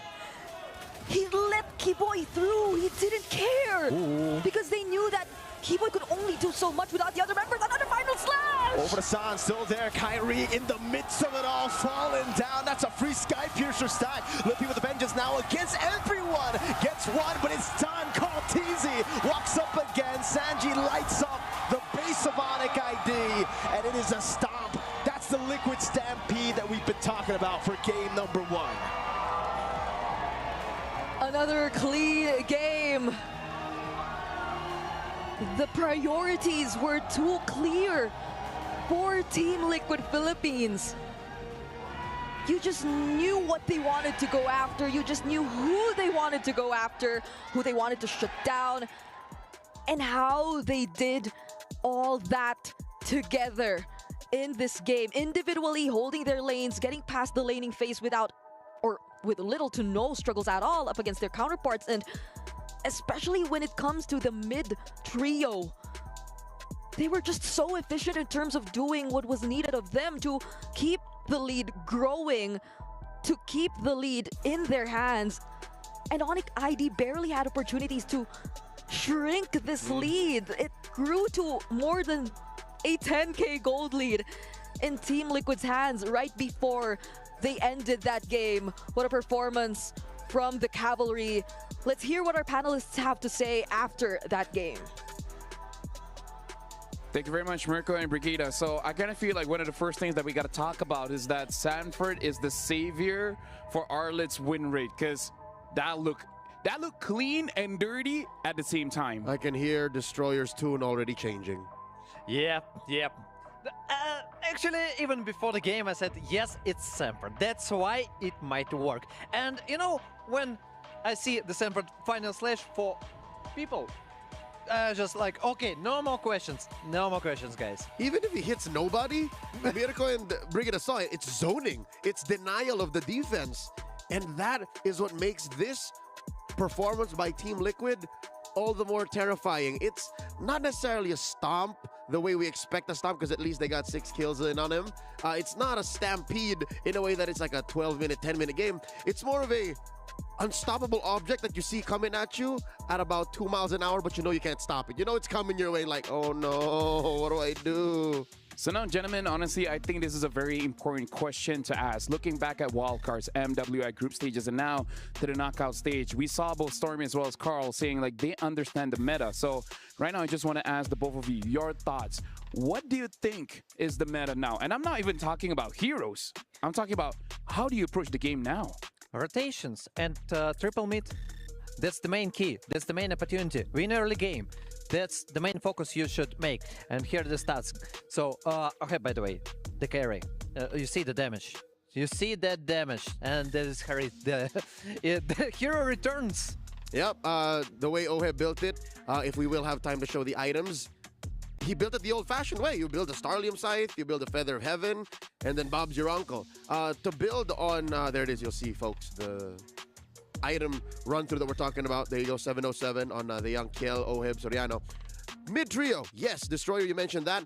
And what it leads to are better laning for your side laners, better rotations with the EXP, joining Turtles, scoring 3 out of 3, better rotations. They really got to draft their way to make sure that they have a good spot in that time zone. And it's very rare now that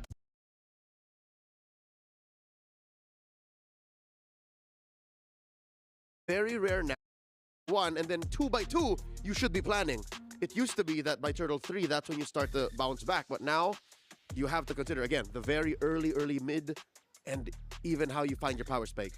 Even if you are planning to give up for Turtle 2, please adjust to the rotations and take something for it. I mean, like, exchange for the turret, exchange for the enemy jungle, but exchange. Don't just give up it. I kind of feel like that's the biggest point, is that now, like, you really got to focus on those turtles, because even in the previous meta, when you have an assassin in the jungle, you almost like, I'm just going to sacrifice sort of 1 and 2. I'm just going to go for their buff, let them take the turtle. But even now, when we see the Lances come in, the Hayabusas come in, the Joy come in, they have to construct a draft so that they can still contest that turtle, which honestly is a very good adjustment to the meta. But also, maybe teams that try to go for a little bit too late of a draft is gonna get heavily punished in this current meta. Which makes all the more SRG OG's win in Series 1 of today so impressive. They are a late game team. They understand the dynamics of pushing it past 15 minutes.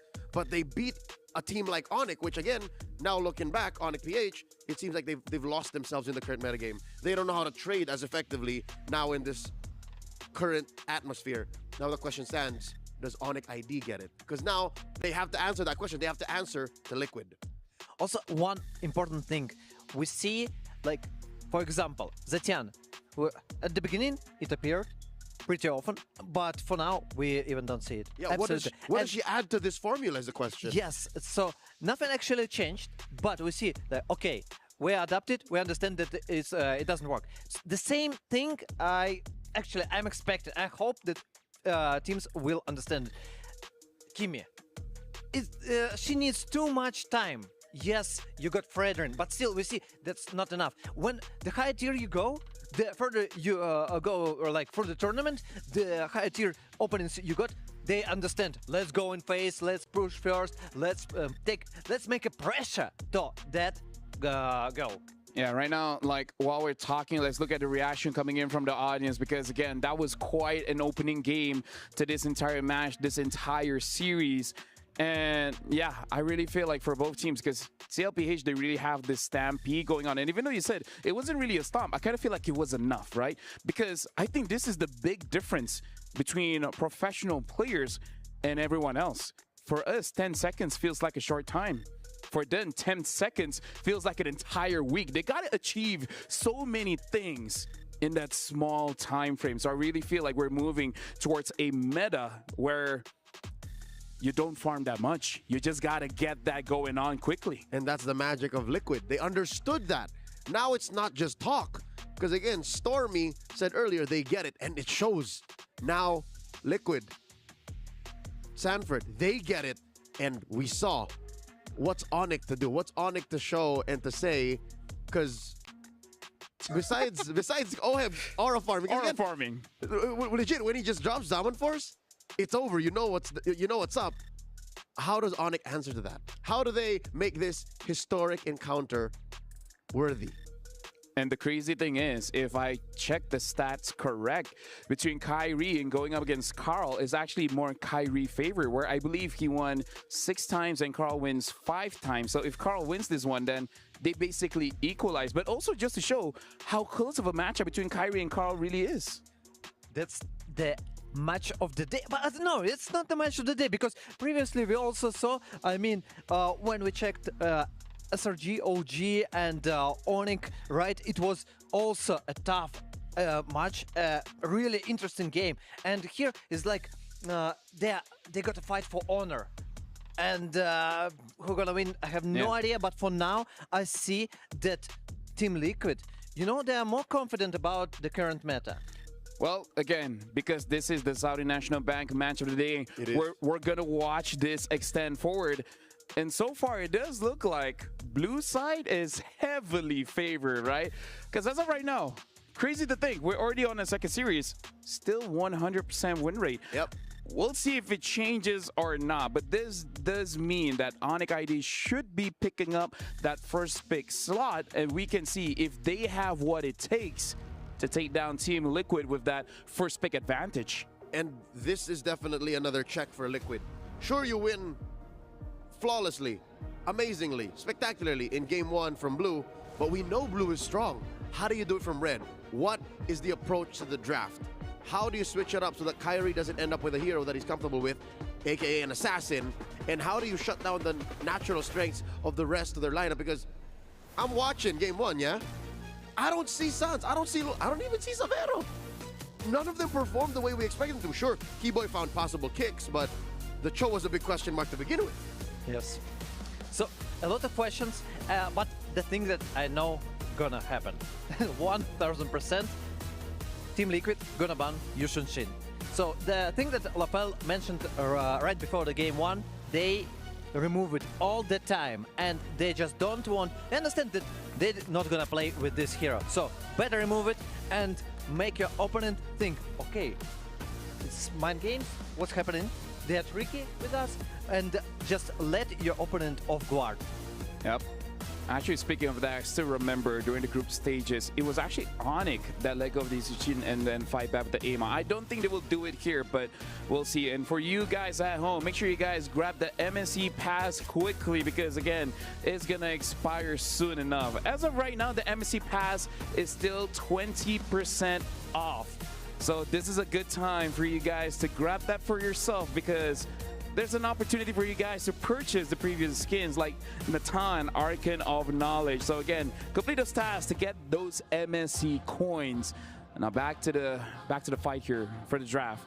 We heard from Destroyer, we're not going to be seeing any kind of Yisun Shin. My thought process here is that we saw that Fredrin is strong, but it looks like it's not just that Kai. The Hayabusa, especially in the hands of Carl, is looking pretty good. Will we see Kyrie on those assassins just to get that tempo back for ONIC ID?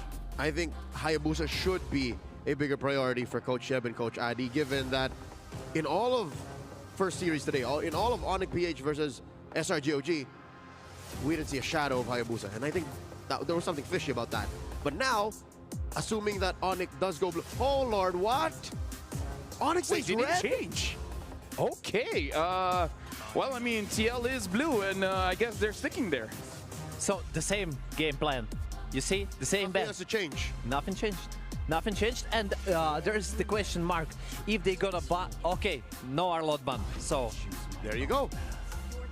So we follow logic. Where does ONIC take a turn? Where do they change their draft? I feel pick up your roamer quickly. So, because maybe even Yums in the previous match, there's not many options, so they pick up the Cho. So maybe just, changing that one. Now picking up the Gatot Kacha as well as the Fredrin. So there's the change. There's a major revision. Liquid, they lose JP's hero. What do they put on Dad? they adjusted to the draft. They absolutely understood that, okay, Cho didn't work.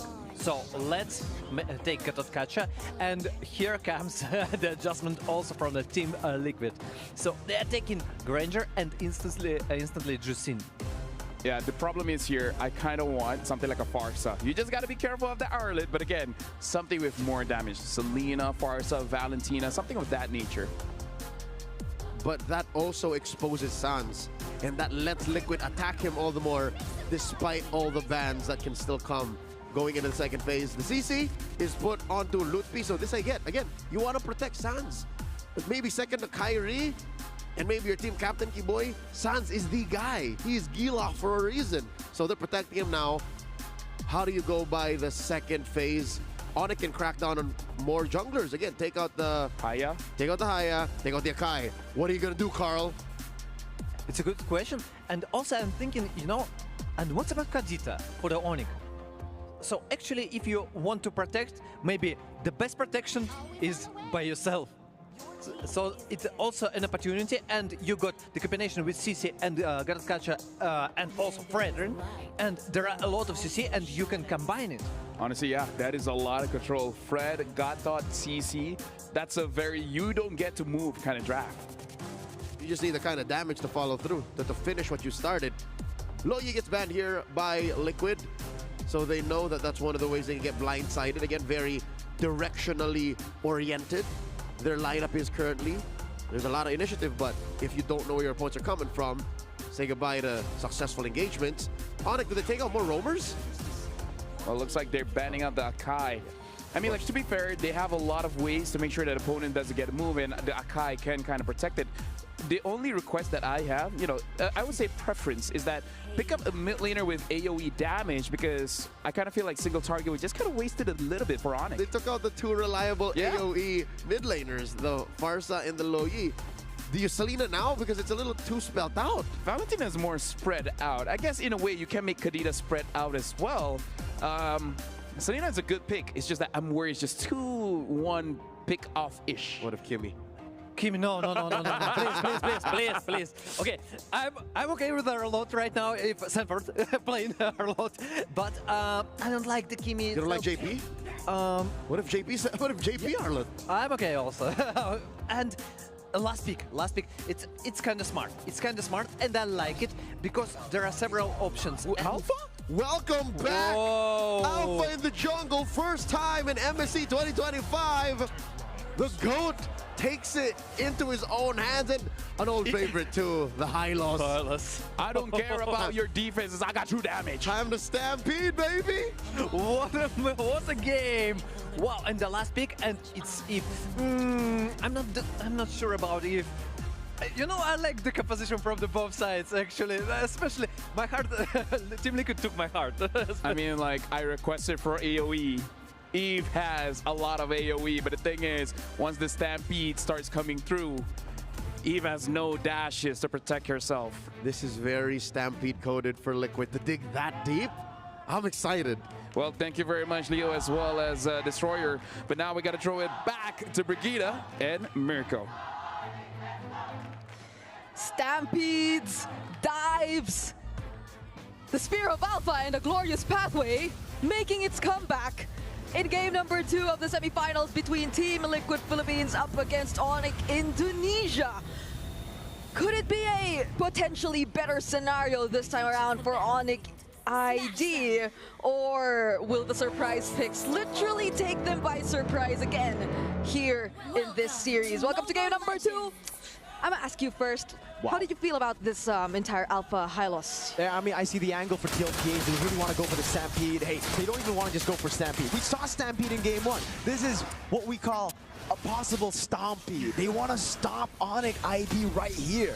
They know after winning game 1 in that fashion, if they dominate game 2, they might have ONIC ID tilted. They might be able to get a game 3 where they could do something else. You know, maybe show up another crazy experimental pick. And it's great to see this kind of unorthodox, right? Yeah. I mean, it's weird to say unorthodox with the Alpha Hylos, which has been in the meta for so long. Yeah. But it is in this meta. We haven't seen Hylos in a while, especially not Rome.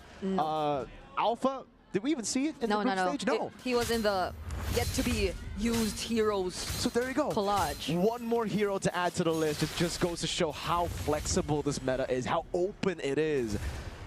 Sanford on the Arlet, though, is what I'm scared about. Like, we see all these new picks, but I'm like, oh, man, Sanford on Arlet. Yeah, it's showing how flexible the meta is, but also how comfortable Team Liquid is in terms of the current meta, because they're just so confident in terms of bringing out all these picks, because they're just so familiar with how you're supposed to use these kinds of heroes in the first place. I mean, this is something not necessarily what we know of Daddy JP when it comes to the setups. It's not the draw heads, it's not all that, but in essence, it still suits the way JP does play at a roam role really, really well, and especially with how aggressive Sanji and Sanford have been.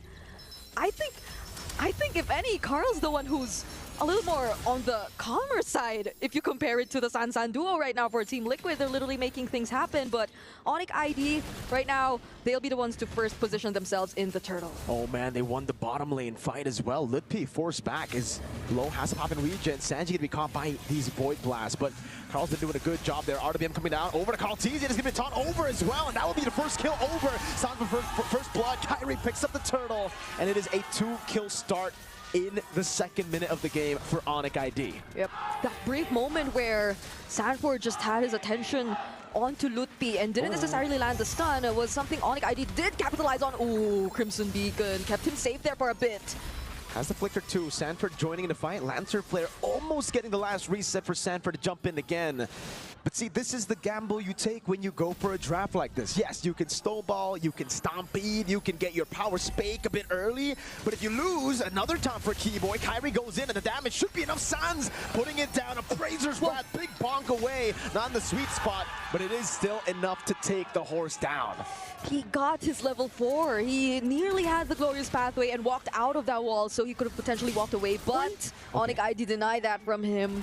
Carl TC still got his purple buff, but yes, I feel like in as much as Team Liquid has such a great comp in terms of its ability to dive, it can be heavily punished by ONIC ID too if they don't get to use it the right way. The real-world manipulation, the AOG, and I feel like even our panelists have been very vocal about wanting a bit more AOE, and ONIC ID has so much of that. They could literally set the tempo for a team fight, set the box, and win that fight if all things go according to plan. And this is the underrated game of Savero on the Moskov too. You would expect usually for the Moskovs to really just ignore first few turtles. Yeah. But Savero's always been that active gold laner. That's why he's been preferred over CW in this season. He's more aggressive from the start of the game. He's just more aggressive in general. And yeah, we saw him participate in the first neutral objective battle earlier with the SOD. And this is a signature pick. We've seen him play this since MDL, since Liga Nacional in Indonesia. Yep. And it was such a perfect SOD too. Because Carl at that time was just right at the corner of the real-world manipulation. So it was just so easy to land because, again, there was a brief stun before you actually get to walk out of it. But there's a charge. Keyboy doesn't go in with the Unbreakable. JP holding the turtle, but is already a bit poked down. Oh, Keyboy landed the taunt into Sanford there. Kyrie doing the taunt as well. Over to Sanji, just a bit of poke over, back and forth. Keyboy popping and revitalize now. Stats give the AOG used offensively. The RWM zones them in the backline as the glorious pathway gets popped up. Lutpi pops in Vengeance, gets away. SOD lands. Bonus size and flicker combo there, but it's a 3-man taunt from Keyboy. Savero joins in. Spear Misery actually puts Chaltizi away from the Appraiser's Wrath, and it's going to be Kyrie brought back again. Sanford jumping in, will fall. 2 Sans in the push. Savero doing damage. Now lifted up and will be able to flicker out to safety. Sans with a cleanup again, finding the double. angle here. There is no retribution for both Carl and Kai, and it will be OHEB with a Death Sonata. Oh my goodness. A great fight done by both teams, although Team Liquid were the ones who were able to stay a bit longer in the turtle. But nonetheless, ONIC ID, they still had their chances there. Severo went in at just the right time. Yes, did probably put Carl TZ in a much safer position, but either way, still posed a threat, so Team Liquid couldn't fully proceed with the fight. And I could say the same for Team Liquid too, the way JP just decided to make use of the glorious pathway to dive right into where Sans decided to put down that real-world manipulation made them really uncomfortable. But now once again in the mid lane, there seems to be another fight. Uh-oh, Keyboy caught on the tough spot, has the AOG, doesn't get it cancelled. It was so close, you could see the Lantern Flare almost pick him up. But the goal difference here, mainly it's up for Sans, 4-0 and 1 on the Eve.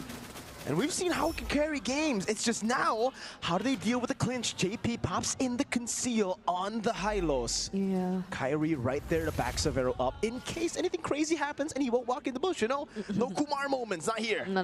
They for sure know that they're there, right? Like they're not gonna try and check. Yeah, they know. Severo knows he's gonna back away, but they still want to force it out. Sanji walks up. What? Keyboy with a taunt.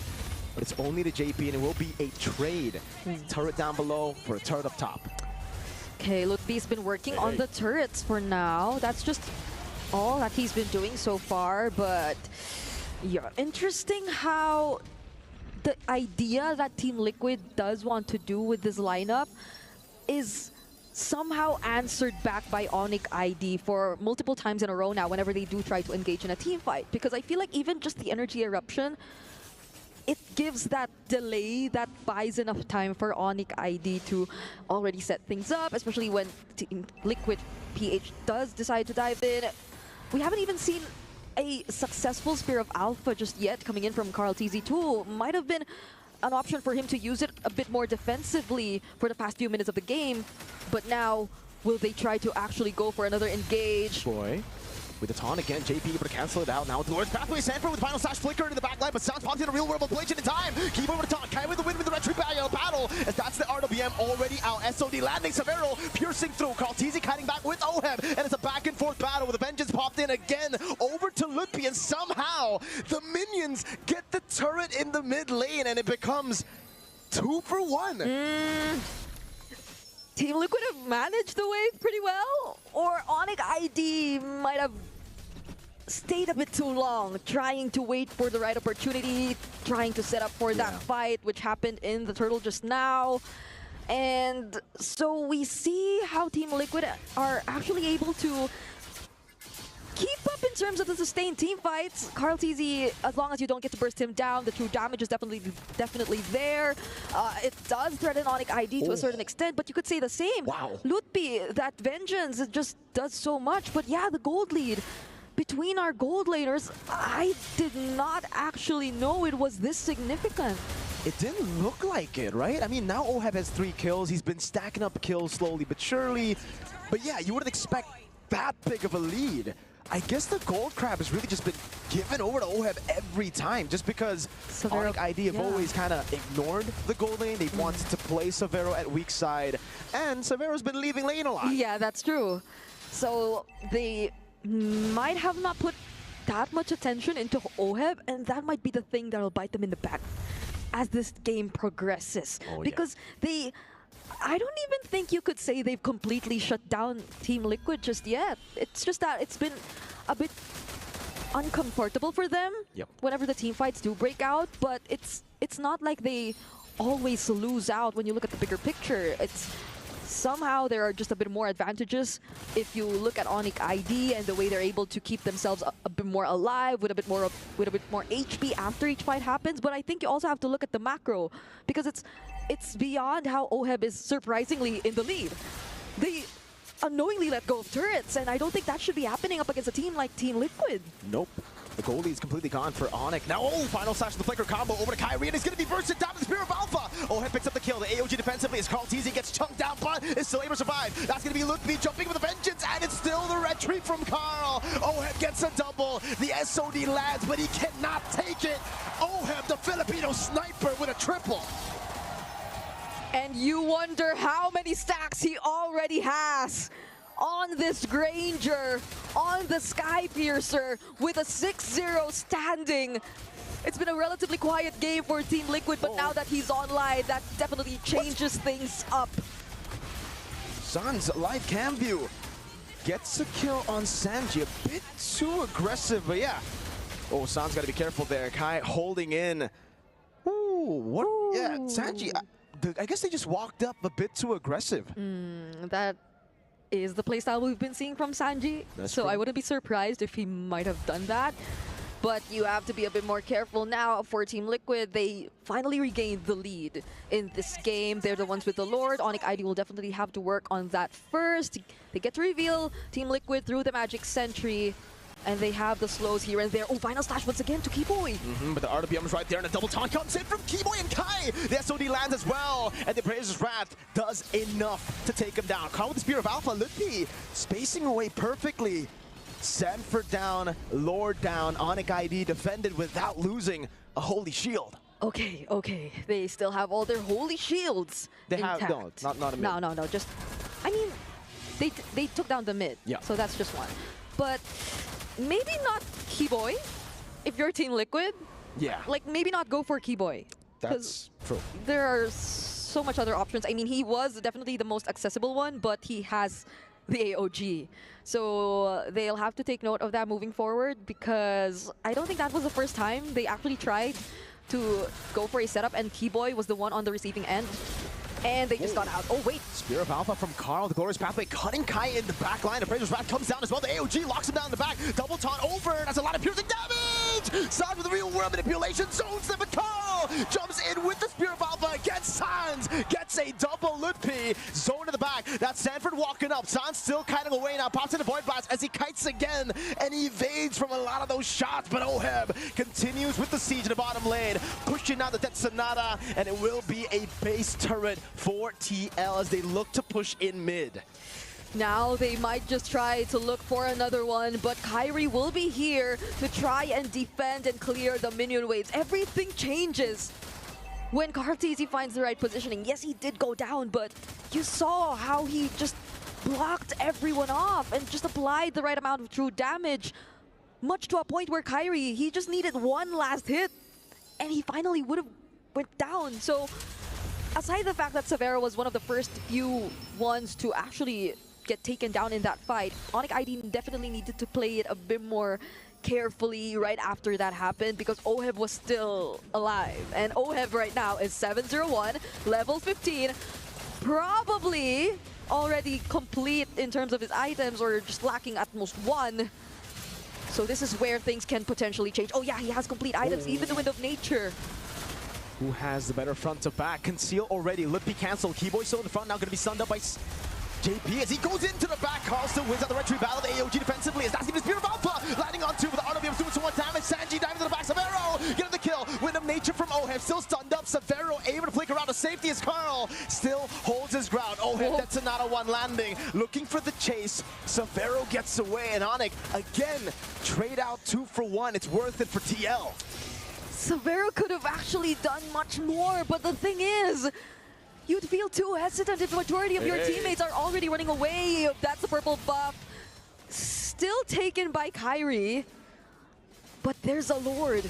Ludpi's gonna make it in time. He still has 5 seconds on the death timers, but I feel like Team Liquid will be paying attention to the other lanes for now, at least respecting ONIC ID and their capabilities to defend, because despite what's been happening so far in this game, Severo, you can already feel his damage. He is definitely a threat, especially with once there is a failed attempt from Team Liquid, Sanford could definitely get punished later on. Oh! Spear of Alpha over to Kai. RWM locks Carl down. That's a winner crown to buy some time. AOG lands a double top from Keyboy! Kyrie in the front, the final side dodge away from Severo, and Sans wreaking havoc throughout this fight. SOD from Severo doesn't get the Spear of Misery, but goes in again, gets shot down by Oheb with a Rhapsody, and ONIC are looking for the chase. Severo with a blade, piercing damage over to Oheb as Ludpi chases again. Oheb gets out, still somehow has his flicker intact. Sans hovering over, zoning Oheb for protecting this tier 2. 3 members down. The Sonatas, they will try to clear the waves from a distance, but it will be enough. ONIC ID gain access to one base turret from the cavalry, and that's exactly what we talked about. Those small errors that could completely be turned around by ONIC ID given the nature of their lineup. A single real-world manipulation in response to a failed attempt could mean everything to ONIC ID. The damage came through from Sans, that real-world manipulation, but in that skirmish, we gotta give props over to Keyboy. Yep. He was the one keeping everyone there. The AOG landed, the taunt came in as well. That is not Savero. OHEB is 9-0-1. He's still almost fully stacked up. Again, would love to see the stacks on OHEB right now, because despite all of this, despite the front line already getting dismantled, he stays alive without using Flicker. This man's positioning is immaculate. Did he go for item change right there? Because I feel like he had the Wind of Nature earlier already, but he bought it again right now. So maybe there was a bit of buy and sell, especially in that last clash which happened. We'll get to confirm that later on, but this is looking to be a game that ONIC ID might have gotten themselves back into. They actually have the lead already. Does the lead even matter at this point is the question, right? Have all the carries gone to their power spakes? Sans and OHEB, eyes on them. It comes down to the front to back, and it's not the gold lane here. Savero is the added bonus because he has the SOD. He has ways to break the front line. The main damage source, though, in a lot of these team fights is Sans for ONIC ID. Yeah. I mean, Team Liquid do have decent range, but it's through OHEB. Sans, his kind of range is different. It just affects... It's a few bops. Yeah, it affects so much more than poking heroes down, poking certain members down. Oh, but wait, JP too. Chain CC there, Lupi doing a lot of damage again. Sanford looking for the final slash, able to find Sans, but it's going to flicker out, but they dive into the backline with Sanji, Crimson Beacon! It's Sans in the backline, targeted and taken out. Savero able to get the Winter Crown away, now kiting away. JP put down with Fear of Misery. They're kiting over to OHEB. Lupi unable to get into frame. OHEB with the flicker gets the kill and gets out. Savero buys Wind of Nature, now onto Sanford he goes. Final slash landing. It's Savero kiting away again. Kyrie in the backline trying to go for something, but he cannot. Savero with a chase. Immortality down for OHEB. He pops in with a Nature and now gets Chain CC'd to the ground. Team Liquid have wiped ONIC ID out. Individual highlight plays just to make it out alive. Winter Crowns coming in from Carl. Even though it got too messy, it's a wipeout. ONIC ID, they only have Sans to defend this. Oh, they got a minute wave to come in again. That's going to be the RWM to zone them in the back. But it is enough for ONIC ID to stay in this game. And TL, because of that move, I don't think they can blitz the Lord. No, they can't. They can't. OHEB's not there too. That was a shutdown on OHEB, by the way. Whoever got the kill on OHEB. Savero. He definitely got a lot of bounty out of that. And now he's keeping up. I don't think keeping up even is the right term, because in that fight, he was the one who served as a massive threat. That last-minute Wind of Nature, if it weren't for the knock-up on the Lantern Flare done by Sanji there, that could have been a turnaround or a way for ONIC ID to keep themselves alive once more, or even convert into the Lord, because if Savero was there, then they could have been the ones to blitz the Lord. But Team Liquid Philippines, are they looking for a different route? They need to. They need to break this front to back. They were able to access Sans, right? It was Sanji and JP getting an angle somehow through the jungles of ONIC to get that flank to happen. That was what made Sanford's sacrifice worth it. And in the end, he didn't even need to sacrifice because they were able to get the shutdown. And ONIC, instead of defending Sans, they were like, all right, Sans is a lost cause at that point, right? Everybody was piling on him. We needed to go for something else, and that's why they just dove on OHEB. But the call is different. Oh, Savero all alone. Keyboy might be able to help him, though, but they're actually going to go for him. Hey, the base is wide open. This could be the signature play. The base going to be targeted down here by OHEB. The mid-wave's going to be canceled out. Whoa! TLPH, a massive gamble. Sarge with a taste down now as Ludwig pushes in mid lane. Sans buys Immortality in time, pops in a Void Blast as well. JP gonna be caught as well. Can they recall? Keyboy will not be able to cancel OHEB as he gets the recall in time, and it ends up just being Sanford left to sacrifice. He gets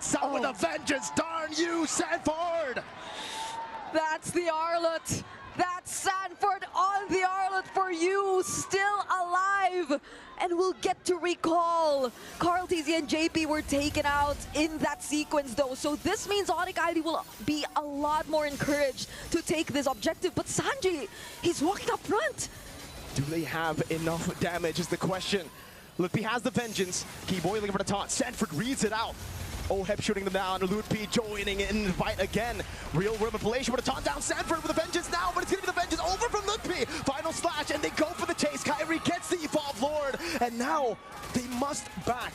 They will back. 20 minutes in, a turnaround for ONIC ID. Yeah. Luckily enough, even without anything to use the vengeance on, Sanji was there helping Sanford, making sure he still got to survive the vengeance, the potential turn that could have been done by ONIC ID, but nonetheless, I feel like there wasn't any much threat.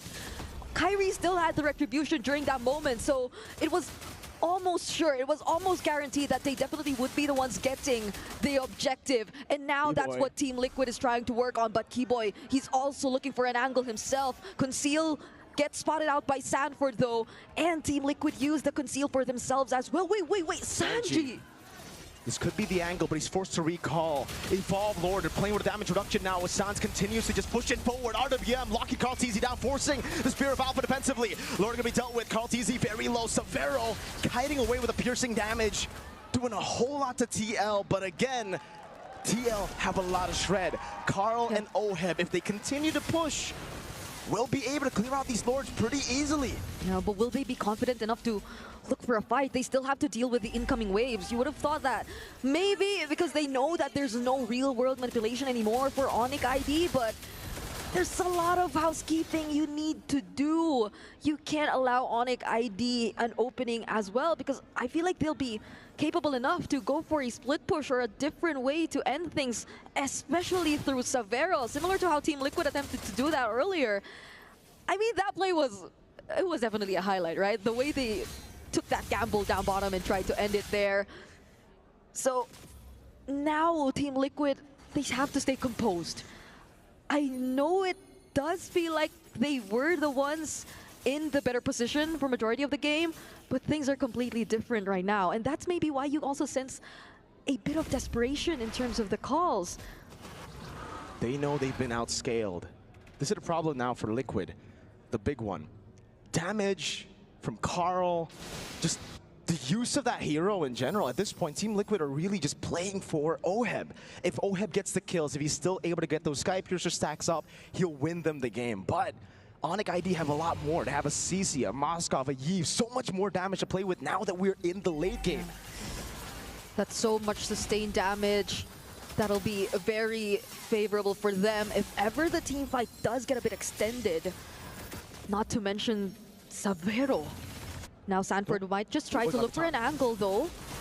Hold up, they gotta be careful. JP with the flank. He finds Sans in the back now, able to find the stun, but it's giving the zone out from Lutpi. Pops in the current call, the AOG locking him down as well. Severo doing so much to peel for Sans. Keyboy still surviving. That's a Spear of Alpha, but Keyboy's too darn tanky. Severo with the SOD falling in again onto Carl TZ, but it's a kill over as OHEB got the kill on Sans. It's a 1-for-0, and ONIC ID have lost one of their main damage dealers. It happened again. The SOD landing on Carl TZ, but him holding on that Winter Crown and even having the immortality still. ONIC ID could not proceed with this fight, not with Sans, or not without Sans. And that results in a Lord that'll finally go into the hands of Team Liquid.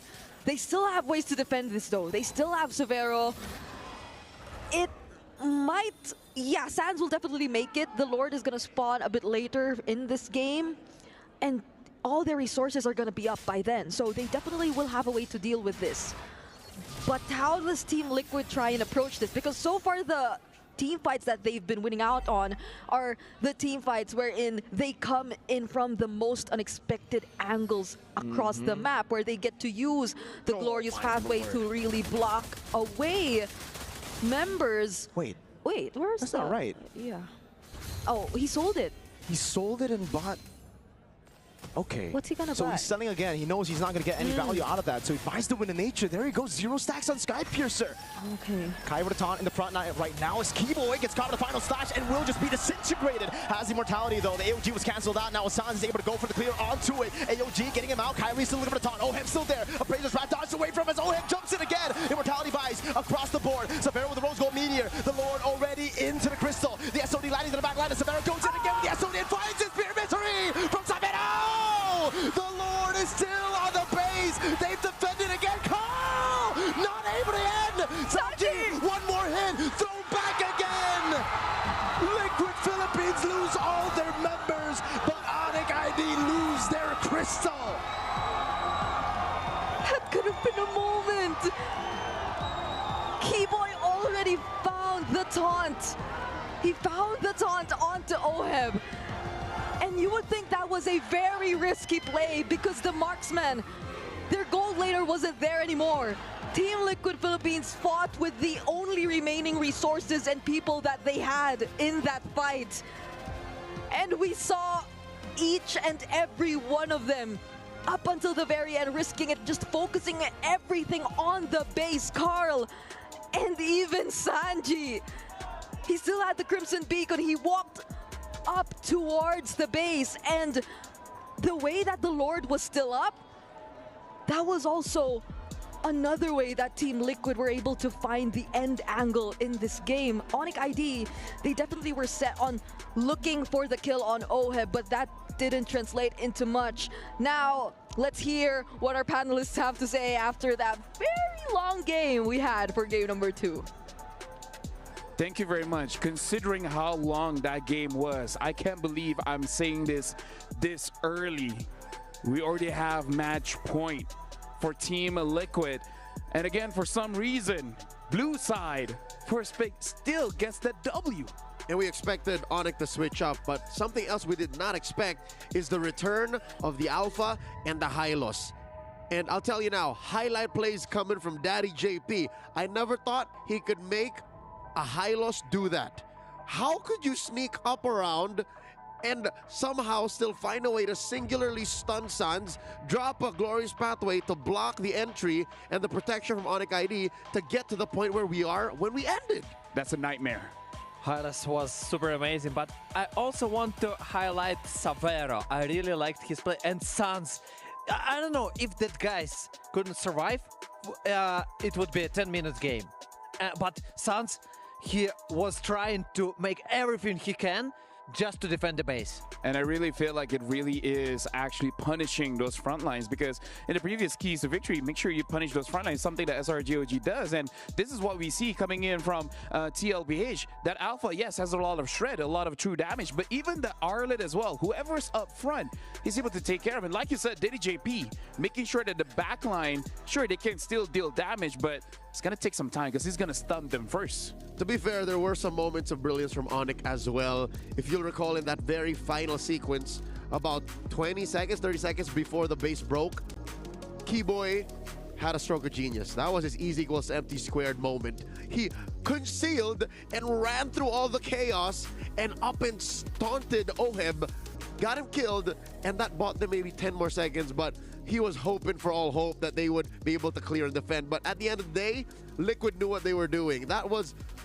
I'd say, one of the first times I've ever seen that kind of end angle to be able to just cause enough mayhem for the Lord and the rest of the minions to finish the job. But still, you know, my emotions, like, it was still a roller coaster. You're still, okay, ONIC, and even when Team Liquid was trying to finish the base, you, 1 second, and you feel like, and you saw the emotions, like Keyboy was, oh my god, he understood 1 more second, and they could win that game. Yeah, playing a Hylos like a Natalia, going to the back line, and then helping that initiation. Heck, now I gotta look at my own Hylos play and be like, yo, I got stuff to do. I gotta teach this old dog new tricks. Yep, big four by the end of that game were both Oheb and JP. Damage taken, most assists, most damage dealt, most farm, if Baby Cakes is Carl Tizzy and Oheb, what is Oheb and JP? Because that's a new connection that we've seen flourish here in the knockout stage of MSC 2025. I'm here for it. I want to see more of them. Gentlemen, we're at match point, and I kind of feel like ONIC ID needs to take their time to re-strategize going into this matchup. So we're going for a very short break, but after this, we're going to resume and see if ONIC ID can push us further, or Team Liquid Philippines will be the second team to go to the Grand Finals.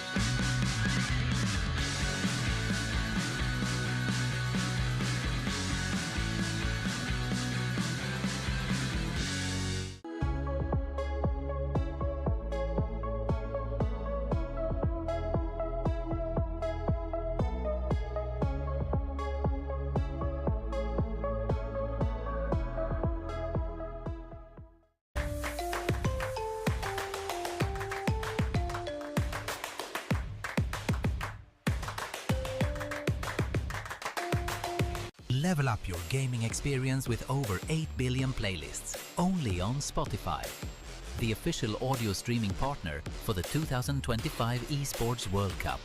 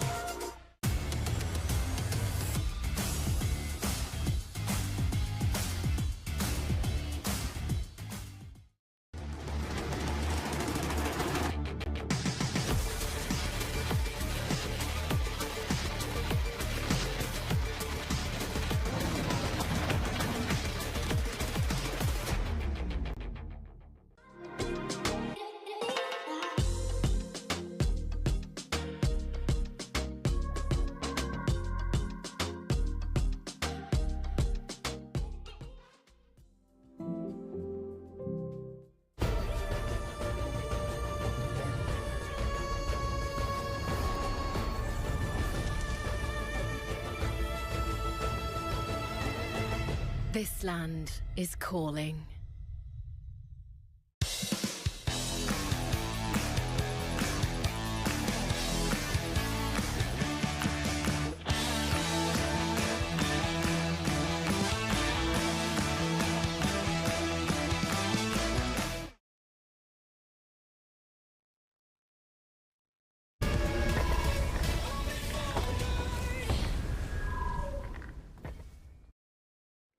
The semifinal resumes with match point for Team Liquid. Welcome back to the English broadcast here at the panel, and we predict at least 4 games. And I gotta say, game number 2, that was very close. That was very close, but still, until the crystal is broken, you can't really say that you won. Welcome back. My name is Rafael. Alongside of me is Destroyer as well as Leo. Destroyer, looking at this matchup, is it really ONIC ID making the mistake, or is it just Team Liquid is just too strong? I would like to say that Team Liquid is too strong, but as you mentioned, they were like nearly come back, and the problem, like every inch, it depends what's gonna happen, and exactly in that period of time, ONIC, they missed that inch. They need a little more time, like 30 seconds, like 2 seconds. Somewhere they just moved in a wrong pattern, but still, they can do it. I trust in them, I believe in them, and I think we can see much more. They warmed up, they are ready for it. And I gotta say, Team Liquid with that kind of win, I believe Liquid fans are feeling really good, because just gonna take this moment to remind everyone that the club championship, Team Liquid was number 7, if I'm not mistaken. Not being in top 4, I believe their number move up. But if they become champions, then hey, it's gonna be looking pretty good. In fact, we're gonna look at the EWC Club Championship presented by STC. As of right now, Team Liquid is number 4. Yep. This is a huge movement coming in. If they are able to become eventually champions, they could keep up, or they could catch up with Falcons as well as Vitality. Huge gains possibly on the horizon for Team Liquid, because they are 1 game away from making it to the grand finals. And if it's the same form, Actually, it depends. It depends. For the clubs, it's like a competition, real competition, because Falcons need to win, Liquid needs to win, and here is the best option for the Team Liquid to go to the better results. And I gotta say, Team Liquid looks like they have a very good chance here, Leo. a great chance. Again, we've seen them sweat, but isn't that part of the game to put effort, to exert yourself? They haven't lost just yet. They haven't dropped the ball. They've dribbled it, sure, they've stumbled, they fumbled, but they rolled over, land on their feet, and then kept going at 100 miles per hour. That game 2 ending, oh my lord. You could have just clipped the last minute and said, guess how we end up here. No one could tell you what happened there in that game. And that's what makes, how you're saying, Destroyer, there is hope for ONIC. Number 1, how do they start? Go blue. Go blue. Go blue. And then the reason. And then try to stop this madness of, this is a point that has dawned on me and made more concrete by a good friend of ours, Ray Ash. He's in my ear. He's like, yo, they're cornering Kyrie, bro. Yeah. They're forcing Kyrie on the Fred to deny the Arlott-Fred combo from Liquid, because that alone could ruin anything. Something is to tell them. Yellow is 2024. 2025. Saw blue. Saw blue. Oh, that's good, guys. So, for now, the blue side, you know, is chosen by... And it's still TL! Yes! It's still TL! A wise man by the name of Vas Montenegro once said, can I tell you the definition of insanity? Oh, when you do the same and you expect another result? Yes!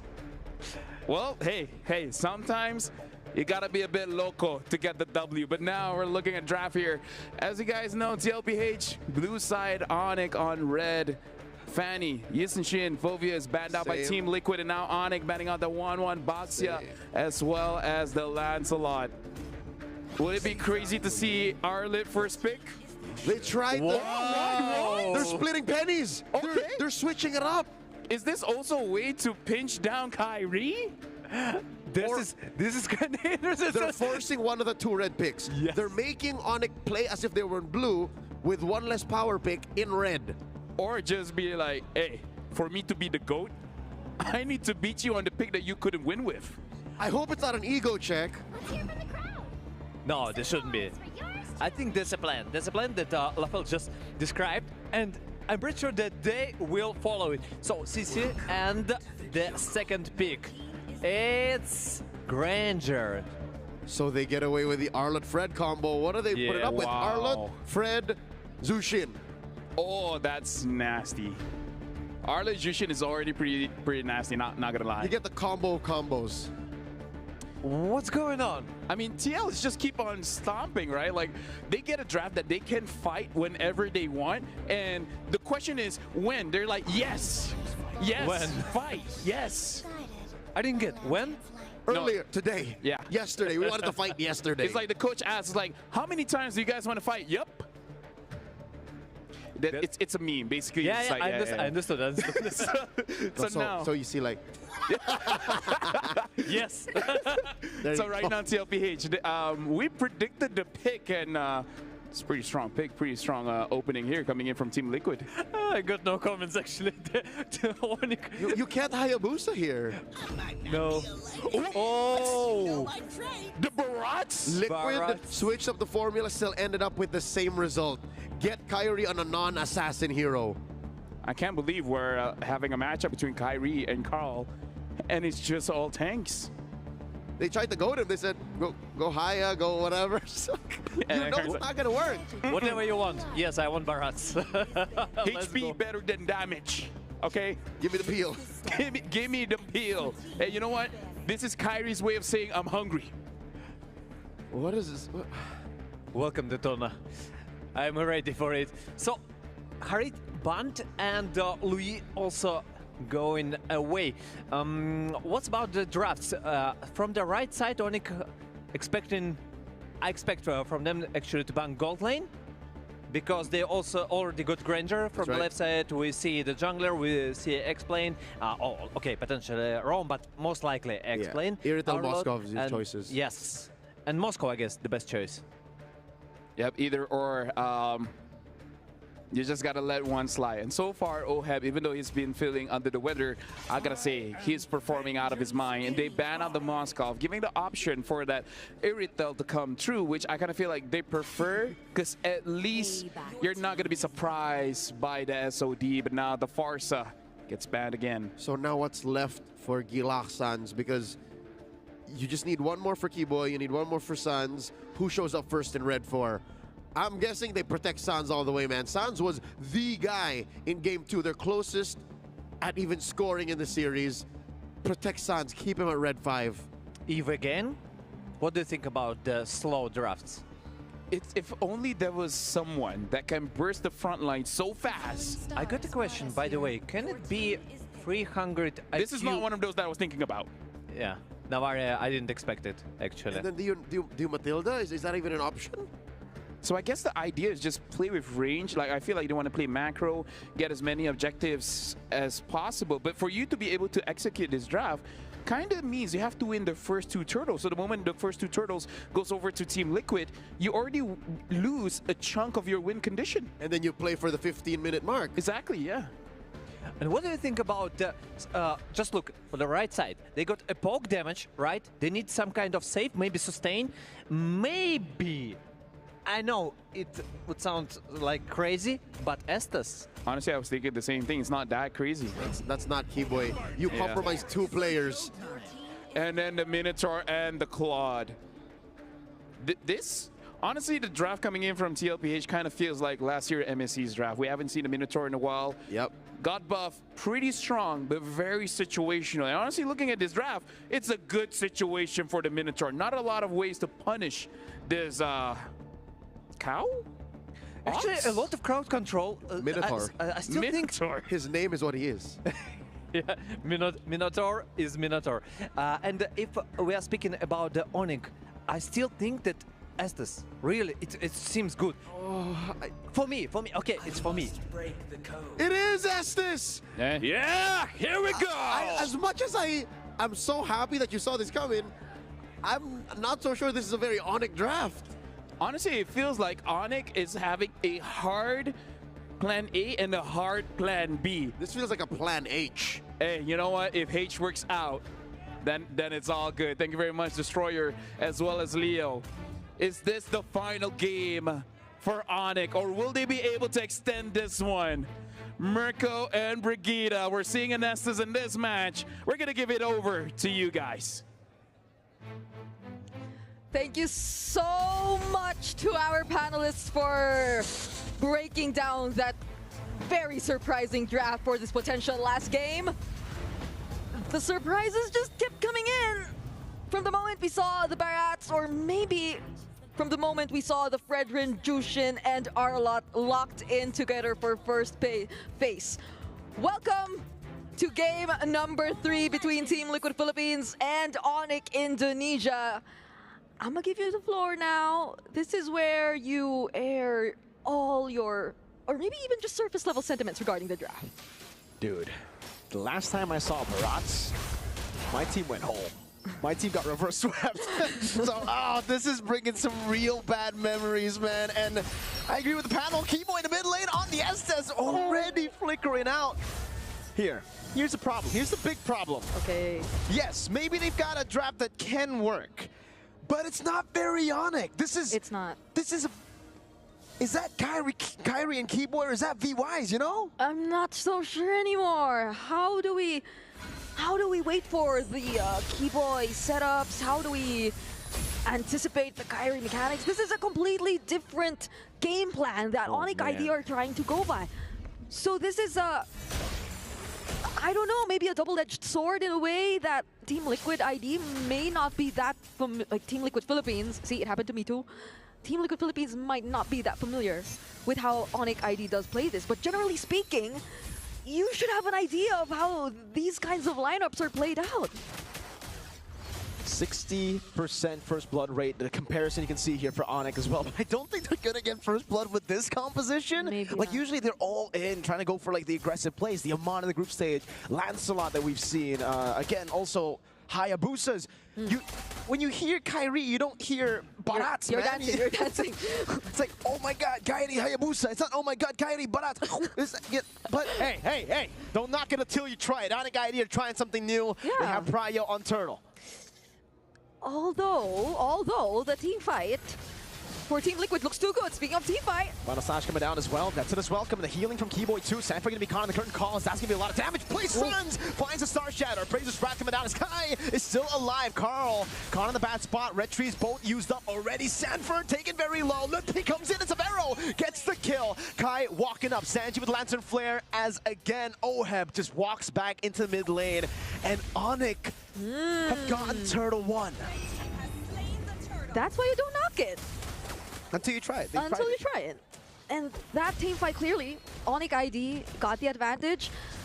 So this is indeed very different from the usual ONIC ID that we know, but the way they're just playing it out through pure sustain. Okay. Did you see that? I didn't. What did Someone you in see? the crowd said ONIC ID, get ready for your key to be crushed or something. Oh my goodness. Don't knock it. Don't knock it. Don't knock it till you try it, folks. Don't knock it. So far, it's been working for ONIC ID. They have a 1K gold lead right now, and as we've mentioned, they've just sustained the entirety of the team fight. And Sans could be that reliable guy to fire all those Star Shatters from a distance and deal decent amount of damage to Team Liquid. And in a way, Team Liquid do have their own ways to sustain. They have the motivational roar. But during that moment, it was just so unfortunate. JP wasn't level 4 yet, and he felt like he was the first to be targeted down. And this is the weirdest deja vu ever, I think, for Oheb, dude. He's like, wait, Kyrie and Yeb, aren't those two the guys I beat with the SS and the Barats at M3? Wasn't I on that side before? It's so weird for Oheb, probably, but hey, Sanford up top trying to go for the kills again. Keyboy able to heal up. Lutpi putting down the curtain call and poking Sanford down. Yeah, ONIC ID, it just seems like they're Yeb and Kyrie have never been able to beat this Ube. They've always fallen to this Ube, and now, I guess if you can't beat it, play it. Yeah, that might just be the way to go. And it's not like it feels as if ONIC ID is just so unfamiliar with this entire playstyle. I mean, you've said it, they've played against this kind of comp long enough to know how to play around it, or maybe even better, how to play it themselves. But maybe that's where we try to look for answers in Team Liquid's lineup as well. How do they burst down this lineup, which feels as if it's so impossible and difficult to burst down? Oh, there's the Titona's welcome. Keyboy playing in the back again. Midus Fury going to be used up already. Caltese won in the retreat battle, and that's going to be the burst out coming in with Blazing Duet into the back. So Vero's still there. Keyboy with the healing, and they're all stuck. Sans walking out. Pot of the Meteor down. Sanford with the stun onto 2. Keyboy with Flicker out. Still healing again. Sanford reset. Oh, with the BMI forward. Severo will be taken down. Lutpi low and chased down by Sanford, who gets the Vengeance reset, but will not be in range. And Liquid have turned the game around against this Ube. I mean, what better way to answer back against Ube if not through an AoE skill similar to the Blazing Duet that's able to shred you down? And that was right after we were questioning and asking where the damage, where the burst would potentially come from. And it seems like the answer was through this Minon Fury Blazing Duet combo that Oheb and JP have been planning to do all along. Oheb right now is serving as the key, is serving as the answer to the entirety of the game plan that ONIC ID are trying to pull off. Oh, you can see the audience here. Wow. Reaction after getting that team fight win, and now it just looks tough. Again, this is giving me a lot of trauma, man. My team did this in FPLID. Yep, it's gonna take a bit more time too if they want to rely a bit more on Severo to provide a bit more damage. Oh, there goes the Astral Echo though. Forces out the Blazing Duet from Oheb. Could have been a close call, but that's the thing. ONIC ID right now, they're literally forced to group together. That's where their lineup is going to work best. That's where they have to make use of all the resources that they have. But the goal difference is making it a bit too difficult for them to even look for team fights. So maybe it's just playing the disciplined and slow game that's going to work for them at this point. Let's see if they can make it work. The goal lead for Liquid isn't that massive, just like it was for ONIC ID. It's only hovering at 800. So ONIC ID definitely have a shot at securing the next neutral objective. Liquid, though, walking up against Sanji to be poked in the mid lane. And Carl's on it. Oh, good reaction by Keyboy, flicking him out already. Midas Fury knocking him up. Denson is welcome coming down as Sanford jumps in with a vengeance. Again, two-man knock up, a two-man stun. Blazing went into the bag of Razor Shroud with a whole lot of damage as Sanji walks up as well, dishes out damage, and it will be Sanford to secure the neutral objective. Keyboy already used the flicker earlier. Lancer Flare over to Sanford to get the free kill on Keyboy, and it will be another reset from Sanford! Again and again, going through this composition of ONIC. The San duo! They're so back, they're doing it! Through the final slashes and all the lantern flares. If we were to look a bit back on that team fight and how it panned out, it was a great start. It was definitely a great start for Team Liquid. That was a flicker final slash from Sanford, followed up by another flicker and the knockup from JP as well. So ONIC ID, when you're forced to group together like this, oh my goodness, oh my goodness. Okay. That was, you know, I mean, that was...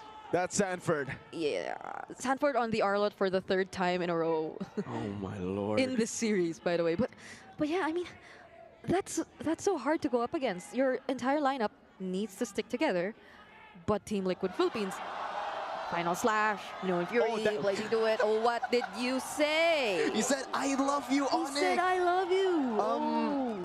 Yes. If you can read lips, you know exactly what he said. Yeah, because you're Filipino now. I am, yes. The words I know are not that... no, yes. They're very Filipino. They're very Filipino. Sinigang, yes. All right, Oheb in the bottom lane, getting a free turret here. And at this point, what do ONIC do? Like, do they just scale? But how did he scale? Because Team Liquid are just going to split the map up. Even in team fights, they have so much AoE. Remember, they picked up this Ube against possibly the best composition to go up against Ube. Arlott going through everyone. Carl Teasy on a Fredrin, Juicin. Everybody has AoE CC. And the Jushin has a Sky Piercer already, by the way. Oh my lord. So, I mean, if you want to look at different ways, maybe wave management, side management, but who could even do that? For ONIC ID, I don't think anyone is meant to play away from his other teammates. If you look at their composition, because they're all meant to work together. So they're being so restricted right now by the way that they decided to approach this game. Now that especially Team Liquid is in the lead. Lord. Kai's supposed to be attacked. Sanji brought back, has the Purify, pops it in, and respects the damage of ONIC with the Crimson Beacon. So at least ONIC do damage, but it's really just like poke, and they kind of, it's tough. It really is tough to get through the front line because their damage is so easily blocked. Okay, this is such a hard thing to brainstorm about. Like how? It's just full of how. How does ONIC, where, when? Full of questions for ONIC ID right now, and questions. The way that they could potentially fight back against Team Liquid in this kind of situation. And to be fair, Team Liquid, there's nothing holding them back anymore.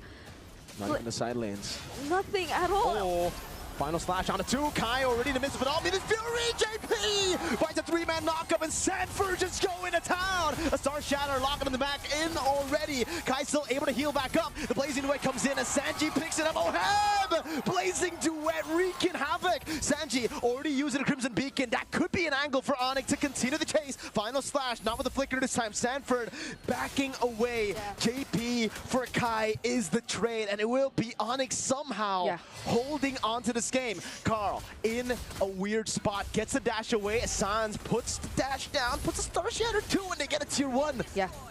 ONIC ID definitely had to force that chase. They had to run after Team Liquid. They had to prolong the fight a bit longer because they lost Kyrie. So there was no way that they could have contested the objective if ever they did let go of Team Liquid, if ever they did just decide to run away and disengage, because Team Liquid would have converted that into the objective. But nonetheless, that's where we end up right now. Team Liquid are holding on the objective!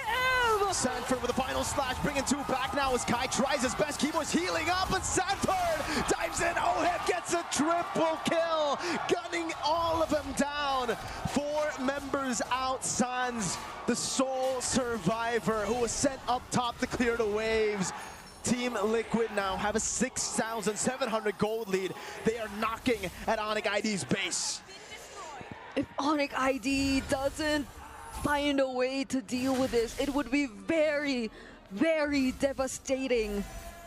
They've barely been able to do anything up against this lineup of Team Liquid. There have been moments wherein it seems like they're able to sustain it a bit long enough, but the next question is, how do they fight back now? Where will the damage come from? Because Team Liquid, they're the ones who can save up their skills a bit more later, just decide to go in, and that applies the most to the Blazing Duet. There's the Astral Echo already committed though. Sanford though! Final slash already, but he's going to be taken down. Minute Fury! Over to the back by JP! Lutpi still surviving. Appraiser's found with a big bomb. OHEB looking for the range. The curtain call stops them as ONIC ID once again find a way to stay in the game. Kai for Sanford. Sanji got a tough spot. Has the healing from JP. OHEB doing a whole lot of damage. Lutpi brought back, and it is the Sky Piercer for Sanji. Severo clearing out mid lane. Another wave in the bottom lane for TLPH to work with. Sanji with the Lantern Flare. That's going to be a lot of damage coming down. Severo finds a shutdown. OHEB, what? Walks in. BMI into Severo. And ONIC ID have yet another chance. A Star Shatter landing at Carl Teasy. They're probably just waiting for that moment. Severo right now definitely has a bit more damage. Keyboy also picked up that okay. He did pick up the talisman as well, so he could spam his skills a bit more. He could spam his healing a bit more for his team. And that's what's been keeping them in the game so far. Yes, the first item was actually the Flask of the Oasis. It wasn't the talisman. It just came in recently now. So that's the entire idea that ONIC ID are definitely trying to go by in this game. But so far, if you look at the leads, Severo actually slightly ahead in terms of against OHEB. So I think if ONIC ID are still banking on that idea, then they've done a pretty good job at just trying to protect Severo overall. Somehow Severo is actually ahead now. Sans is doing damage. ONIC ID, they might not have expected, well, maybe they did expect to get to this point, just not in this fashion. Yeah. And Team Liquid, I don't know, that was so weird. Did they get overhyped? They just jumped in, dude. Sanford was already low in that most recent team fight we saw, and JP still decided to go in, I feel, with a flicker play. So maybe they could have respected a bit more of ONIC and their sustain, but OHEB has a different plan in mind, I feel.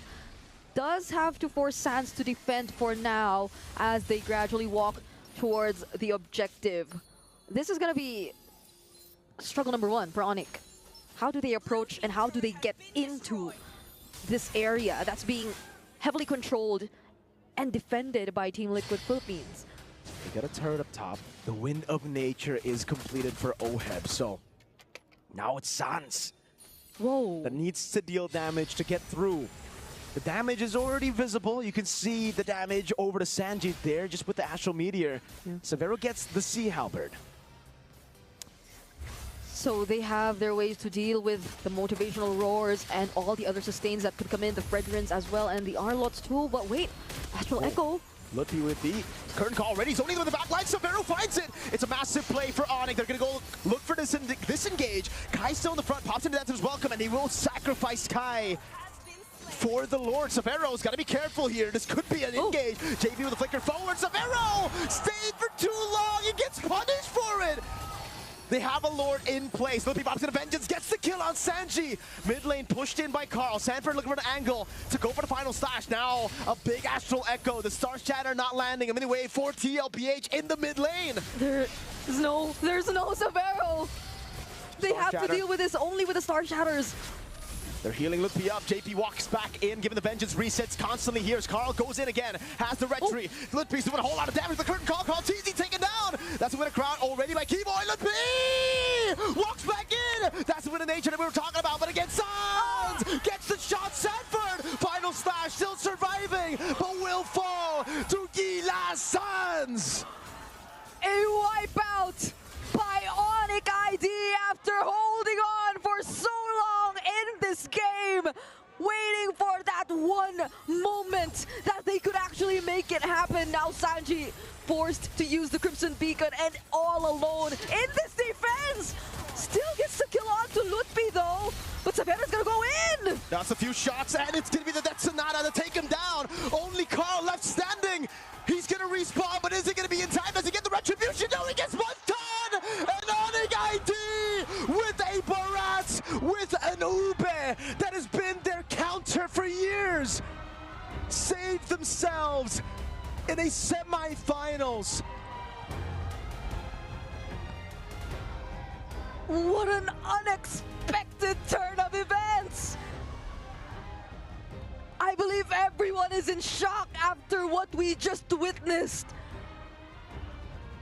Holy shield! Holy shields! No one ever would have thought that we'd see ONIC ID go with that kind of lineup, but they did! Here in MSC at EWC 2025, again, the semifinals.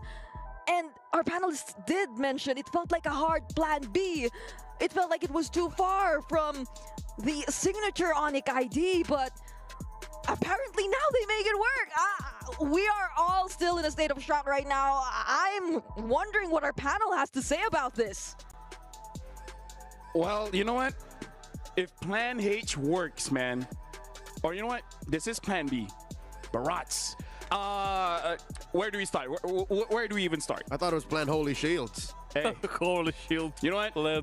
Plan B, Plan H, all of them are great. As long as you have a plan. As long as you have a plan, it looks good. They went deep. Again, Liquid showed us the Hylos and the Alpha game 2.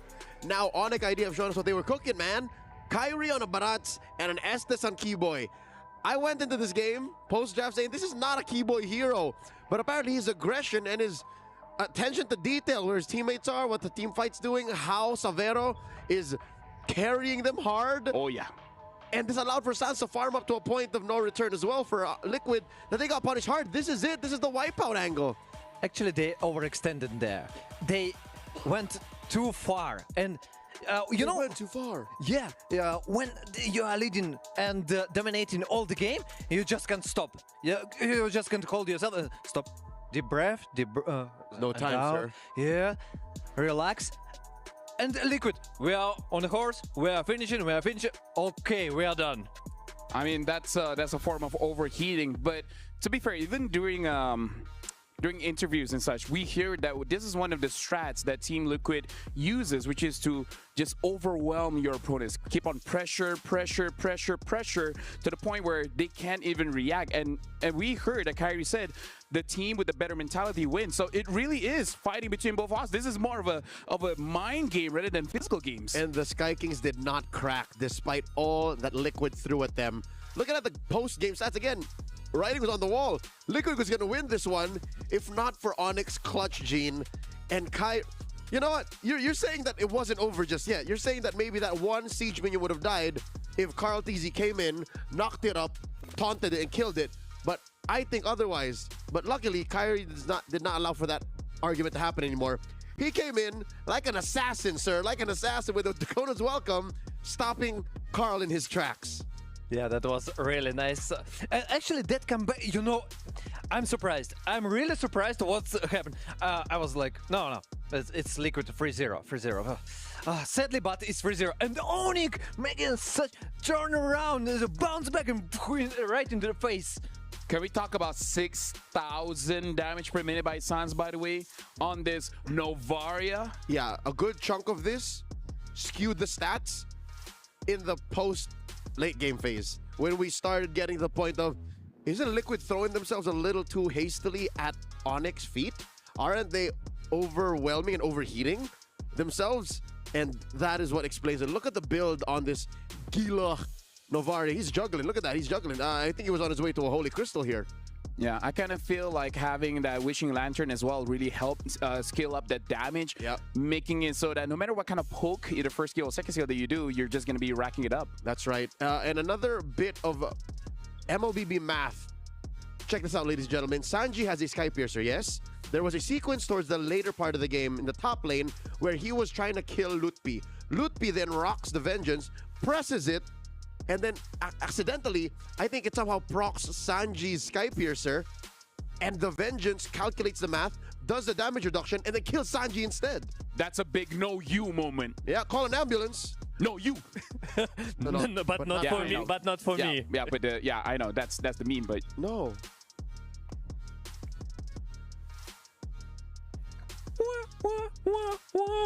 Moment. Okay, let's return back, guys. So this matchup, right? I really feel like you said, going in really deep just to make sure that what else did they have. And by the way, first win for Red side. I mean, to be fair, still a very good track record for Blue. Maybe this is the reason why ONIC really want that Red side, just to have that very weird last pick. In this case, it was the Estes. Well, Barats as well. So with this, a singular win in a best of 5, yeah? Do they single-handedly say, we told you so, Red was a power side too?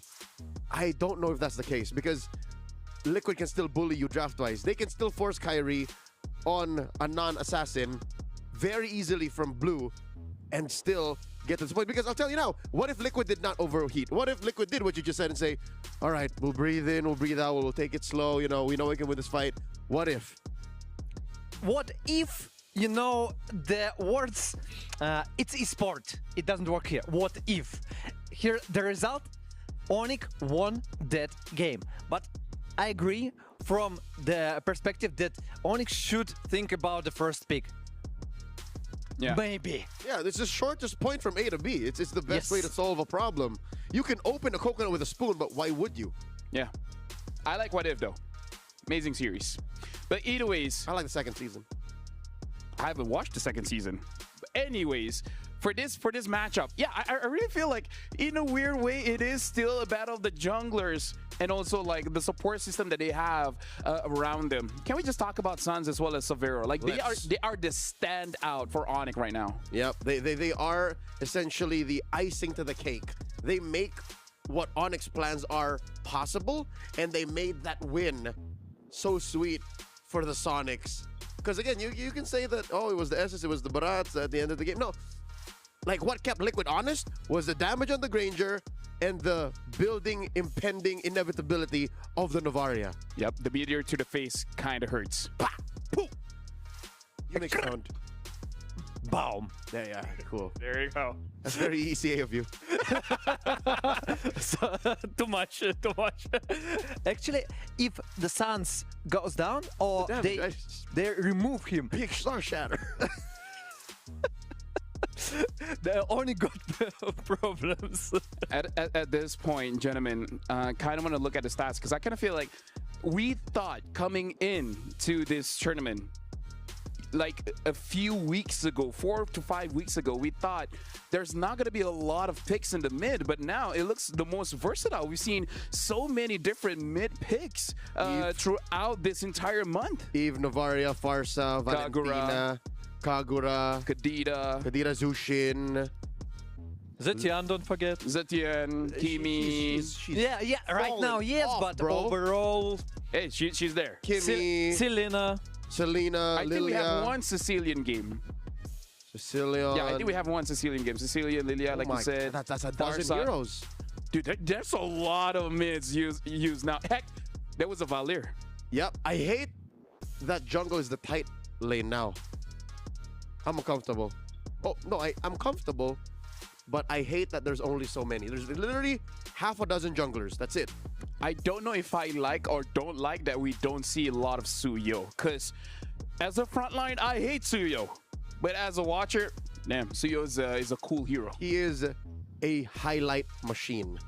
A playmaker. You know, he creates the moments. But actually, yes, it's a good point. Do we ever? I mean, like during MSC, at least one Suyo, no? I would know. I think there was. Remember. No, I remember In the Area groups. 77. In the groups. In the groups, yes. In the groups, Area 77 used it, lost, but hey, it is what is it, right? So jumping into this matchup, I'm almost scared trying to think of what ONIC ID is going to use, because so far, you know, like, yeah, if you win, you just keep on using the same thing. Actually, you know what? Even TL, they keep on changing every single time. No, but Liquid technically in all 3 games so far have used the same gambit. We're threatening the Arlet Fredrin, what you gonna do about it? And they've always put Zushin on Sanji. That's it. So now the question, what if we switch it? What if we flip the script? Yes. What if we ask Liquid, what else do you have? Because ONIC might be building momentum and they might have your number now. You can't pull the same thing. I mean, no, wait, you can. One more time. If ONIC understand how to beat that, then you need to change. But is there any reason to change something that works? Actually, if they didn't throw out the previous game, they could win, and it worked from the beginning. So no reason to change for something like unexpected, to just surprise your opponent. Something that I think we have to discuss as well. Yes, ONIC ID won, but that was too close for comfort. Too tight. Right? Because their draft really wants to scale up, at least a little bit, right? And I don't know, going up against a very high pressure team like Team Liquid, using that strategy again could win you the match, but it's not without its risk. You know, I liked ONIC idea just because even when they played like Liquid were leading 6,000 and still ONIC could match them and they could beat them during the fights. It was hard, but they could. So I'm a big fan of staying ahead of the curve. So I'd like to see Liquid switch it up so they don't have to rely on, again, the what if. They don't have to rely on the same momentum because slowly the momentum is shifting. ONIC is building up. And here we see Liquid are on the same side with the same bands, but ONIC has had it. But yes. 40, get out of here. Yep. Finally. No, wait, no. 40, get back. He gets the CZ. So, wait, at least ONIC changed something. We see another options for this team. Yes. Kyrie doesn't have to play utility anymore. Heck, They've unlocked the Fredrin Arlet threat. Heck, if he picks that, it's going to be trouble because there's a CC on the opposing side. So maybe, you know, maybe he goes for that assassin. So right now we can see ONIC, they still pick up the box. I mean, like, to be fair, it could be jungle, it could be anything else. Yep. Maybe Rome, we don't know. It's flexible pick for now, and the oh! Now we really don't know. Because technically Paquito can go jungle. Granted, we haven't seen it. And granted, Paquito is a good matchup against the CC, but the theme of this best of 5 is what if? So Liquid are still on the Fredrin and Zushin train. What's ONIC to do? What else can they pull? Because these are already 2 unique picks halfway through the first phase. Go Farsha right now. I think that's the option. That's the option. You need burst, you need to nuke. And with the Paquito, actually you can. What do you think about it? Honestly, something that I'm also thinking of, we haven't seen Kalia in this series, could really help out, but they pick up the Harith here. Yep, looks kind of surprised. I hope he was just surprised about something else and not about him picking up the Harith. But now, looking at the bans, they're banning out the Granger. So I kind of feel like ONIC this time, they want to move a little bit faster, right? Like, make it so that they start to pressure TL more than TL can pressure them. They got a lot of mobility for now. So ONIC decided to make it hard for Jusin, for CC, to keep them in the same position. And they will just split and try to make a fast initiation. They ban out gold laners, key picks that OHEB could use. The Granger and the Moskov. What is going to be left for the Filipino sniper here? Who knows, he might go for the Bruno just to make the tempo faster for them. Bruno, Iritel, Beatrix. Yep, there's a lot of options still. You're okay. Farsa bet here again? Yes. Never getting that Farsa. I would like to see Farsa from the ONIC, but okay. Sounds good, but they decided to take the Harit at the first rotation. So does ONIC. I'm gonna juggle a few choices here. Eve or Selena? Selena looks better for me. So you can, like, you create a catch-up composition. Catch-up? Honestly, if they pick up Kalia here, I'm all for it. Right? Just speed it up. Just kill Carl over and over again. Yeah, and then just leave the surprise for... Oh, they pick up the Kadita though. So Sans. Nope, they're gonna jump it. Yeah, I feel like the idea is just to punish the front line. But yeah, I would prefer just picking up the Kalia because you're giving a chance for TL to pick it up. Hey, it's a fish girl. Still a fish girl. Interesting, but they need... I'm allergic to seafood. They need to... something else, like Badang maybe from for the right side. So you need the initiation. You need, like, if you want with the AoE composition, so go for it. You got Paquito for the crowd control. Yeah, just add Badang. But the question is if Team Liquid gonna pick. So there's the Gadot for Daddy JP. So again, there's a smorgasbord of gold laners left, and it's still the Claude. Let me just say, for ONIC, targeting is going to be very, very crucial for them because their damage profile is really all in on 1% at a time. Yeah. So the moment they're not in sync, the moment their chemistry is not there, the damage is not going to be looking good. It's very positional, very, I don't want to say skill shot based, but you have to have good mechanics and good foresight to make this 4 work so far, not even the 5. While Liquid, my only real issue is damage profile too. It's all DOT. There's no real burst. But they have constant damage. Yes. So, like, maybe it's the plan for the game. Constant damage, yes, a lot of sustain, and the last pick, and it's Kalea. Well, I mean, Fish Girl got picked last, but she got picked still. What are your thoughts, Leo, on the draft? Very fishy? I like, yeah, but just the same, I like how halfway through we saw where it was going. We saw where, you know, ONIC planned to put their pieces. For Liquid, though, I'm usually skittish about teams who play this way or have lineups like this, but it's the cavalry, man. I trust them. I believe that they know what they're doing with this. I'll be short. Team Liquid got better composition and easily more simple. Well, we'll see how it turns out because this time it's for Mirko and Brigida to call the game.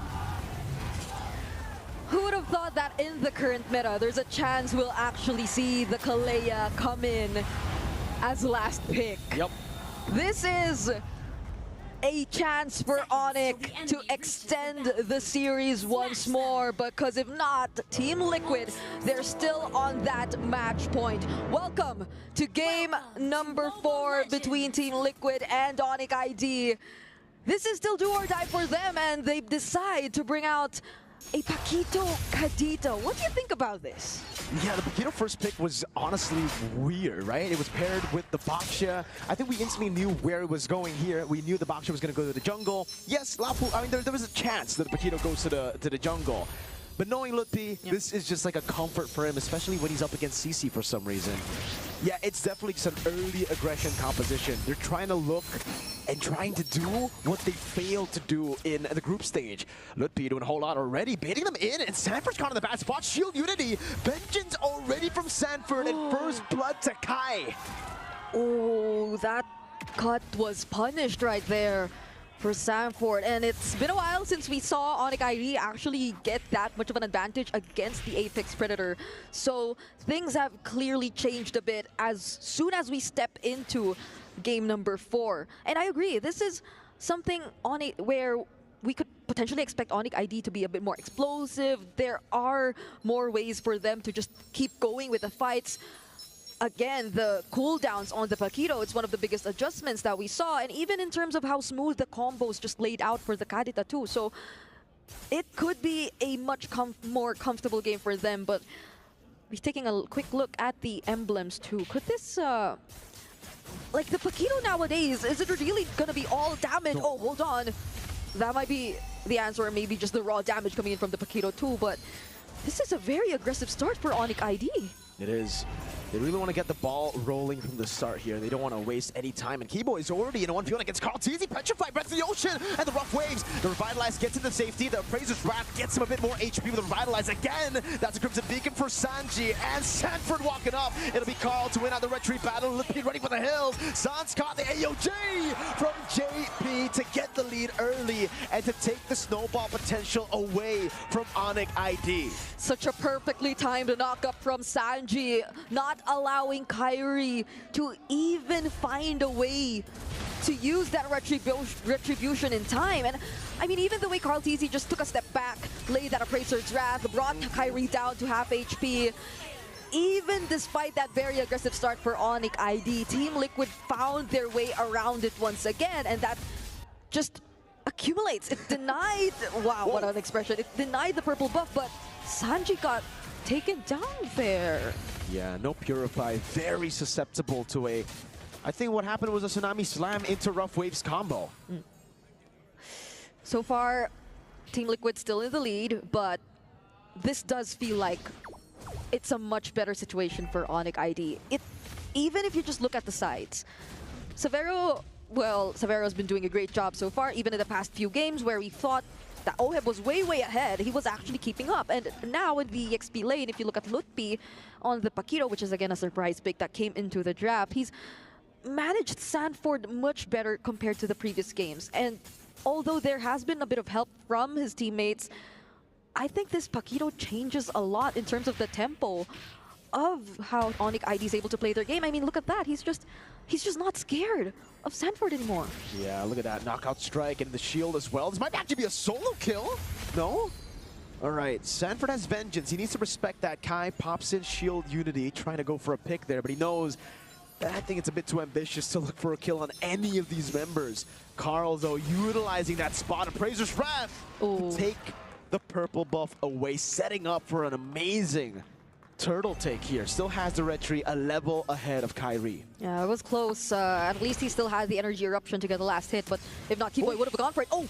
Tsunami Slam blocking his hand for down. The AOJ lands on him, but Sans gets the kill before that. Three-man top from Carl Teasy. Look, he wins it out. Knockout strike over to JP, and now he's going to be caught in Zaman Force. And that's the kill to Keyboy as ONIC pushed the lead to take it back.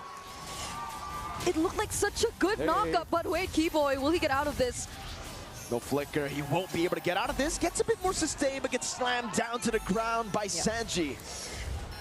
It looked like such a great AOG already. Every single member of ONIC ID in that team fight got knocked up, but Sanji wasn't anywhere to be found. Carl Teasy, he did have to deal with a lot as well after the combo from San. Sanford does use the curtain call, however, onto Lutpi.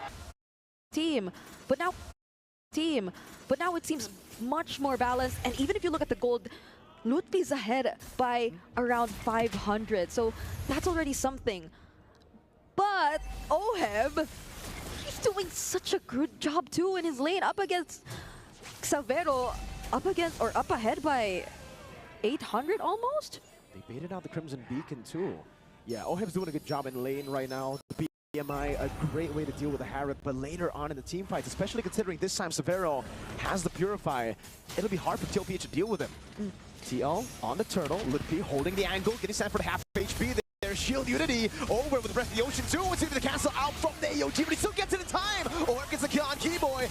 Kai with a Poison, dealing a lot, or just taking a lot of damage. Sanford doing so much with the curtain call, and Kai will fall. Lutpi runs away. Sans should be able to escape, but again, Liquid wins out the turtle battle. Yeah, it was just a bit off-timed for Keyboy. He did go in with a flicker, but didn't find the stun onto whoever he wanted to go for in that moment. Handed over the objective, and that curtain call definitely made a difference in this fight. He was able to tie down Lutpi, and one of the heroes who you definitely do not want to escape, but Severo with the Zaman Force will be able to escape this attempt from Team Liquid this time around.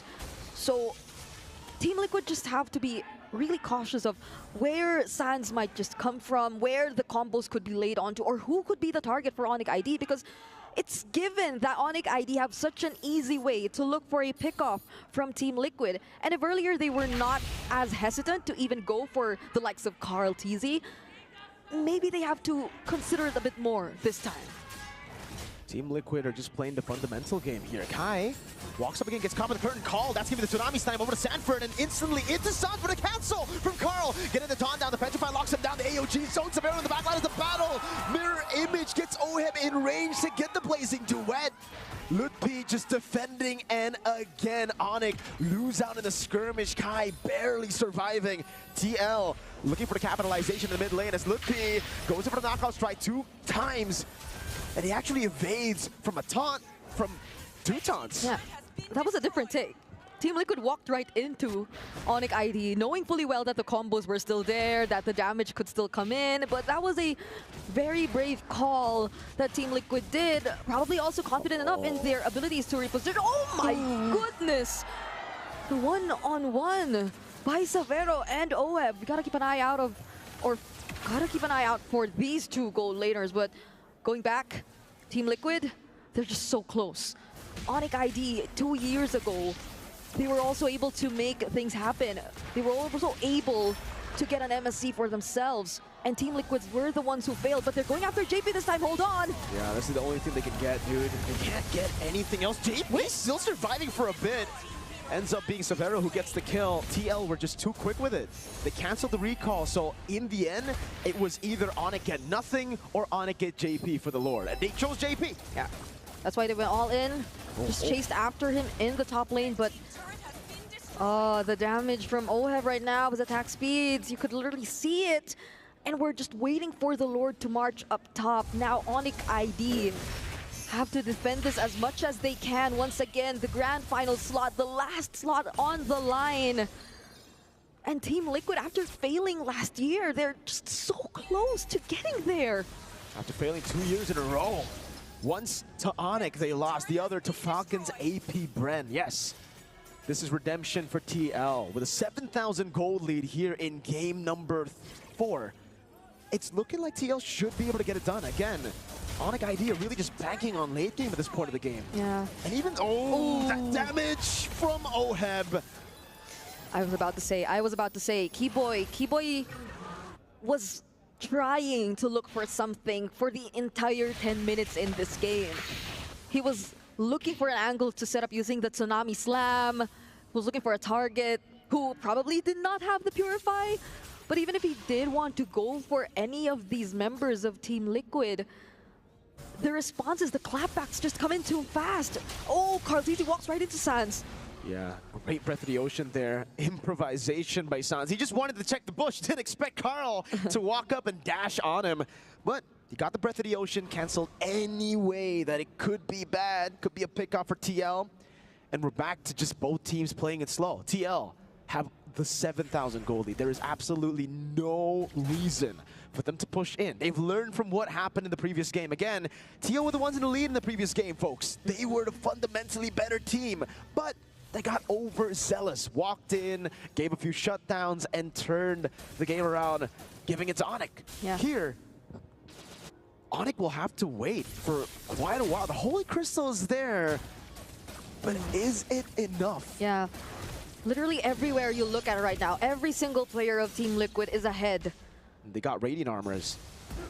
So there is absolutely no reason for them to make such a big play that could potentially be a risk, that could potentially put ONIC ID back in this game. So they're going to play this very disciplined. They're just going to manage the waves.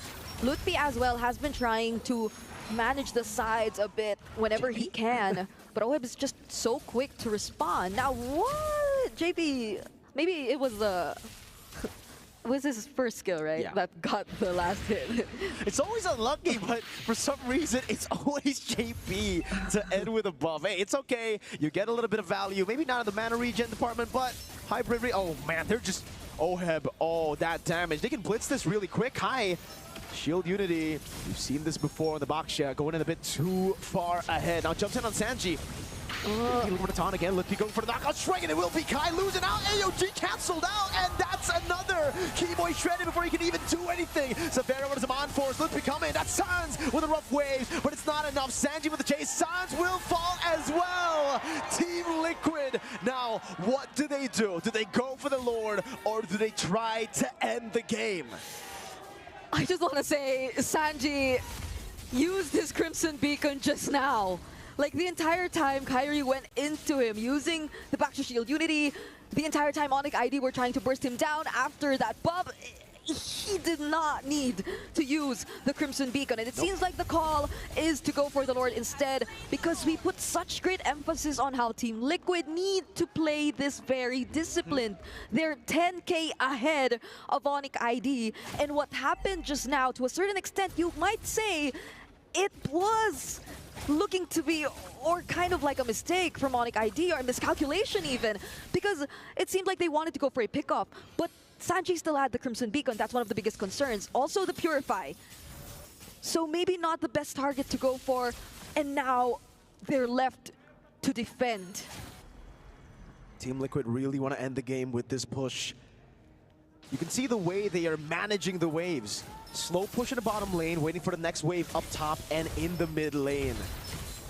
They really want to go for it right here, right now. 10,000 gold lead. ONIC have been able to fight off a lot of crazy sieges before. Curtain Call locks him down though.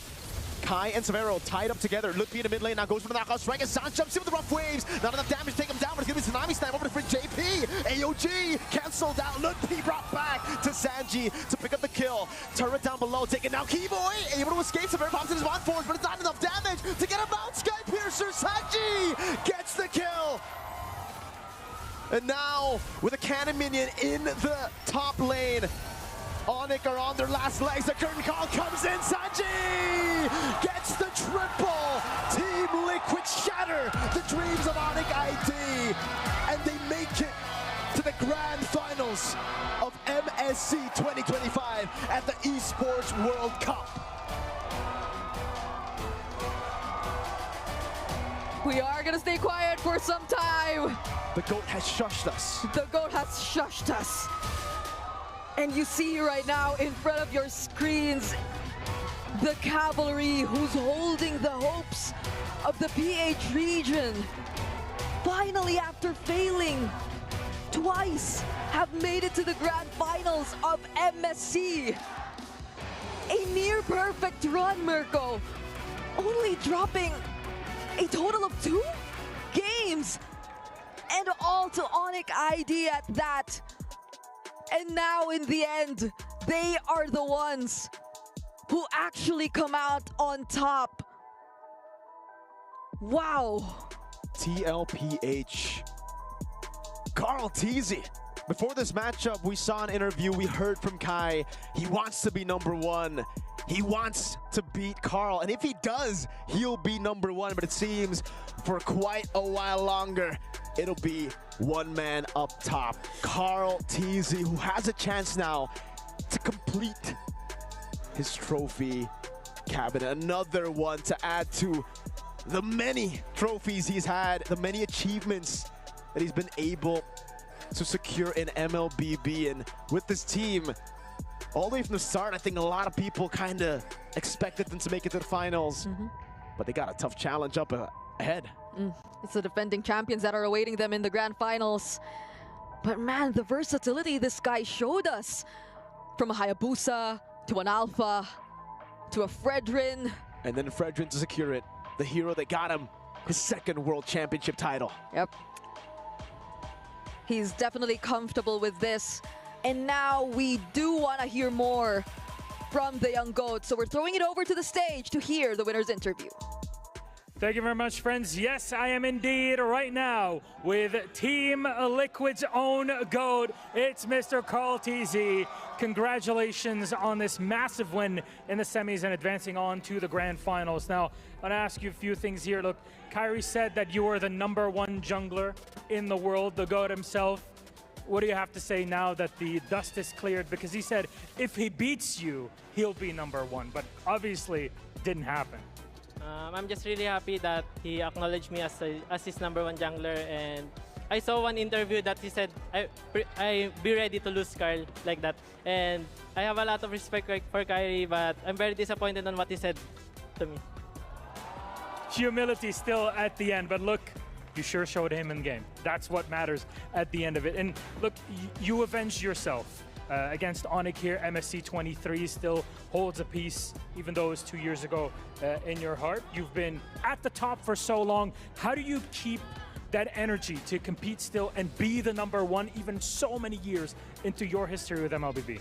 Of course, #1 is the love for the game and having fun. That's the most important thing to me right now. I'm having fun, I'm playing, and that's what makes me motivated.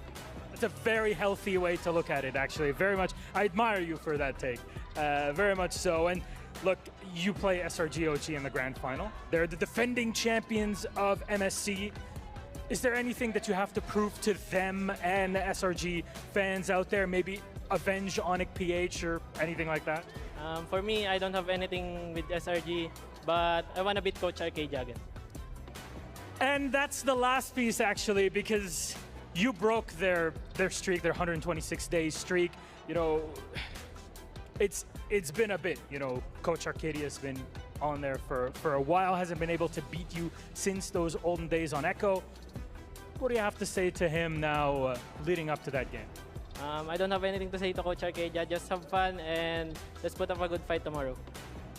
Very good, very good, very good. And Sakai said it that he's also looking for revenge because you broke his streak. Anything to say to him too? Sakai is my best friend. Really, he's my best friend. And let's give a good fight tomorrow. Very much looking forward to it. One more time for Carl TZ, the GOAT himself, and Team Liquid, victorious and on to the grand finals. Thank you all. Thank you, Carl TZ, and congratulations again. Back to the panel.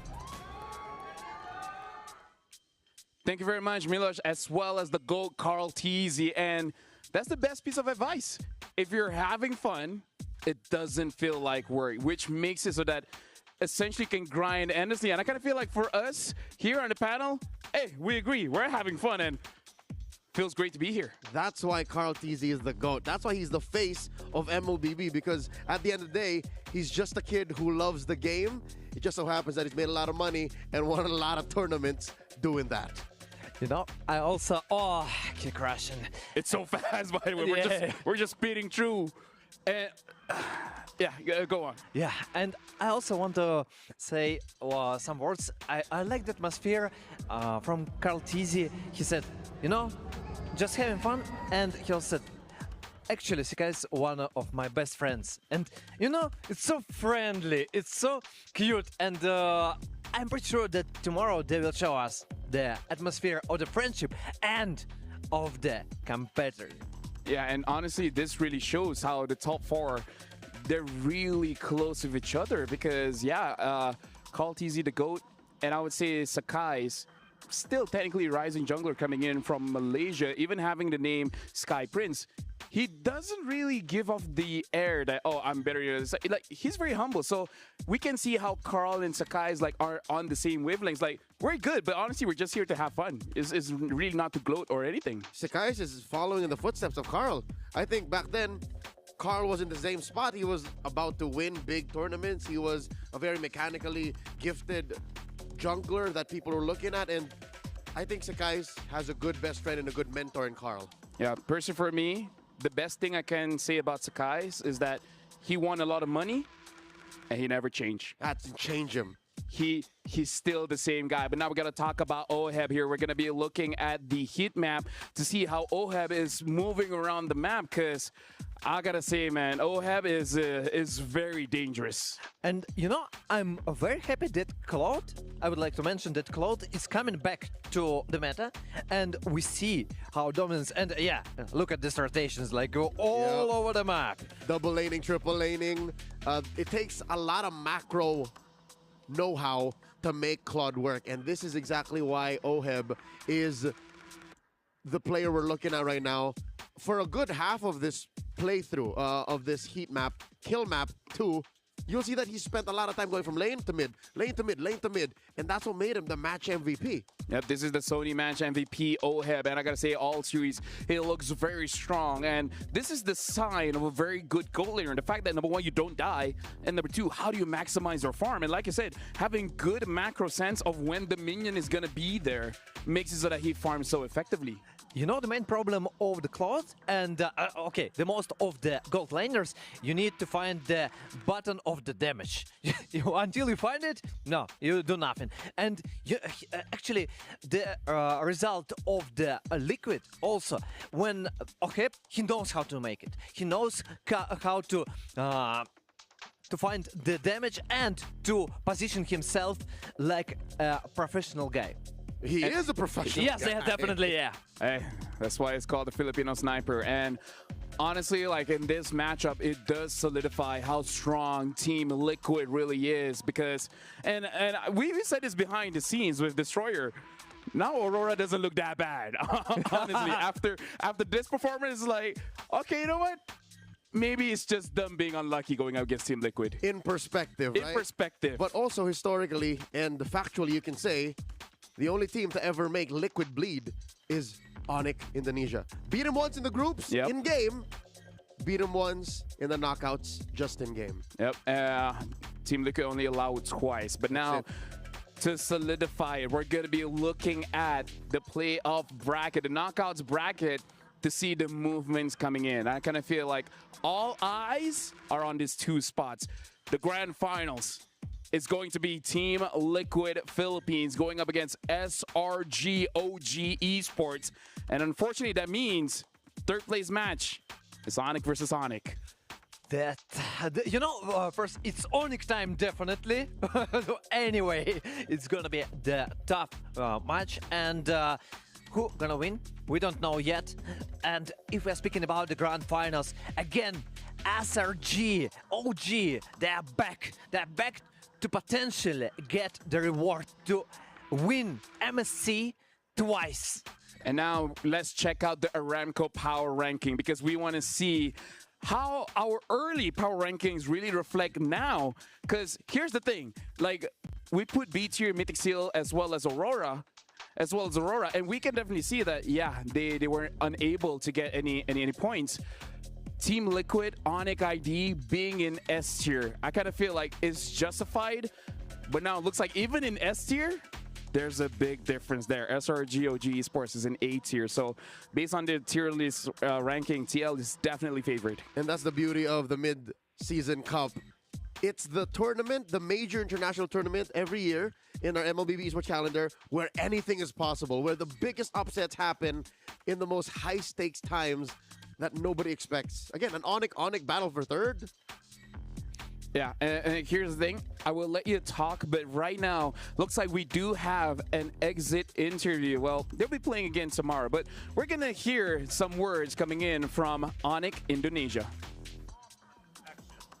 Hey guys, this is Rose, and right now I am over at the backstage with Kyrie from ONIC Indonesia after the defeat against Team Liquid Philippines. Now, Kyrie, I know that ONIC Indonesia was attempting to actually get your third championship this MSC, but how are you guys handling the loss as a team right now? As a team, for my teammates, I still don't know because after the match, I already got interviewed. But for myself, I think it doesn't hurt much like what happened in M5. It still hurts, but yeah, I can handle it. Not as much. Yeah, not as much. Yeah, M5 was definitely tough, but as the big brother in the team, because you guys have two rookies or rising stars, Savero and Lutpi, how are you going to try to help them handle their emotions and their mentality after this loss? Maybe just comfort them with words, maybe, and maybe treat them outside. Just a little bit of a motivating factor, right, to continue pushing on. Now, Kyrie, we know that coming into MSC 2025, you know what, ONIC Philippines, ONIC Indonesia, TLPH, you guys are all a part of the contenders. A lot of people were rooting on for you guys, but unfortunately today, TLPH sent you guys home. Now, what would you say made TLPH such a dominant team this season? For me, the way they communicate, their communication and their teamwork, and also their macro and their decision making, like they're not scared to risk. Like the way I see it when they played against us, like there's a lot of moves from them that you have to be brave enough to do it. So they're like taking. They like to take risk. They like to take risks. They are the risk takers. And you know what? Maybe tomorrow we can actually see more risk coming up from the side of TLPH. But what is the one thing that your team would do differently for tomorrow's state